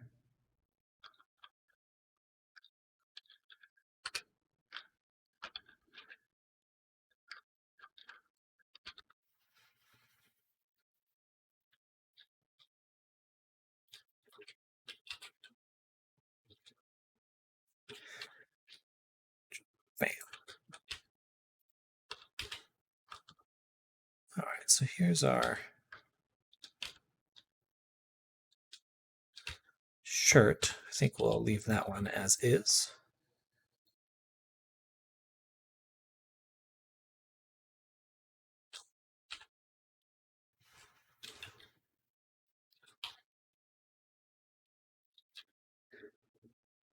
Yep, he used to be a RWBY animator, old Rooster Teeth cartoon. Oh, okay.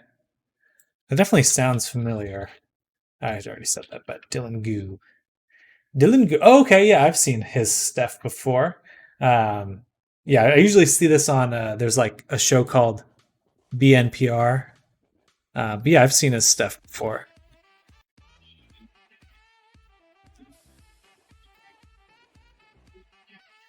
Pretty impressive. There's not that much stuff that looks as good as his work in 3D. 3D.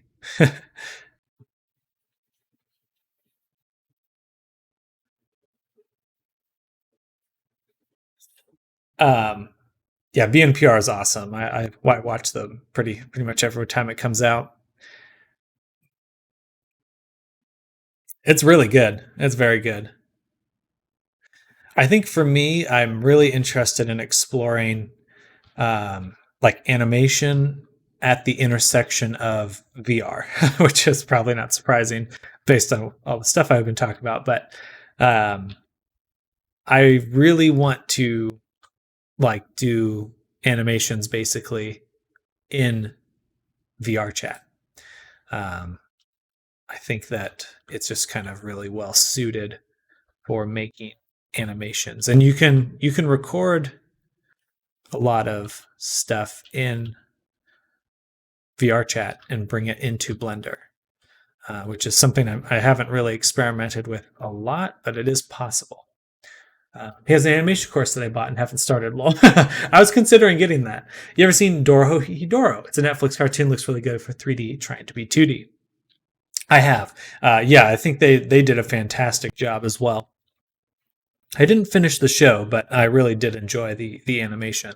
They had some quality work, and that manga is really fun.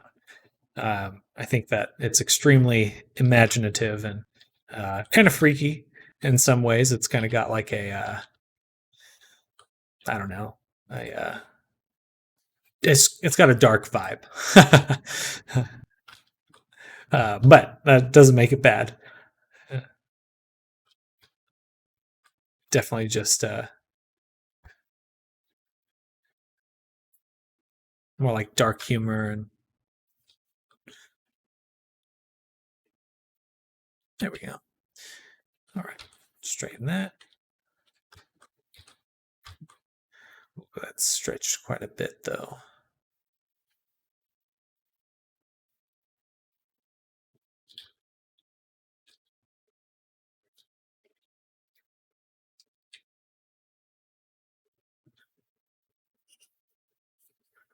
Makes it stand out. Oh, absolutely. Spriggan has another one Netflix picked up based on all these anime. That's decent 3D anime. I really love, and I've made like character rigs for 3D animation. That I've done a few times, but I just have yet to kind of really give it its due diligence.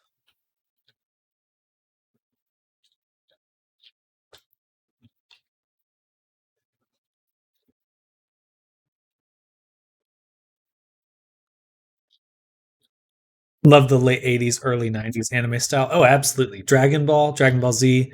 There was that one Megalobox. That I loved that kind of style. Grew up on the old 80s anime, so Netflix bring back Spriggan and Bastard made me so happy.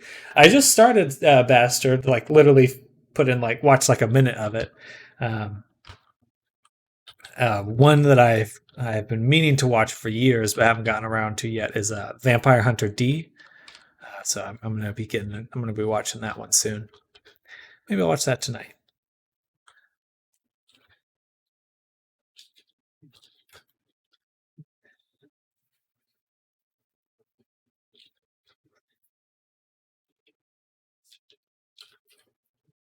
We're gonna delete that arm. Grew up with all the modern stuff, but discovered the old stuff back in 2018 with Gunsmith Cats. Oh, heck yeah. It's very true to original. Oh, Vampire D is so good. kind of hope it's never remade. Well, at least it won't get rid of the original. You know, that'll always be there. Excuse me.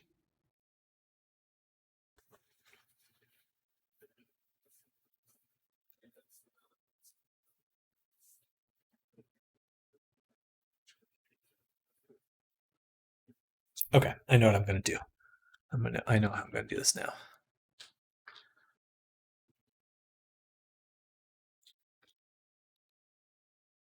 I'm gonna do it like this. Pin.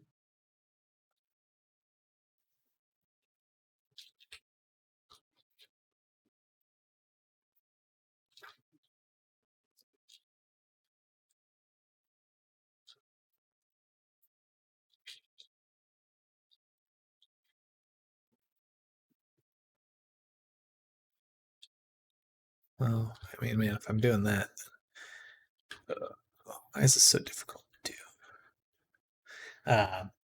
And animated vehicles and machinery. Yeah, there is definitely something about hand drawn that just is so good, and that's why I'm personally really excited for like truly a dying art form. I agree. 3D's more compelling because you're not hand animating everything. But I do think that with stuff like DALL-E and all these art AI tools that are coming out, there's probably going to be a nice ability to mesh those a lot more cleanly to really kind of bring that 2D quality to 3D. At least that's my hope. um,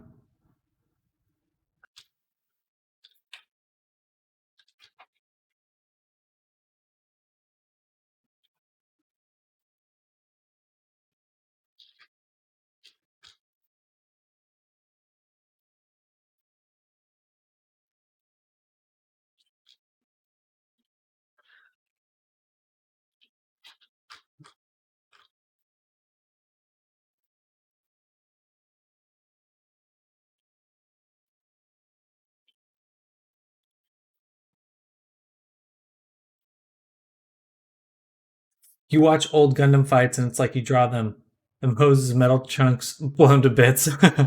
I was just rewatching the Naruto Sasuke fight from just before Shippuden, and I was like just dying over how good it looked. It was so freaking beautiful.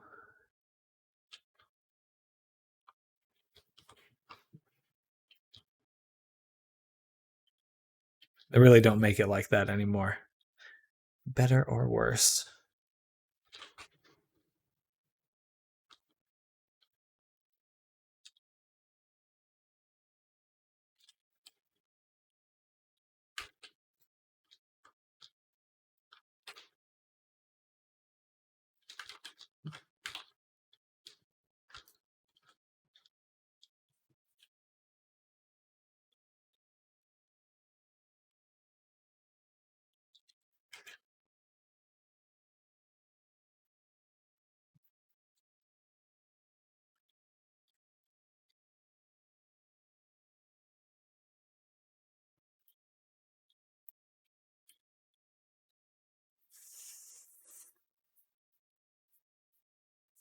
Nowadays, they just spam explosions over everything.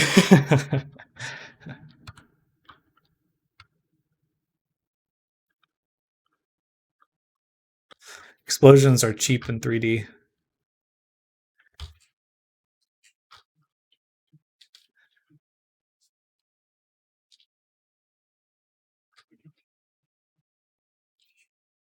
Man. Okay, one more time. Unwrap. And we're going to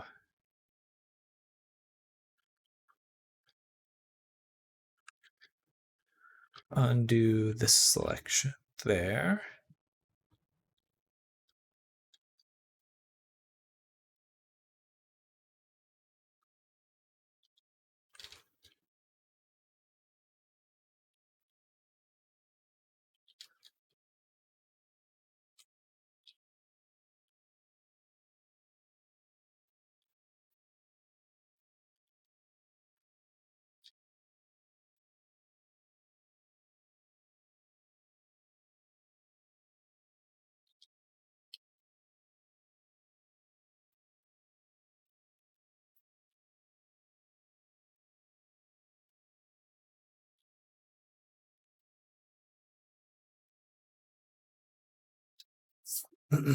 Time consuming, can't afford it, but like Sam said, hopefully we get some AI assistants to lighten the load, make interpolate more complex ideas.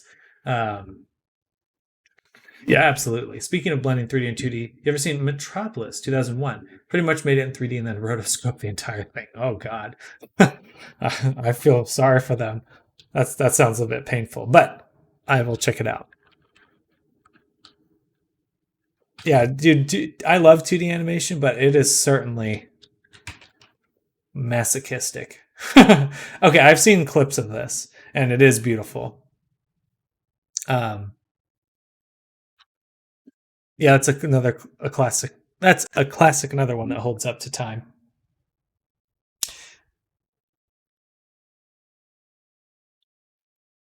Well, y'all, what we need to do is just form an animation studio in VR chat, and we'll just rotoscope everything afterwards. So, just to tickle y'all's fancy, there's a shader you can put on. I believe this is it. No, that's not it. Anyway, you can use VR chat to mocap.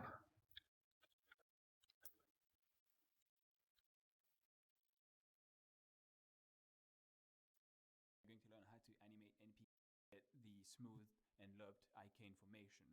As you can see on the left, you have the local recording. You can see it constantly jittering. It does not look good at all. On the right, it's remote. There is no issue at all. It's completely smooth. But anyway, so the idea is that we could get like 3 people in VR chat that are all using this motion capture thing in VR chat, and then you bring it into Blender and you can do the final post processing and stuff, and get all your actual animation done in Blender. Yeah, so if you all want to do that, just let me know.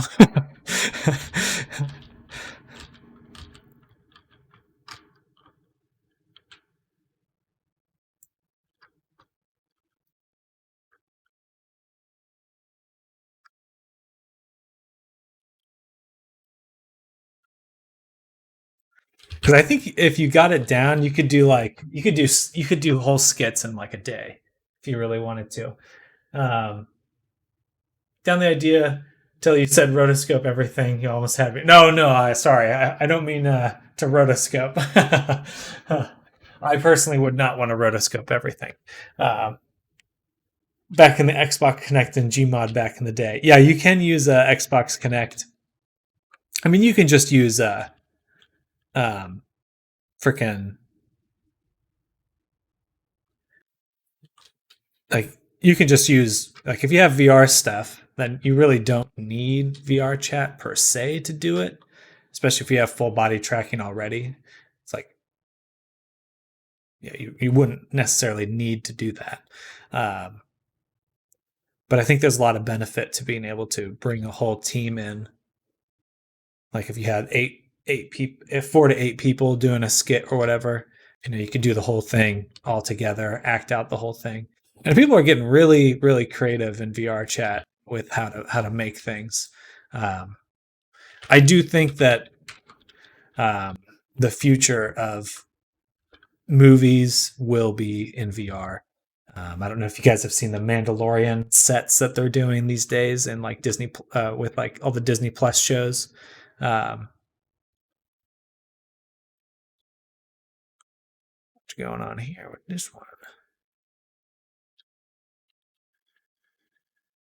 I need to do that. Okay. Now they share the same UV map.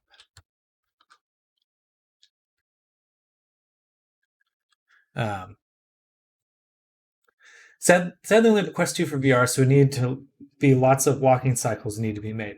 Well, the cool thing is it records your character's animation. So in VR chat, you would still get full body, but it would just be recording VR chat's standard walk cycle. So it's more or less the 3D rotoscope theater play. Exactly. Like, yeah, you could. It would be rough to start with, but again, you would get it. You would pretty much just do it all right then and there. Like, you wouldn't have to necessarily like wait on anything, if that makes sense. Like, there's so many solutions these days where it's like, you got to record a bunch of video and then run it through some AI software to like get the motion, extract the motion capture, and that's all well and good. And I'm not knocking those techniques, but they certainly require time. Whereas like in VR chat, you could record your interaction audio all at once, all in one go, and then just take the time to clean it up afterwards. But anyway, at some point, I'll probably try to get a few people together to do that. So if you all are interested, just let me know. Volume sets used in Mando are great, but I think James Cameron has the right idea shooting the whole thing in 3D. Exactly. There are huge benefits for that. Like, everyone's on the same page. All your props are there, and certainly you would still need to clean up that. Either way, you'd still need to clean up your animation in some post processing thing like Blender or whatever. Anyway, I think VR filmmaking is going to be the future. Super interested. Okay, heck yeah. Well, there's another guy that I've worked with before, Lo-Fi, and he is a filmmaker in VR, and I think he's looking for some extra hands. So I've been meaning to tell him I'm interested in working on some projects with him, and I'll let you try to get you all involved if we, depending on how it goes or what people are looking to do. Because man, I think you could do like whole D&D sessions in VR and then just record it and like have a movie. Speaking of people being creative in VR chat, I once saw John Mars spread that head on Mario at a random monkey getting jealous and start threatening each other. That does sound like VR chat. The joy and curse that is VR chat.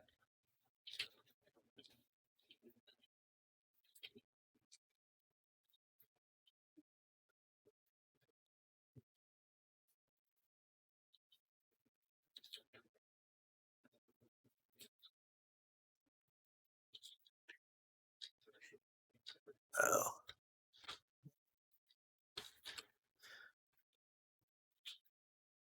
Bam. And bam.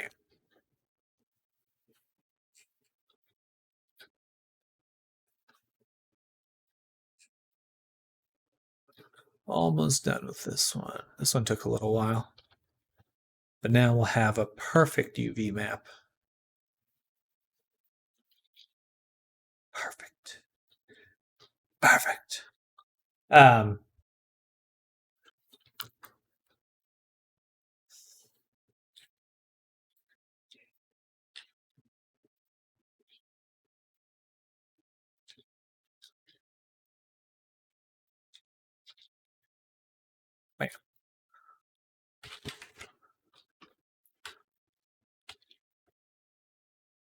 Yeah, I genuinely believe that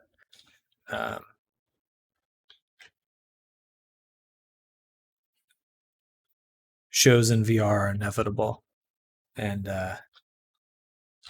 like it's just like a podcast. You can do like full freeform podcasting in VR and just record it afterwards. There's already that huge, all the Quest children just like want to RP. That will be the future of content eventually. Just need a good way to capture it and then turn it and then polish it.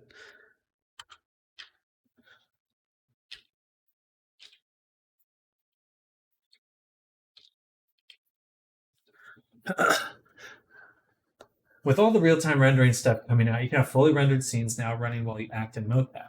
Some studios are kind of trying this, but pretty sure we could do it now if you're clever about it. Can't wait for the first VR sitcom film in front of an online studio audience. Exactly. You know, you could have game shows where you bring in like random people, and you know, you don't have any fear of actually damaging people, like Wipeout or whatever. That's like you can actually drop people into a chute filled with rats or something.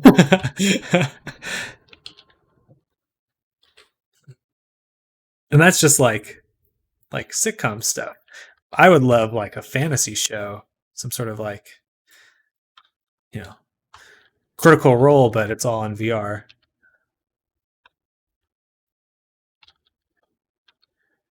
But now that I probably will be switching to doing one commission a week, just so I can first kind of get through them a little bit quicker, and then as well. Oops, I think I messed up this. It was here. But I really want to start devoting some time to these kinds of projects.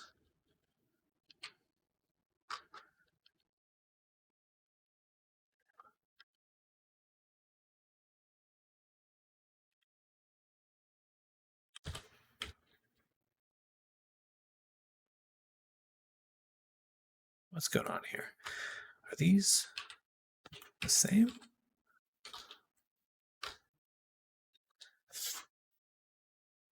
Yeah, you could have them fight to the death and they'll be fine. Well, exactly, yeah. I think it'll get real dark real fast, but they will dial it back. I feel like doing something like would be better, because sometimes you probably end up working for hours on one, and then when you get to the other, you don't have as much time. Absolutely. And especially just with wanting to do more like interaction and, you know, getting involved with on other projects and stuff. It's like I just need more time.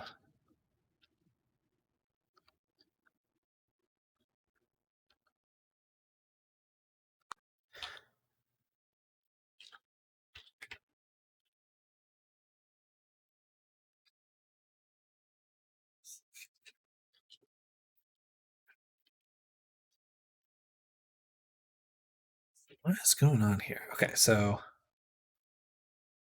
where is this?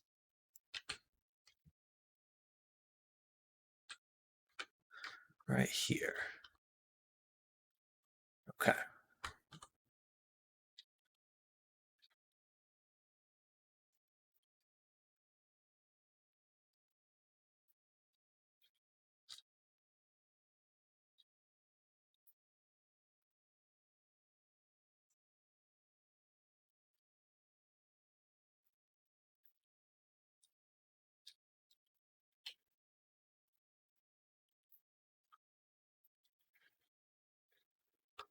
Then just gets kind of tangled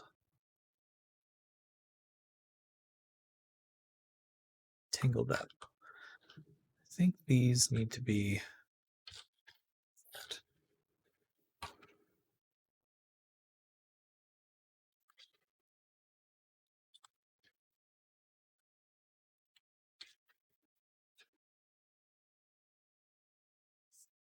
all right. Then those like that.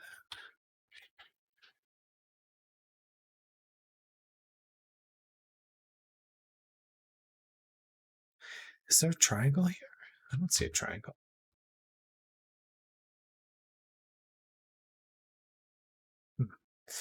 Yeah, balancing time with multiple models is super hard. I only work on one at a time because otherwise nothing else gets done, like chores, grocery shopping, etc. Well, I don't mind working on two. Sometimes it's beneficial for me to just do it, but I need to start doing additional things as well. So it's like I kind of have to move things around. I just have to rearrange my schedule All right, we're going to redo this part. Everything else is good. We're going to unwrap here.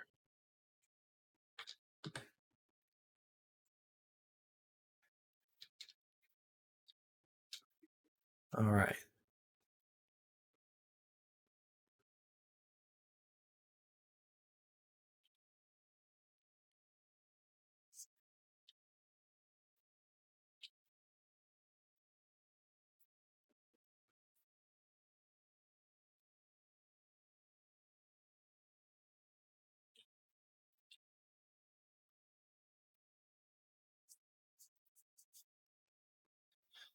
Gotcha. And then this here is like that.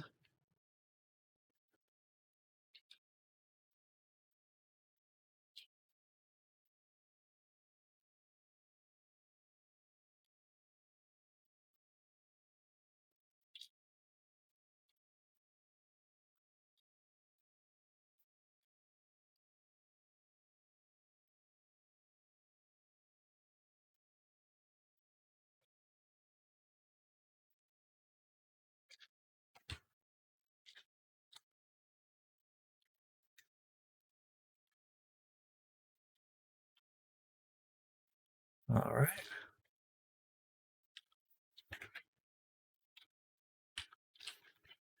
By the way, Sam, I wanted to ask, would you be working on Cotton alongside this one then? Well, as 3 more days, most likely I'll be done with J-Ski before starting on Cotton.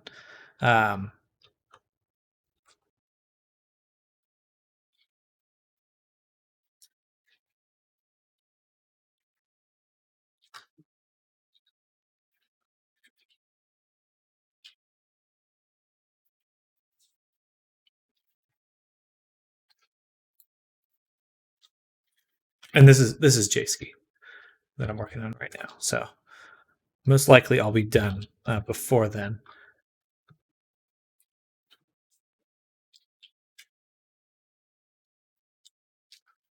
Okay, perfect. We disentangled this spider web here, and we are now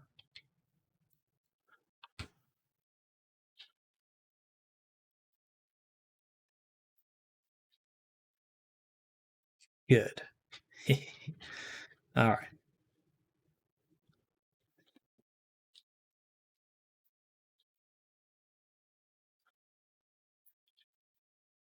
And boom. Bada boom. How long does a model take you?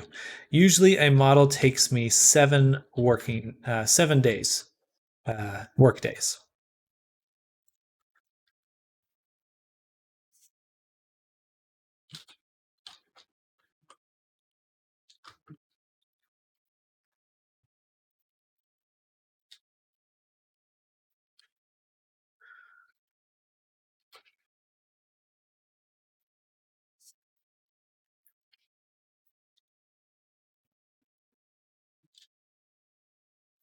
That is funky right there.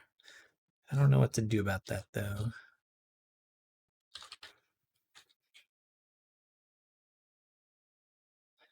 I could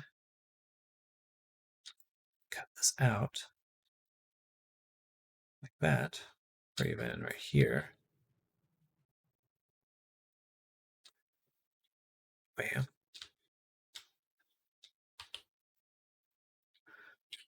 Then this side, do that. So Friday then, most likely that's when I'll be starting, or at least when my availability will open.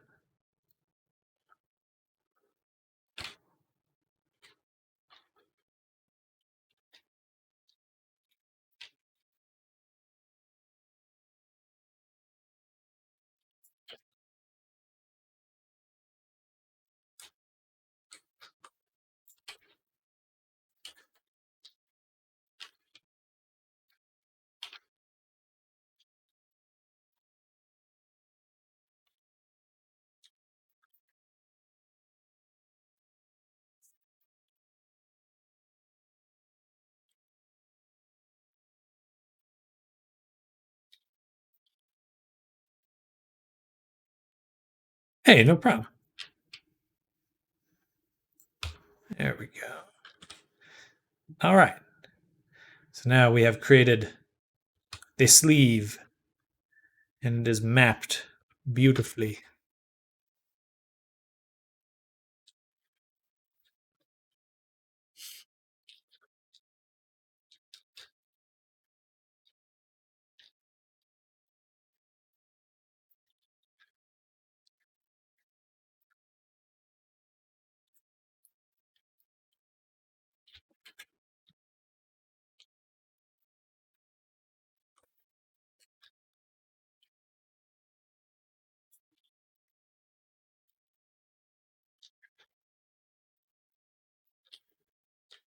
There we go. Let me know. And that seems fair. Data sculpt, data retopo, data texture, data rig, data test, data do blend shape, data finalize. I guess is how it would work like that. Yeah, if I'm doing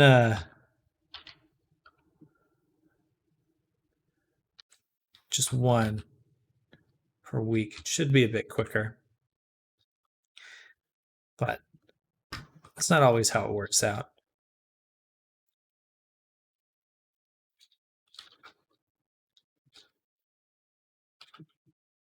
All right, we're going to go ahead and duplicate this. Then 0.6 x -1, flip it to the other side, flip the normals, and then merge it.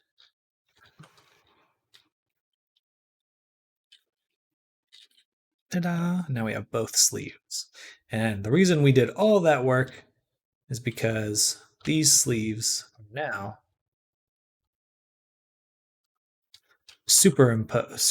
in superposition.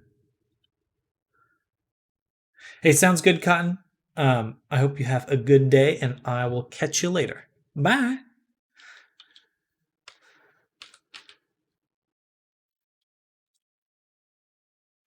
Oh, that's perfect.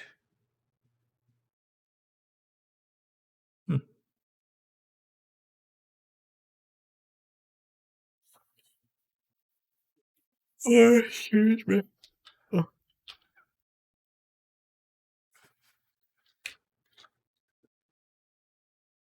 right, let's move on to the next piece.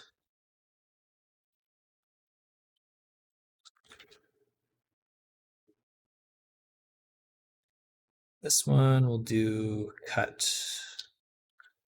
side.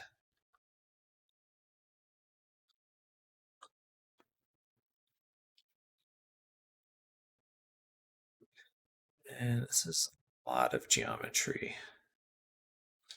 I think we can kind of cut down at least by half on some of these.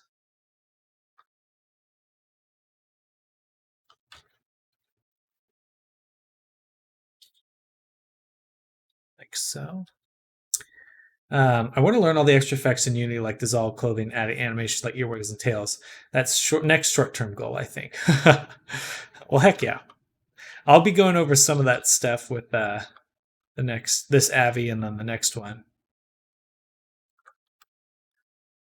So there should be some information shared.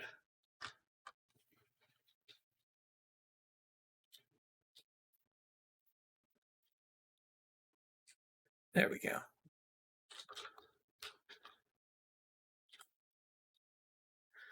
And straight. Boom. Done. Done with that one. Now the skirt will be interesting. This one I will definitely cut in half. It's just a complicated.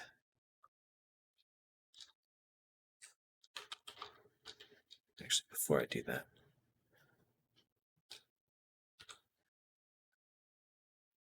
okay.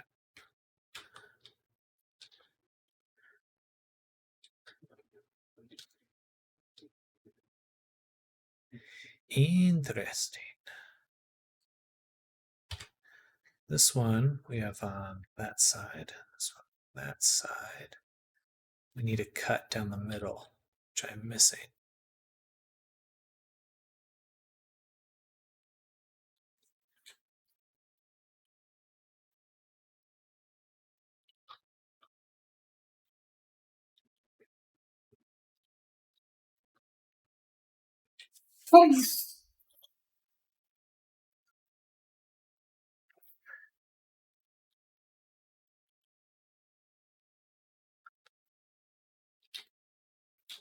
Then we'll add the mirror.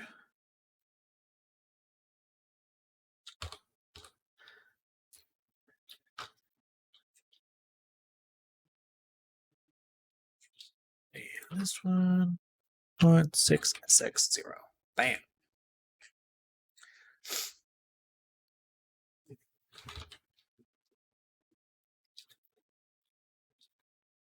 Okay, now we can mesh and delete.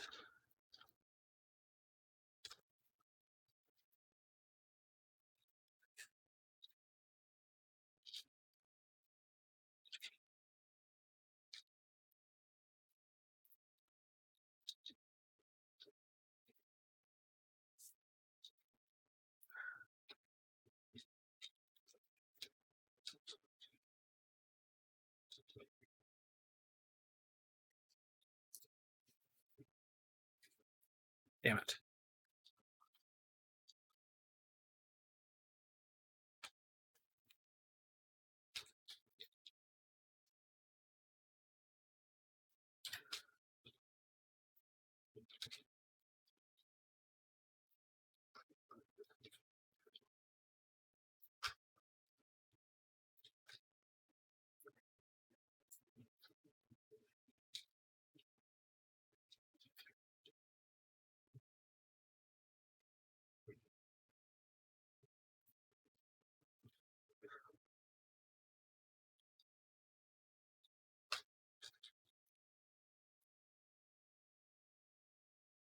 All right, there we go. That's working.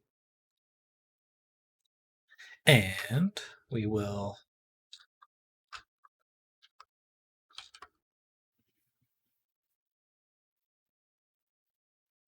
pretty dense on geometry on the bottom. Can get rid of, let's see, one.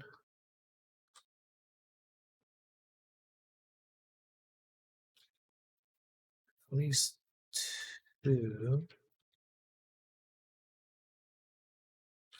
This definitely right here.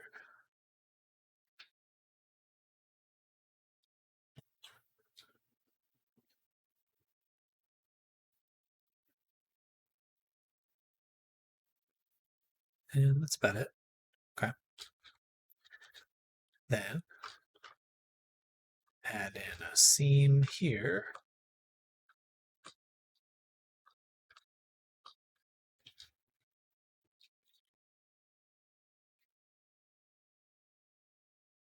Perfect.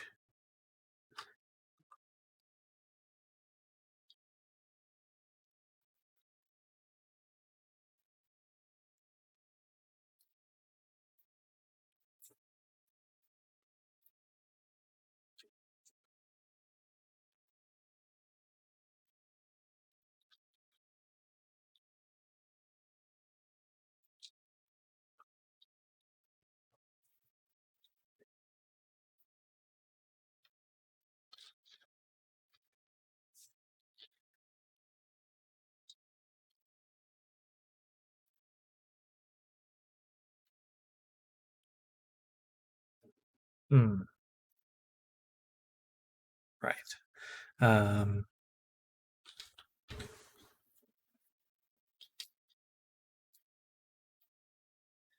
Instead of doing that, how about we start with this side?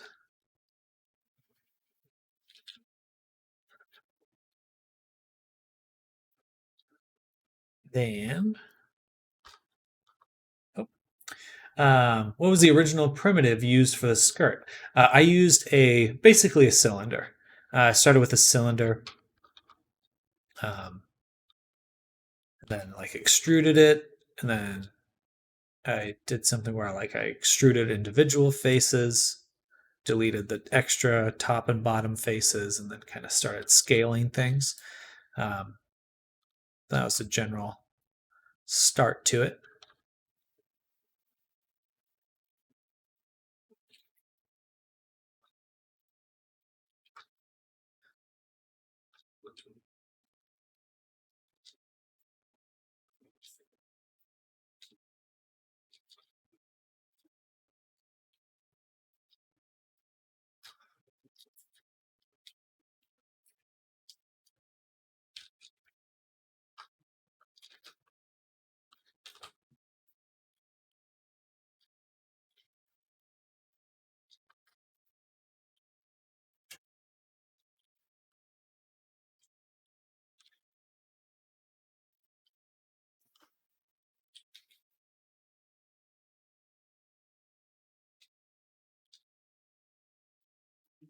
Oh, thank you.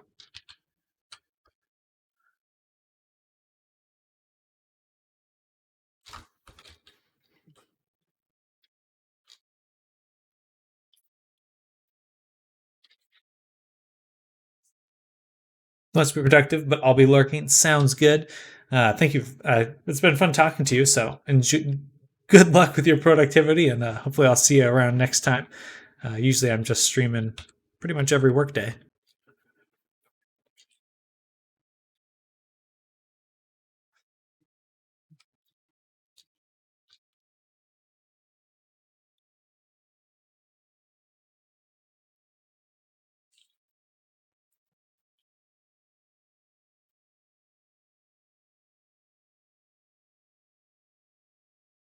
Sounds good. Lurk. I don't have anything set up for that, but I will know that you are lurking.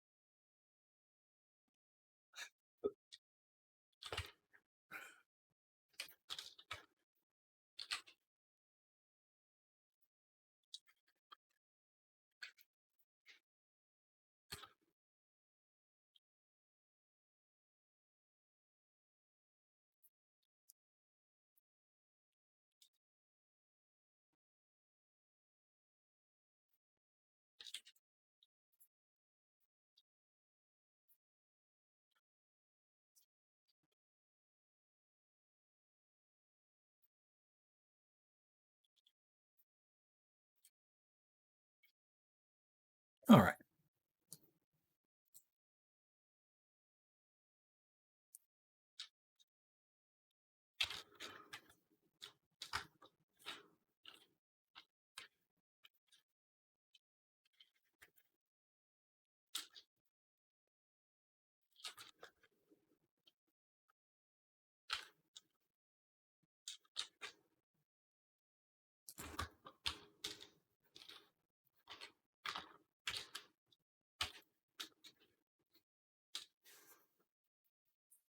Wow.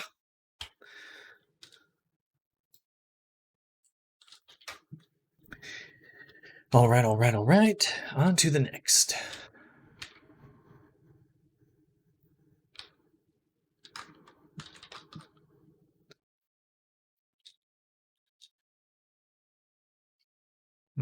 Powering down, y'all.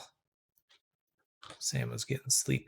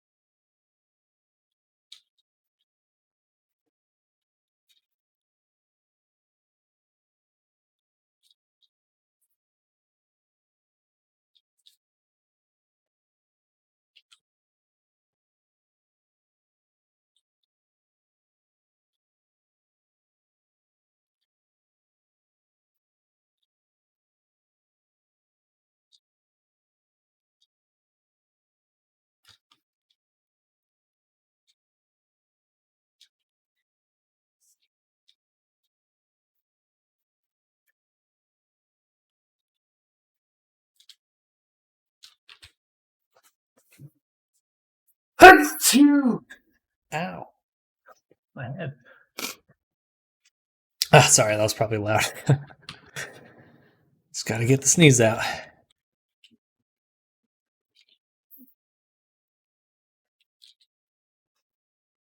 Ugh.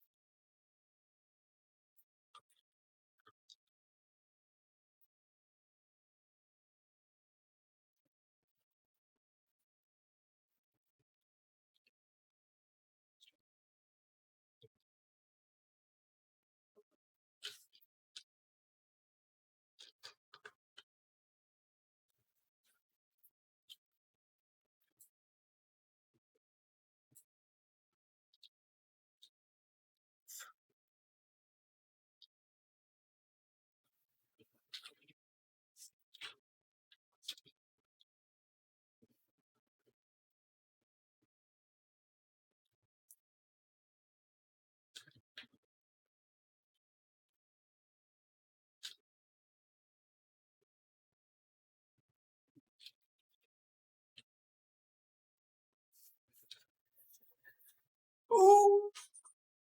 Here we go. 1 hour left.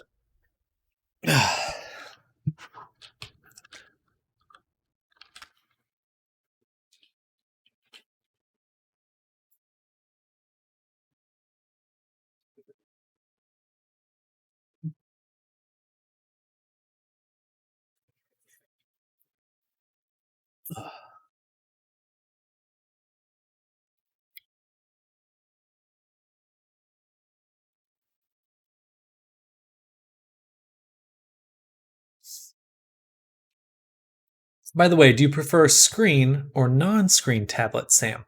I prefer non-screen tablets because I need to look straight ahead when I'm working. I found that I just slightly being bent over, like looking kind of at an angle down all day, really messed me up. It really messes with my back. But some people are more comfortable doing that. I think as long as you have a really good exercise regime and a stretching regime, you just really need to get your body healthy like that. When it comes to art as a profession, it's funny because that's actually your number one concern is just literally being comfortable while doing it. If you are uncomfortable while doing art, it doesn't get better. It only compounds, and you can really injure yourself. So as not to be alarming or trying to worry you. It's just I after doing years of drawing and stuff with bent over, like my back has problems, um, and I just want people to be able to do art without pain. Um, anyway,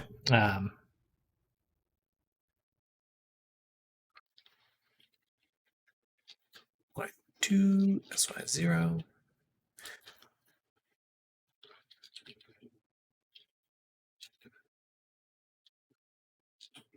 So that's really your main concern with that is just comfort. If you uh,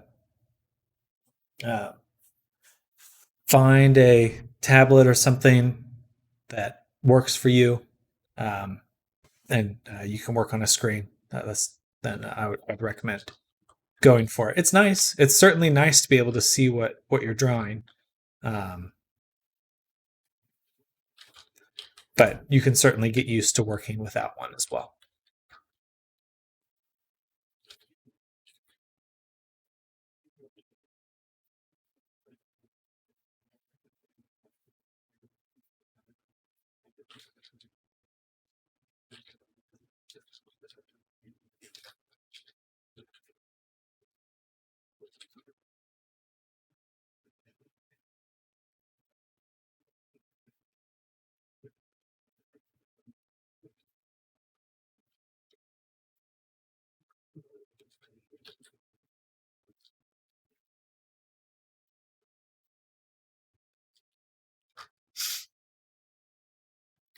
For me, it's kind of odd. I like screen tablets for 3D, but non-screen ones for painting. Interesting. Uh, yeah, painting's really what hurt me. Painting and drawing. 3D, I just use my mouse. Um, yeah. Brett Cat, I use a screen tablet on an adjustable desk so I can stand every now and then, because otherwise, yeah, your back will hate you. Yeah, no. Anything you can do to be more comfortable is worth its weight in gold. In gold.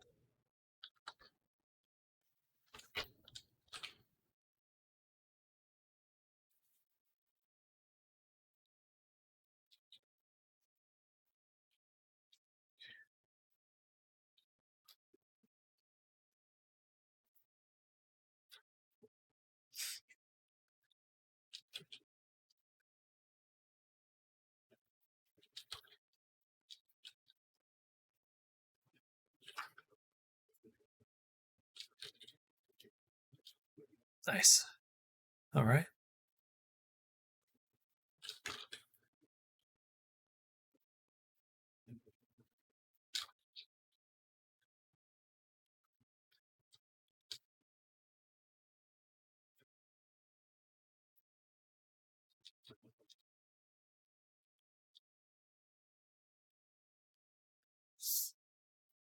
Or then you never sculpt then I take it? Do you only do box modeling?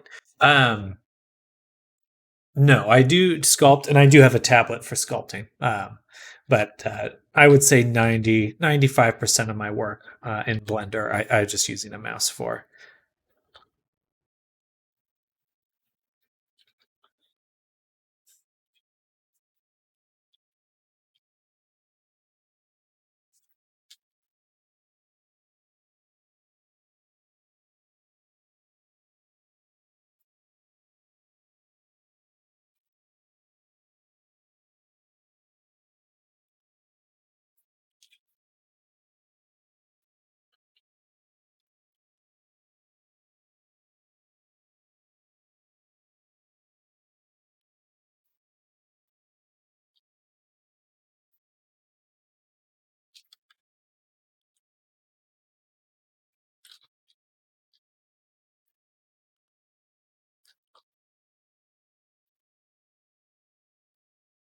What is this right here? Oh, it's the heel, isn't it?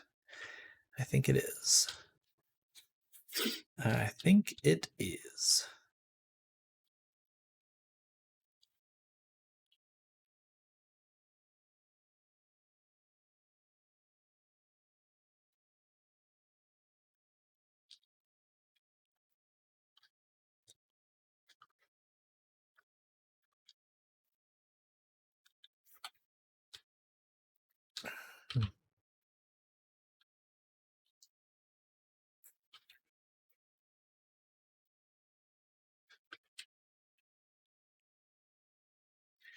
No, that is not rude at all. No, I mean that. Yeah, I have no problem with that question.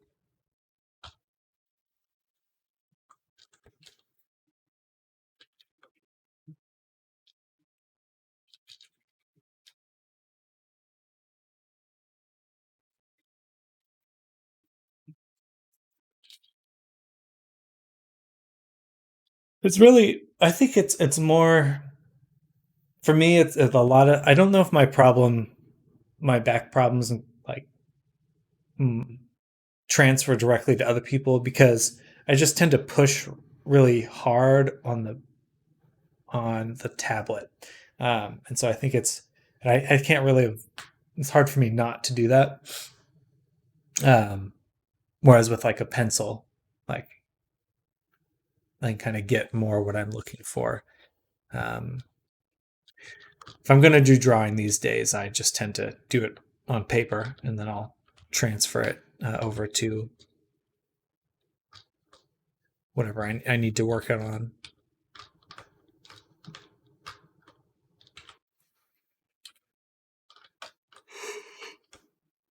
Oh, excuse me.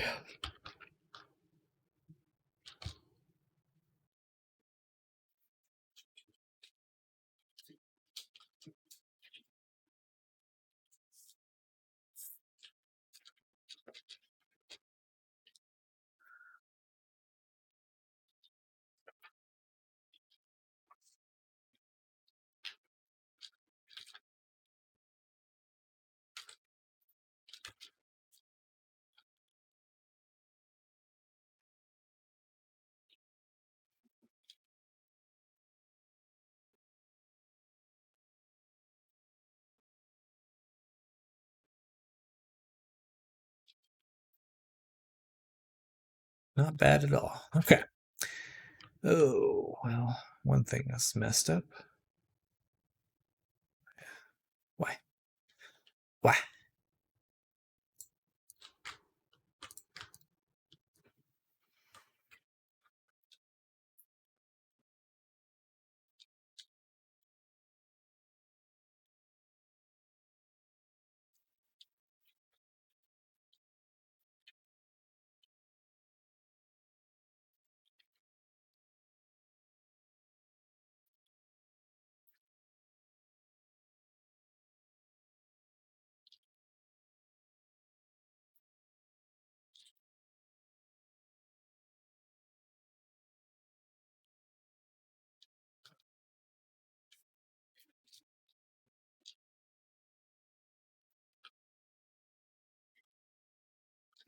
Hmm,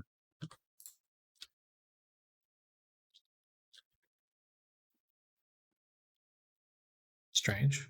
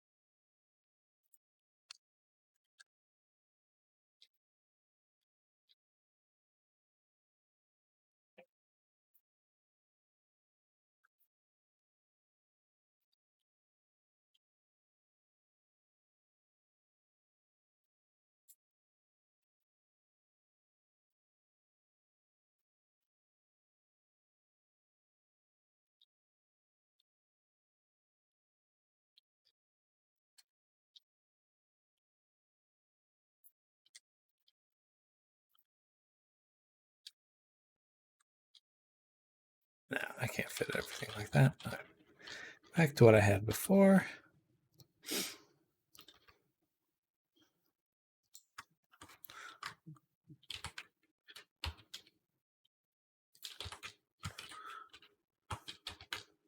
Bada boom. Oop.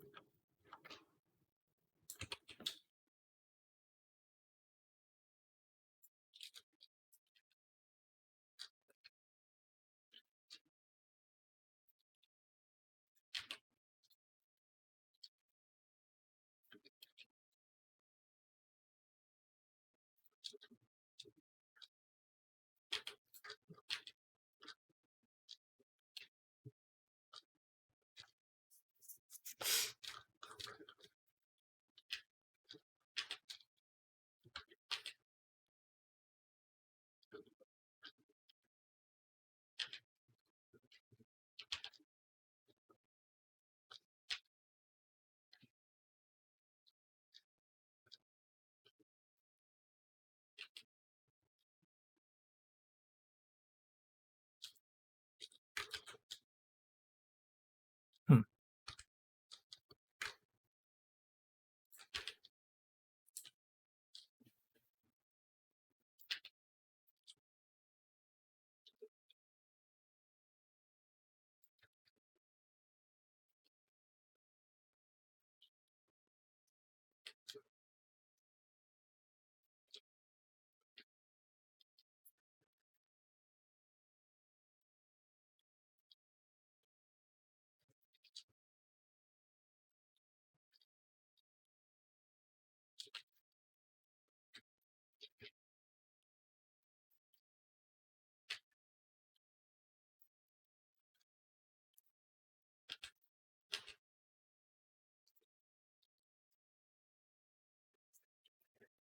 Bing.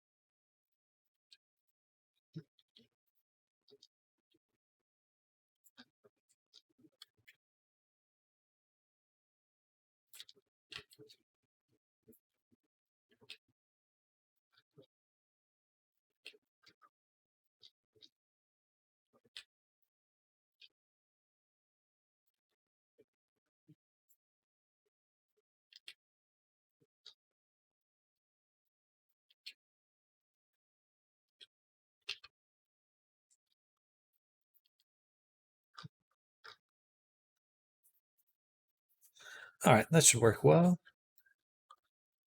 Especially considering we have one more item to include in this map as well. So I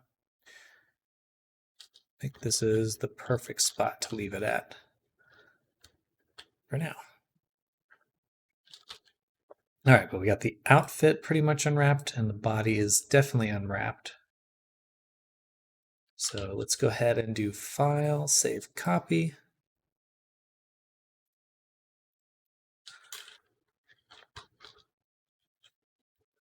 Mostly UV mapped.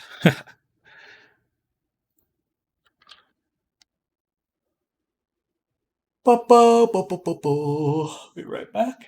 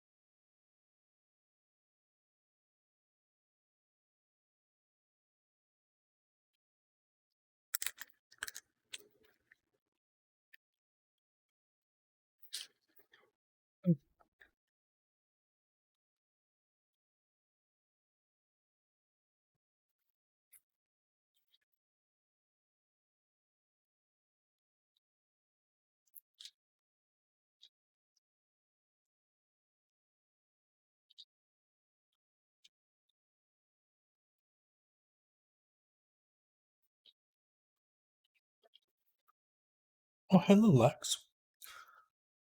Hello, Jayski. Welcome.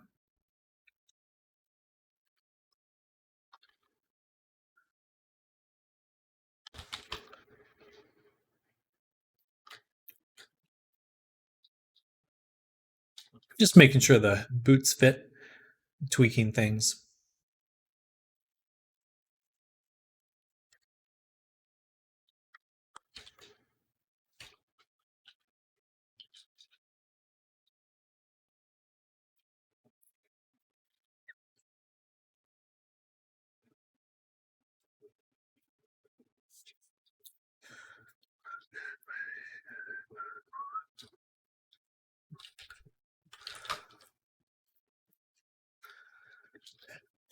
Excuse me.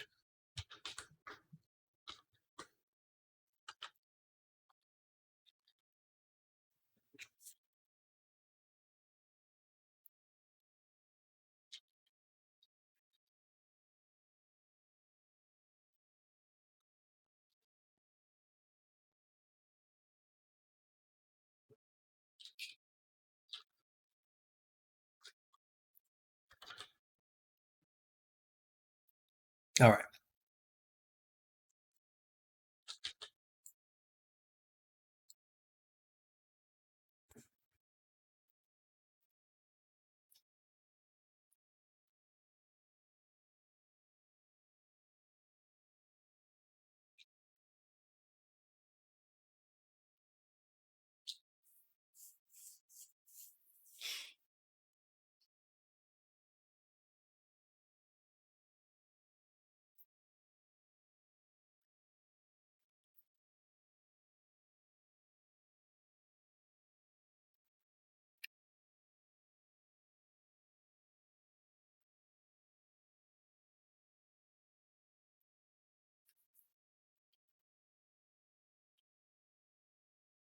No, I don't want to open it. Frickin' Photoshop. Frickin' Photoshop.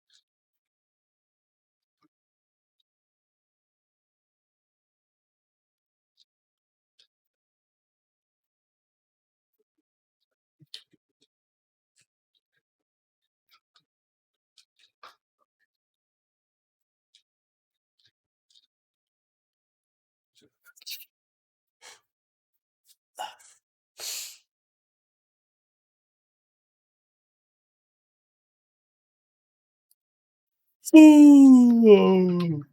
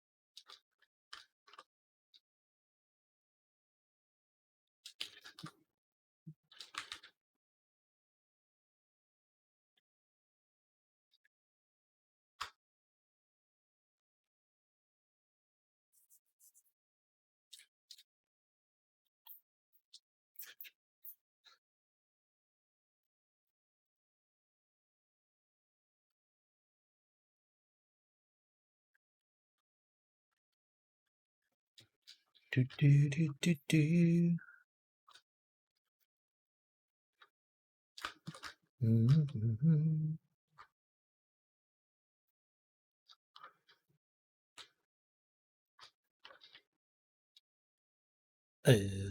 What?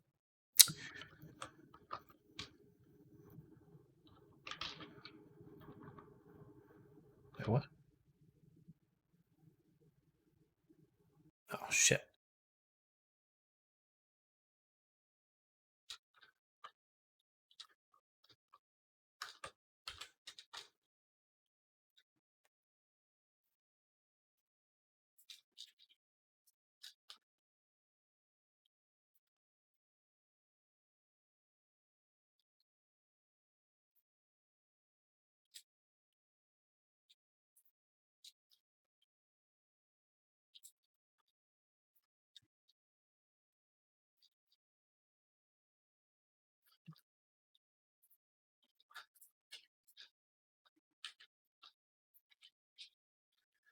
All right.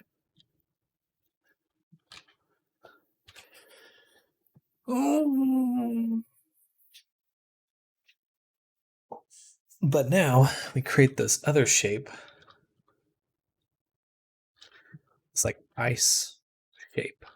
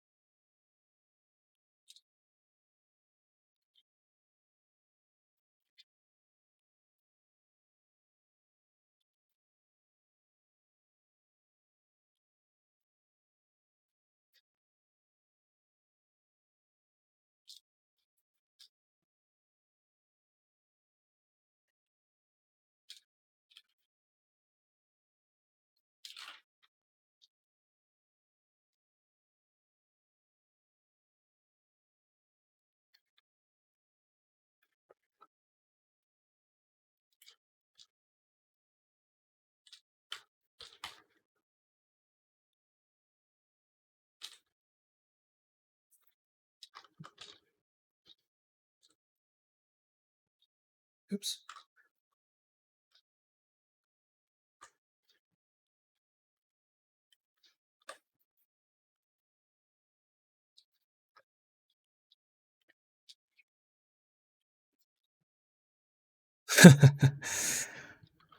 Oh, is that funky? Okay, what happened?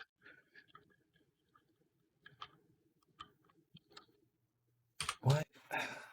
It's fucking normals. Every time.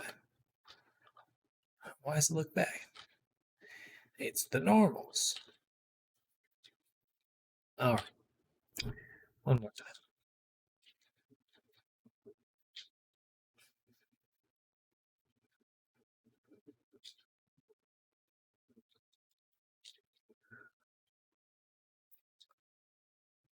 All right. Should make it a little bit simpler now.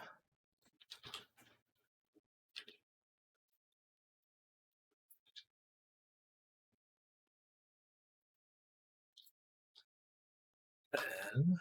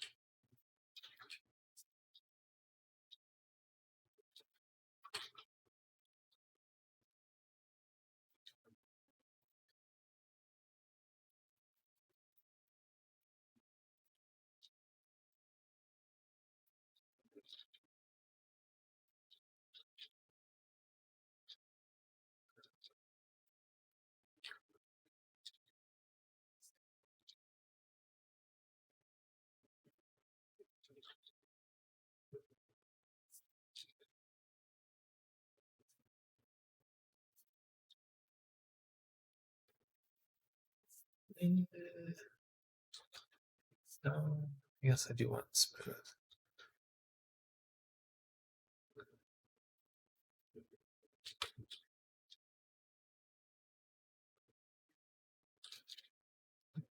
All right, got another 15 minutes, and then I will be stopping for today. But it's been a good day. Got a lot done, a lot of new faces here, and it's been good. It's nice to kind of meet new people here, as always. And then got to see Morgan again, so that was good too. Kind of some.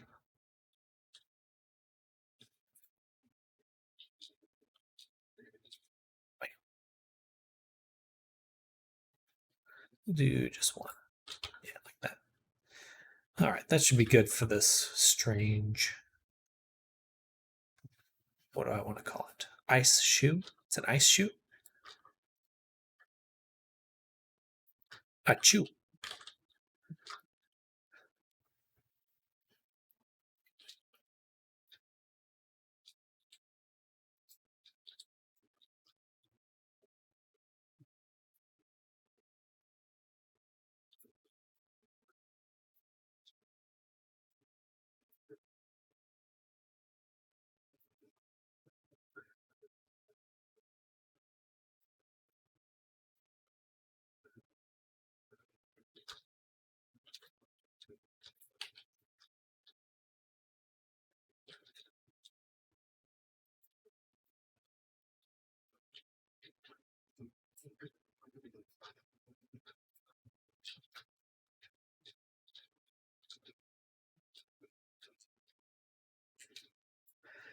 Do do do do do do.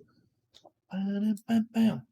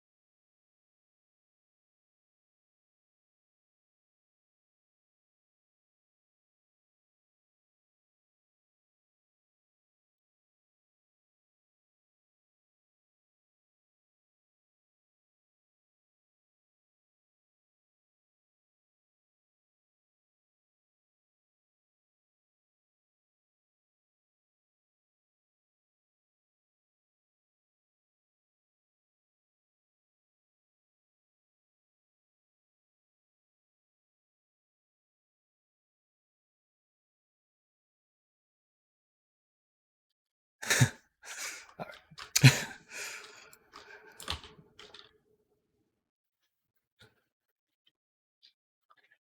Oops. Bam, bam, bam, bam, bam.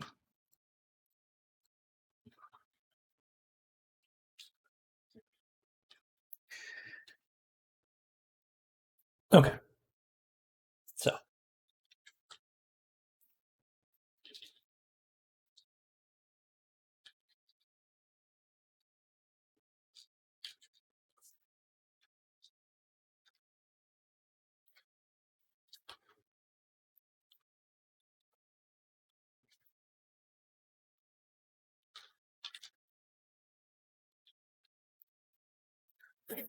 I should have just beveled it.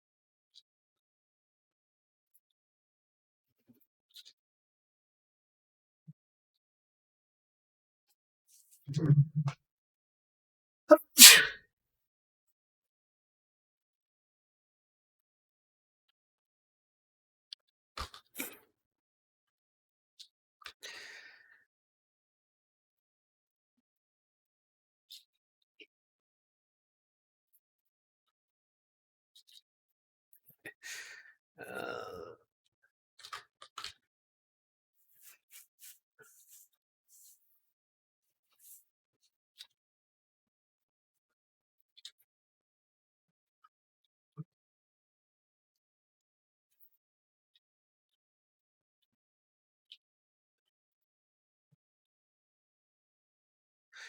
do do do do do do.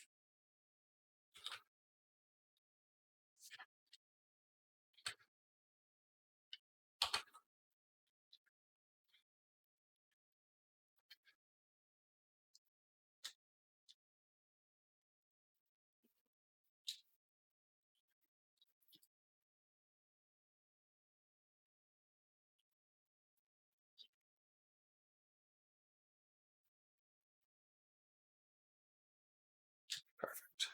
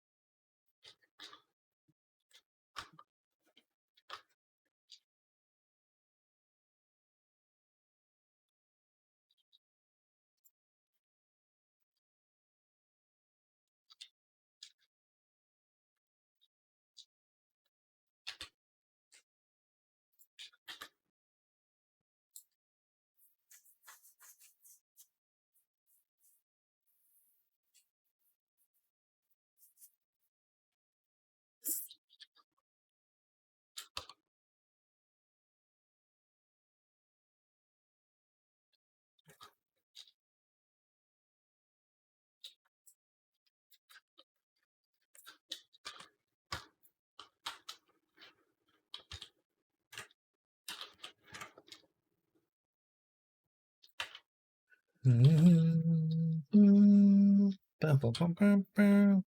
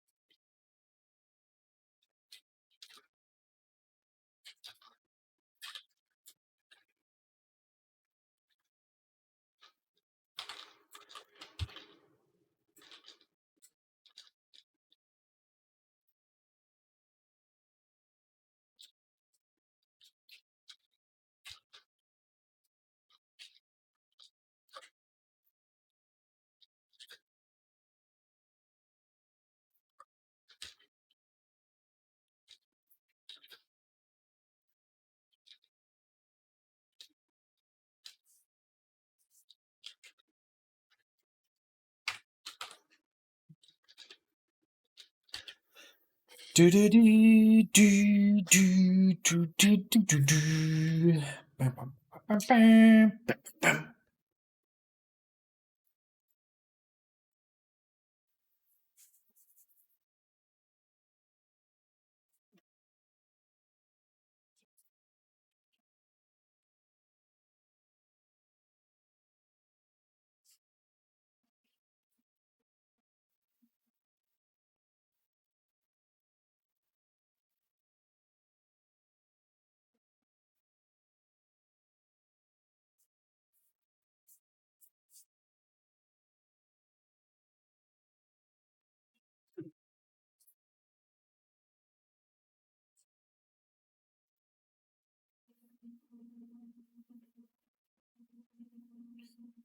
Your singer reminds me, isn't it hard to work without music?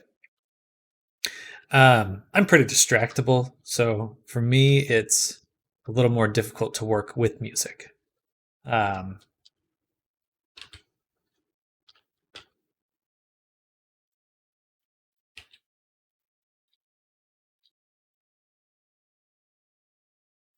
I've been considering adding it though, just so there's something going on auditorily in my stream. So I may still add some music, um, but I probably won't listen to it myself. It'd just be something I'd turn on for chat.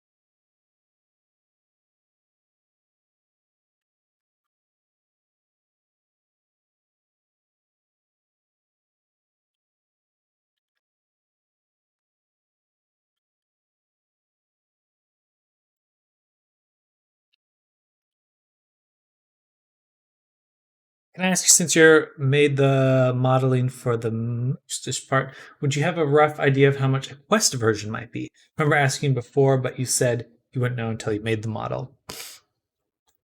I would say it'd be about. There would be a little. I couldn't include.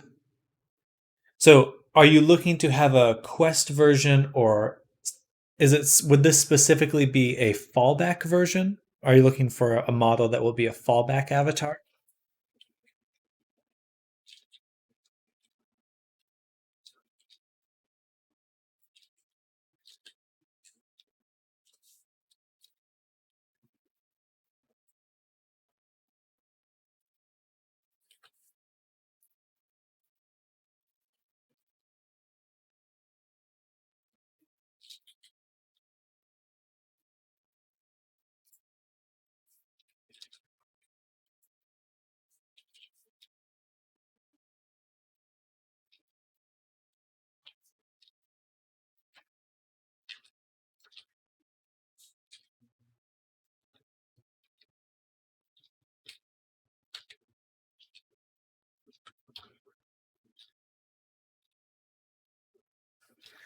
Um,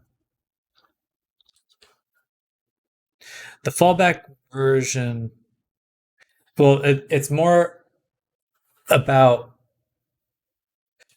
the fallback version would be the cheapest, because at that point I'm just stripping everything out of it for the most part. So it'd be just the base body. It would just be the body of the character, pretty much.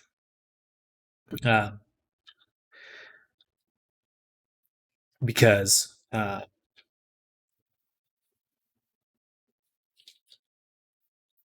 that's all you can really afford to render at the Quest level.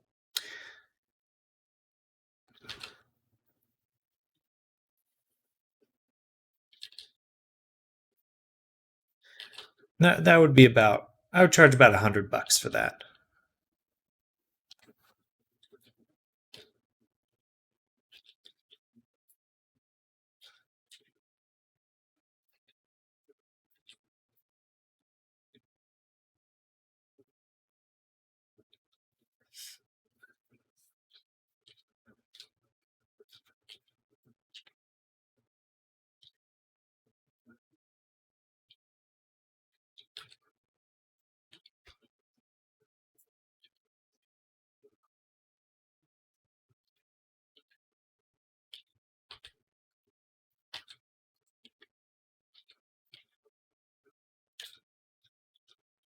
how much would making it quest compatible be like an actual avatar? I want to gauge the difference. So if you were looking for an avatar that has like an outfit, and animations and stuff, see the problem is like the features. So like the hypno eyes, the outfits, those things are harder to do on Quest. So I would charge, if it just depends on what you're looking for. If you're looking to include the maximum amount of features in this avatar, I would charge like $150.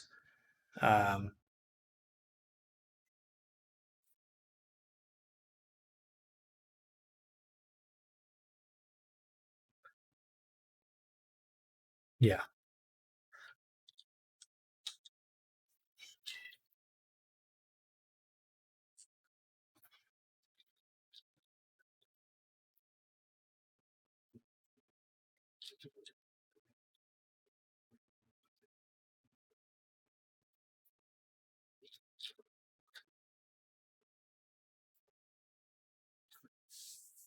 What are you doing, Lux?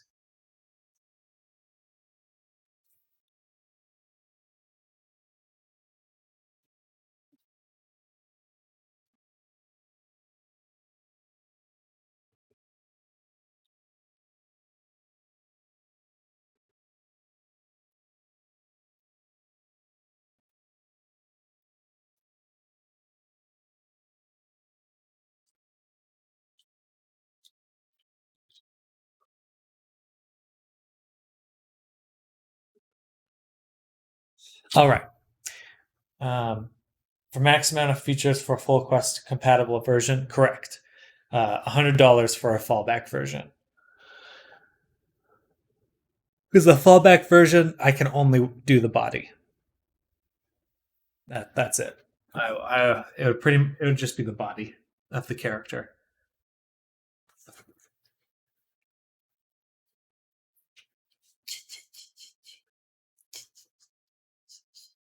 Yeah, I would still charge about $150 for outfits and stuff like that. Just because I can't rely on what I'll be using for the PC version. But $100 for the body, the fallback body. $150 for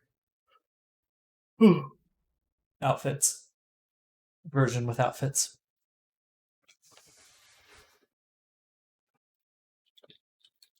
Yeah, I think we're going to call it here on the avatar.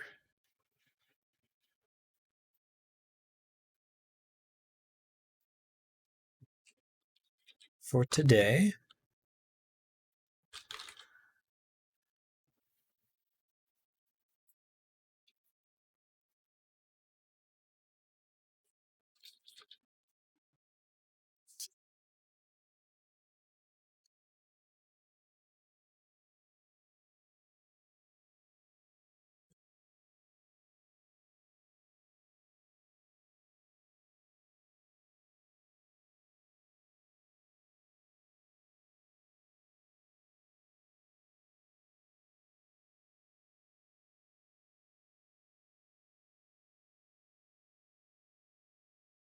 Okay, but I am going to call it here. Think it over, Jayski. So it's $150 for outfits, then why don't we do that?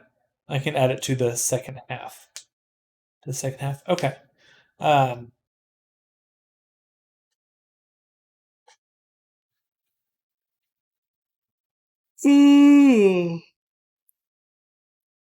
won't work on it right away. Oh, thank you, Alvin. I appreciate you saying that. For the Quest version, I'll finish this version and then I'll do another invoice for the Quest version, a separate one, because I want to have you test this avatar before I make the Quest version. So it'll be like I think it'll be like a week afterwards that I can start on the Quest version, because I have other commissions in the queue, so I'll have to move it back probably to the 20th or a little later of this month. But yeah, and it's best to test, because if there's anything that needs to be changed on both the avatars, then it's I have to do it many more times. I have to do that same edit many more times. Okay, perfect. Then we'll plan on doing that. I'll send an invoice once this one is done, once the PC version's done, and we'll get you queued up for that Quest version. Yeah, certainly enjoying working on the Avi. She's looking really good. I mean, look at that. That looks pretty professional, I would say. But anyway, I'm going to go ahead and sign off for now. Thank you, everyone, for hanging out. I hope you all have a fantastic rest of your day, and I'll be back tomorrow, another full day, 9 a.m. to 5 p.m. And we'll get to texturing, I think. We'll finish the modeling and start texturing. Yeah, see you all then, and enjoy your day. Bye!